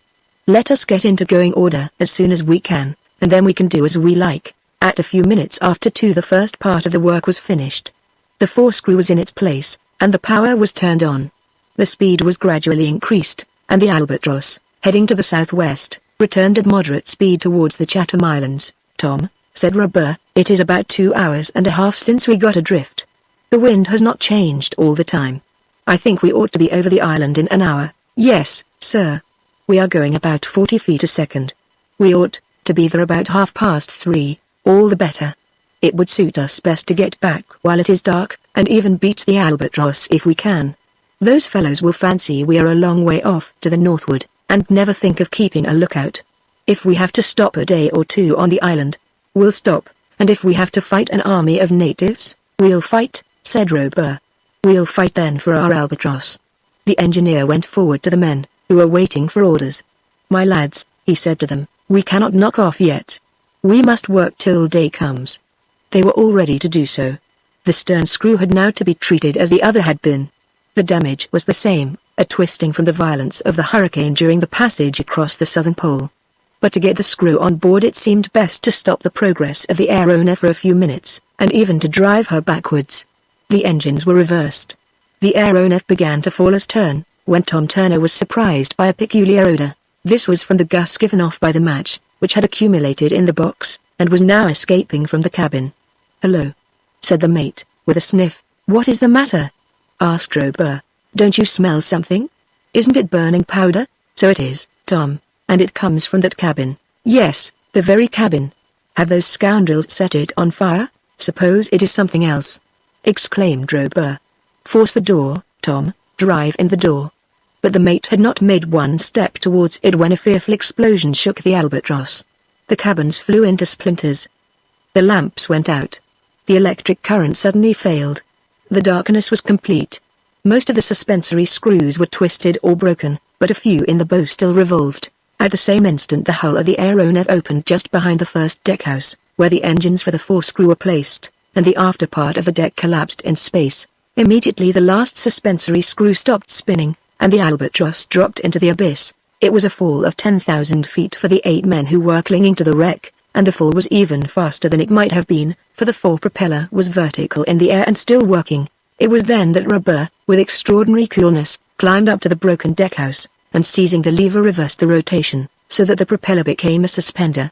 The fall continued, but it was checked, and the wreck did not fall with the accelerating swiftness of bodies influenced solely by gravitation, and if it was death to the survivors of the Albatross from their being hurled into the sea, it was not death by asphyxia amid-air which the rapidity of descent rendered unbreathable. 80 seconds after the explosion, all that remained of the Albatross plunged into the waves. Chapter 21 The Institute again. Some weeks before, on the 13th of June, on the morning after the sitting during which the Weldon Institute had been given over to such stormy discussions, the excitement of all classes of the Philadelphia population, black or white, had been much easier to imagine than to describe. From a very early hour conversation was entirely occupied with the unexpected and scandalous incident of the night before.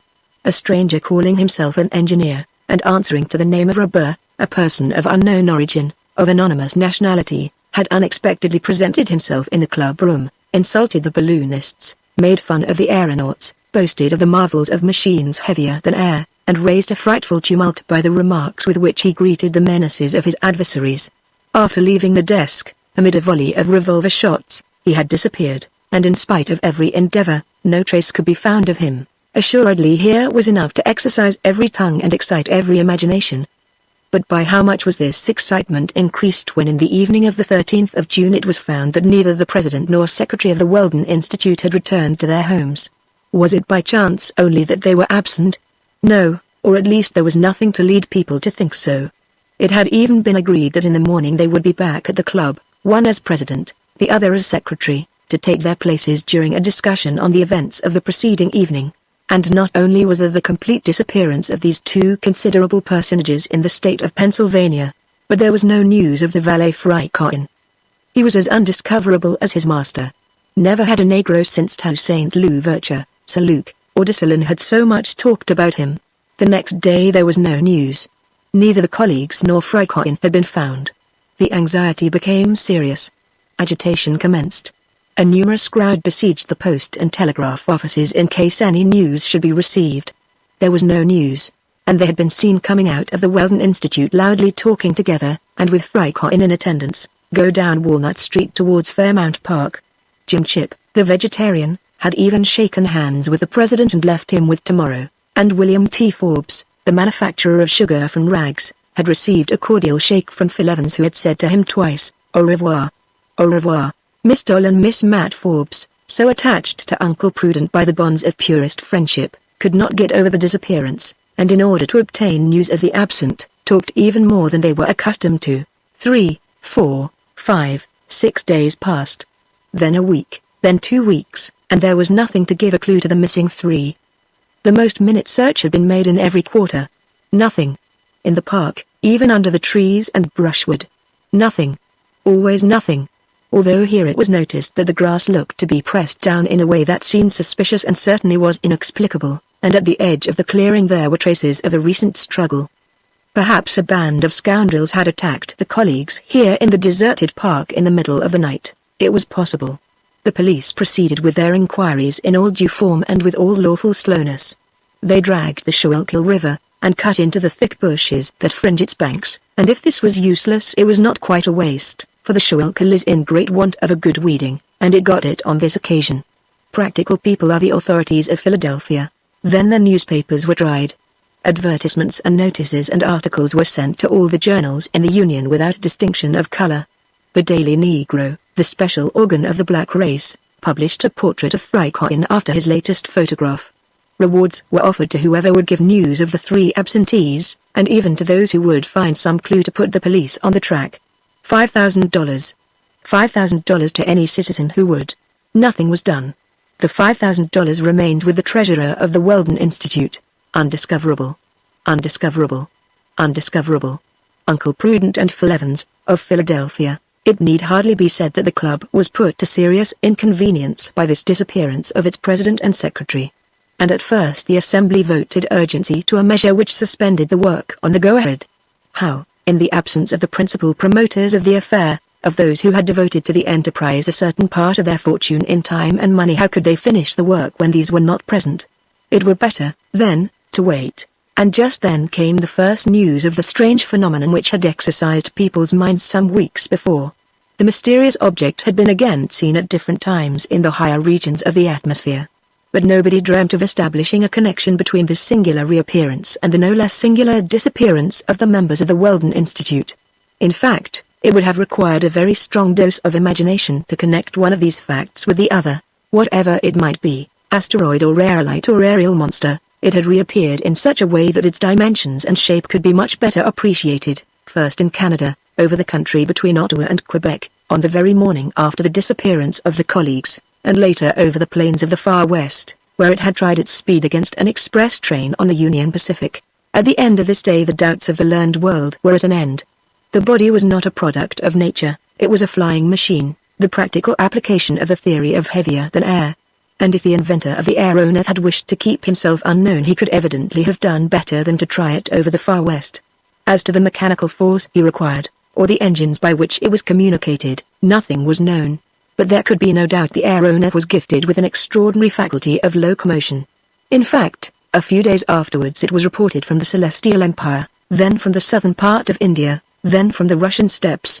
Who was then this bold mechanician that possessed such powers of locomotion, for whom states had no frontiers and oceans no limits, who disposed of the terrestrial atmosphere as if it were his domain? Could it be this Robur whose theories had been so brutally thrown in the face of the Weldon Institute the day he led the attack against the utopia of guidable balloons?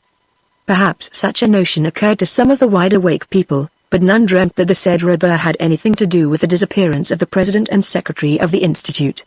Things remained in this state of mystery when a telegram arrived from France through the New York cable at 11:37 a.m. on July 13th.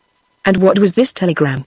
It was the text of the document found at Paris in a snuff box revealing what had happened to the two personages for whom the Union was in mourning. So, then, the perpetrator of this kidnapping was Robur the engineer, come expressly to Philadelphia to destroy in its egg the theory of the balloonists. He it was who commanded the Albatross. He it was who carried off by way of reprisal Uncle Prudent, Phil Evans and Frycotton, and they might be considered lost forever. At least until some means were found of constructing an engine capable of contending with this powerful machine, their terrestrial friends would never bring them back to Earth. What excitement! What stupor! The telegram from Paris had been addressed to the members of the Weldon Institute. The members of the club were immediately informed of it. 10 minutes later all Philadelphia received the news through its telephones, and in less than an hour all America heard of it through the innumerable electric wires of the new continent. No one would believe it. It is an unseasonable joke, said some. It is all smoke, said others. How could such a thing be done in Philadelphia, and so secretly, too? How could the Albatross have been beached in Fairmount Park without its appearance having been signaled all over Pennsylvania? Very good. These were the arguments. The incredulous had the right of doubting. But the right did not last long. 7 days after the receipt of the telegram the French mail boat Normandy came into the Hudson, bringing the famous snuff box. The railway took it in all haste from New York to Philadelphia. It was indeed the snuff box of the president of the Weldon Institute. Jim Chip would have done on a day to take some more substantial nourishment, for he fell into a swoon when he recognized it. How many a time had he taken from it the pinch of friendship?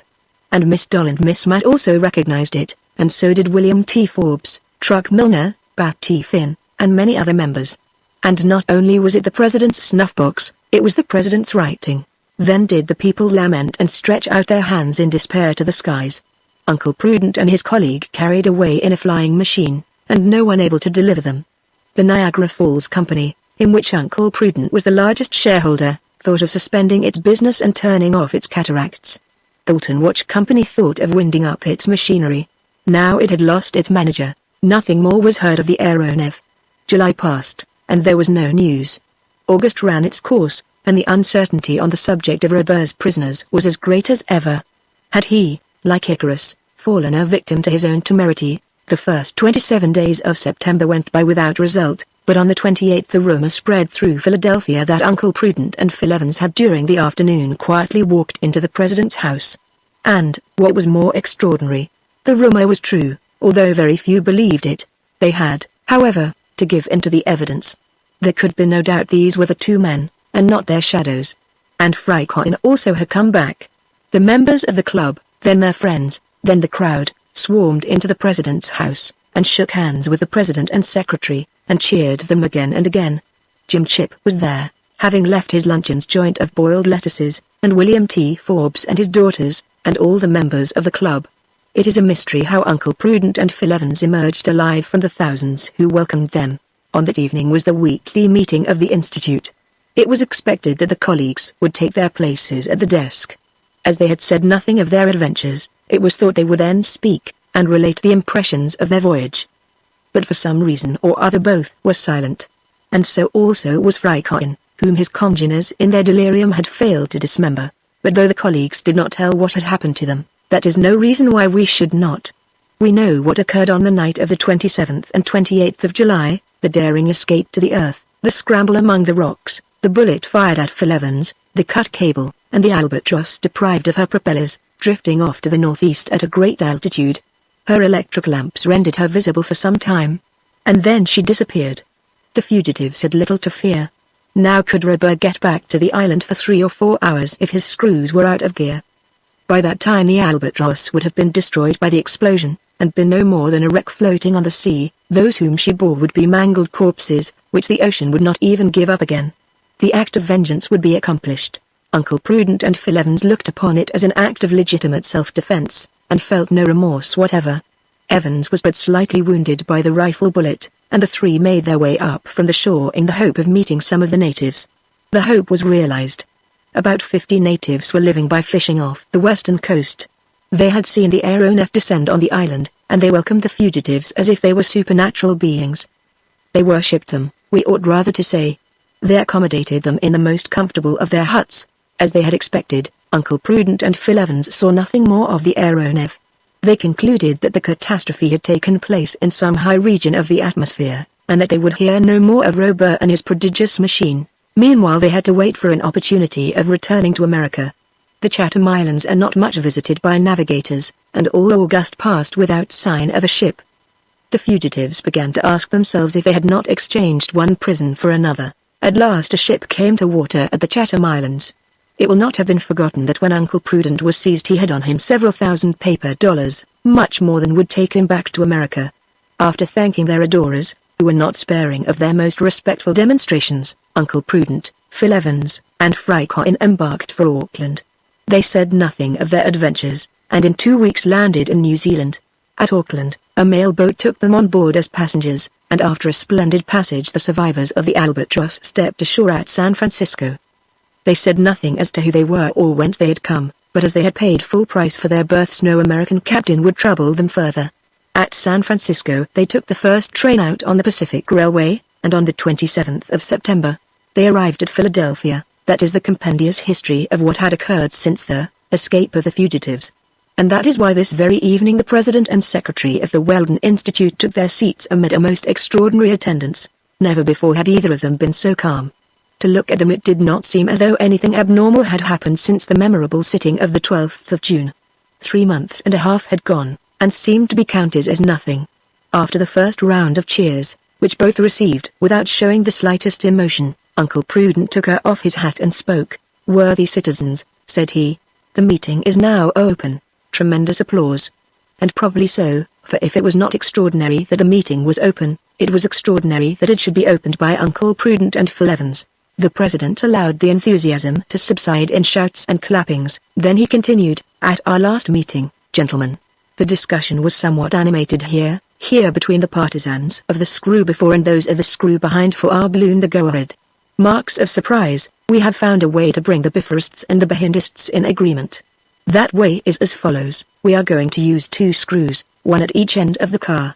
Silence, and complete stupefaction. That was all, yes, all.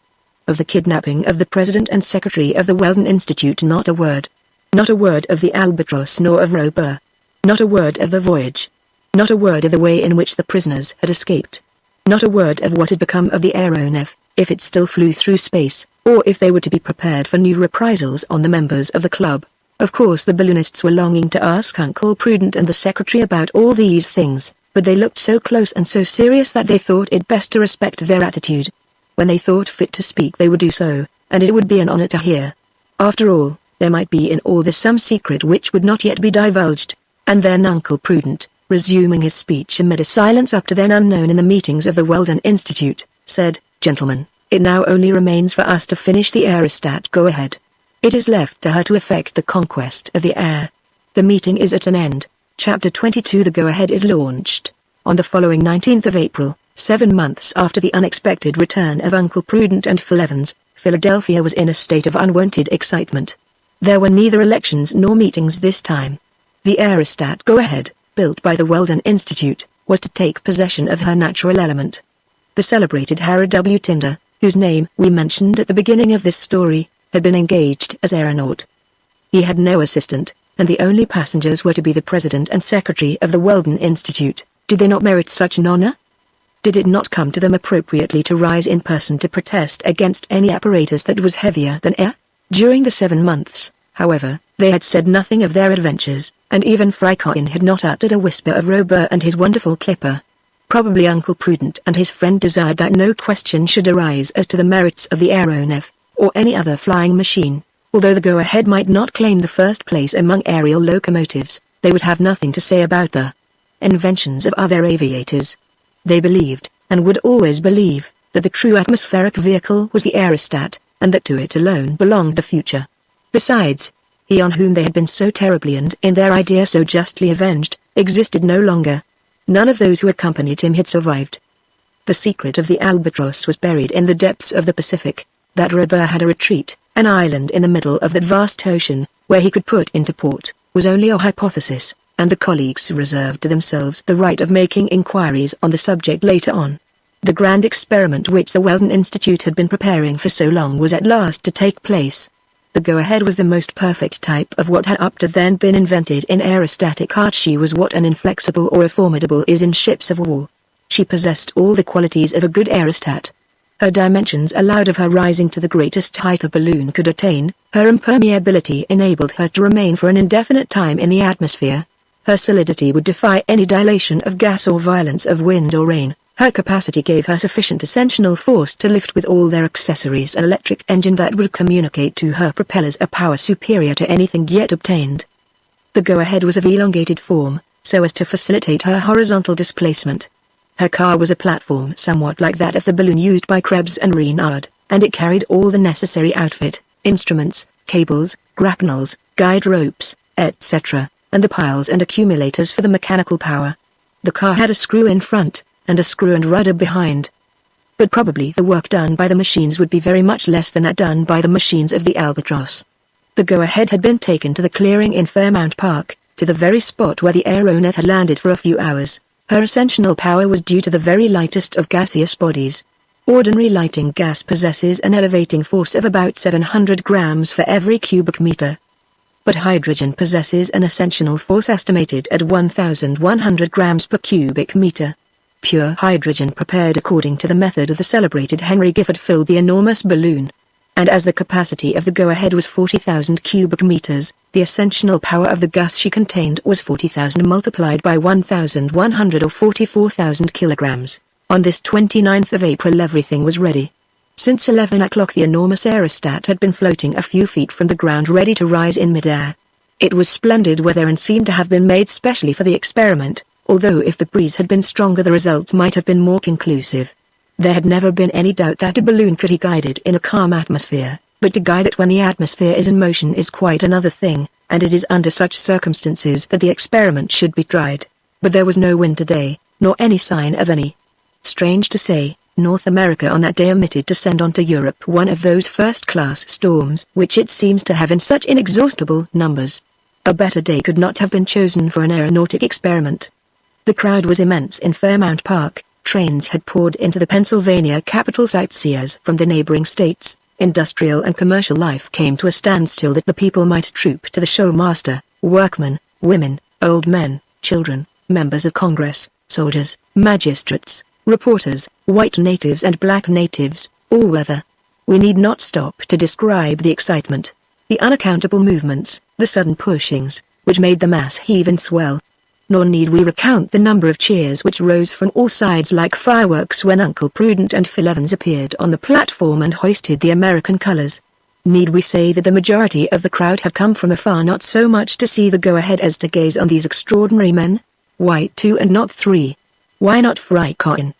Because Frycoin thought his campaign in the Albatross sufficient for his fame. He had declined the honor of accompanying his master, and he took no part in the frenzied declamations that greeted the president and secretary of the Weldon Institute. Of the members of the illustrious assembly not one was absent from the reserved places within the ropes. There were Truck Milner, Bat T. Finn, and William T. Forbes with his 2 daughters on his arm. All had come to affirm by their presence that nothing could separate them from the partisans of lighter than air. About 20 minutes past 11 a gun announced the end of the final preparations. The Go-Ahead only waited the signal to start. At 25 minutes past 11 the second gun was fired. The Go-Ahead was about 150 feet above the clearing, and was held by a rope. In this way the platform commanded the excited crowd. Uncle Prudent and Phil Evans stood upright and placed their left hands on their hearts, to signify how deeply they were touched by their reception. Then they extended their right hands towards the zenith, to signify that the greatest of known balloons was about to take possession of the supraterrestrial domain. 100,000 hands were placed in answer on 100,000 hearts, and 100,000 other hands were lifted to the sky. The third gun was fired at 11:30. "Let go!" shouted Uncle Prudent, and the go-ahead rose majestically, an adverb consecrated by custom to all aerostatic ascents. It really was a superb spectacle. It seemed as if a vessel were just launched from the stocks. And was she not a vessel launched into the aerial sea? The go-ahead went up in a perfectly vertical line, a proof of the calmness of the atmosphere, and stopped at an altitude of 800 feet. Then she began her horizontal maneuvering. With her screws going, she moved to the east at a speed of 12 yards a second. That is the speed of the whale, not an inappropriate comparison, for the balloon was somewhat of the shape of the giant of the northern seas. A salvo of cheers mounted towards the skillful aeronauts. Then, under the influence of her rudder, the go-ahead went through all the evolutions that her steersman could give her. She turned in a small circle, she moved forwards and backwards in a way to convince the most refractory disbeliever in the guiding of balloons. And if there had been any disbeliever, he would have been simply annihilated. But why was there no one to assist at this magnificent experiment? It was regrettable. Doubtless the spectators would have seen the go-ahead unhesitatingly execute all the movements of a sailing vessel in beating to windward, or of a steamer driving in the wind's eye. At this moment the aerostat rose a few hundred yards. The maneuver was understood below. Uncle Prudent and his companions were going in search of a breeze in the higher zones, so as to complete the experiment. The system of cellular balloons, analogous to the swimming bladder in fishes into which could be introduced a certain amount of air by pumping, had provided for this vertical motion. Without throwing out ballast or losing gas, the aeronaut was able to rise or sink at his will. Of course there was a valve in the upper hemisphere which would permit of a rapid descent if found necessary. All these contrivances are well known, but they were here fitted in perfection. The go-ahead then rose vertically. Her enormous dimensions gradually grew smaller to the eye, and the necks of the crowd were almost cricked as they gazed into the air. Gradually the whale became a porpoise, and the porpoise became a gudgeon. The ascensional movement did not cease until the go-ahead had reached a height of 14,000 feet. But the air was so free from mist that she remained clearly visible. However, she remained over the clearing as if she were a fixture. An immense spell had imprisoned the atmosphere and deprived it of movement. Not a breath of wind was there, high or low. The aerostat maneuvered without encountering any resistance, seeming very small owing to the distance, much as if she were being looked at through the wrong end of a telescope. Suddenly there was a shout among the crowd. A shout followed by 100,000 more. All hands were stretched towards a point on the horizon. That point was the northwest. There in the deep azure appeared a moving body, which was approaching and growing larger. Was it a bird beating with its wings the higher zones of space? Was it an aerolite shooting obliquely through the atmosphere? In any case, its speed was terrific, and it would soon be above the crowd. A suspicion communicated itself electrically to the brains of all on the clearing. But it seemed as though the go-ahead had sighted this strange object. Assuredly it seemed as though she feared some danger, for her speed was increased, and she was going east as fast as she could. Yes, the crowd saw what it meant. A name uttered by one of the members of the Weldon Institute was repeated by 100,000 mouths. The Albatross. The Albatross. Chapter 23. The Grand Collapse. It was indeed the Albatross. It was indeed Robur who had reappeared in the heights of the sky. It was he who, like a huge bird of prey, was going to strike the go-ahead, and yet, 9 months before, the aeronef, shattered by the explosion, her screws broken, her deck smashed in two, had been apparently annihilated, without the prodigious coolness of the engineer, who reversed the gyratory motion of the fore-propeller and converted it into a suspensory screw. The men of the Albatross would all have been asphyxiated by the fall. But if they had escaped asphyxia, how had they escaped being drowned in the Pacific? The remains of the deck, the blades of the propellers, the compartments of the cabins, all formed a sort of raft. When a wounded bird falls on the waves, its wings keep it afloat. For several hours Robur and his men remained unhelped, at first on the wreck, and afterwards in the India rubber boat that had fallen uninjured. A few hours after sunrise they were sighted by a passing ship, and a boat was lowered to their rescue. Robur and his companions were saved, and so was much of what remained of the aeronef. The engineer said that his ship had perished in a collision, and no further questions were asked him. The ship was an English three-master, the Two Friends, bound for Melbourne, where she arrived a few days afterwards. Robur was in Australia, but a long way from X Island, to which he desired to return as soon as possible. In the ruins of the aftermost cabin he had found a considerable sum of money, quite enough to provide for himself and companions without applying to anyone for help. A short time after he arrived in Melbourne he became the owner of a small brigantine of about 100 tons, and in her he sailed for X-Island. There he had but one idea: to be avenged.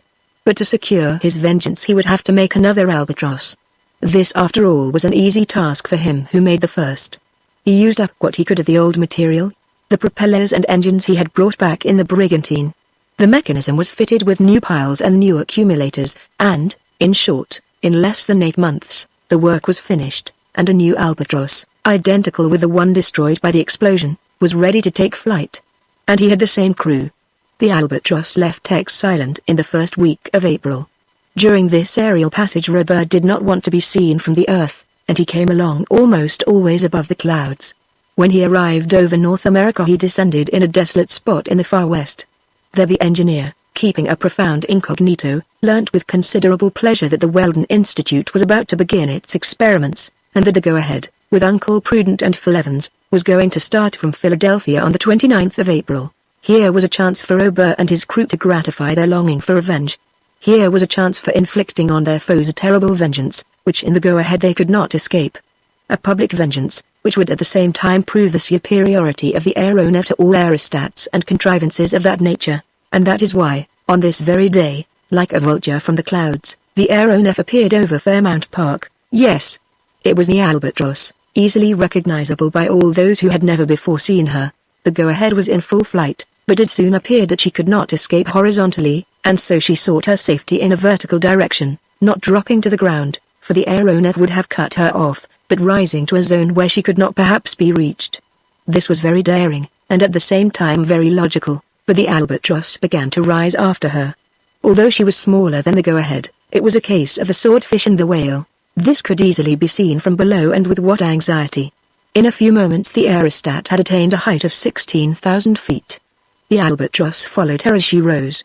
She flew round her flanks, and maneuvered round her in a circle with a constantly diminishing radius. She could have annihilated her at a stroke, and Uncle Prudent and his companions would have been dashed to atoms in a frightful fall. The people, mute with horror, gazed breathlessly. They were seized with that sort of fear which presses on the chest and grips the legs when we see anyone fall from a height. An aerial combat was beginning in which there were none of the chances of safety as in a sea fight.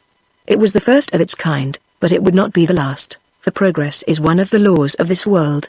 And if the Go-Ahead was flying the American colors, did not the albatross display the stars and golden sun of Robur the Conqueror? The Go-Ahead tried to distance her enemy by rising still higher.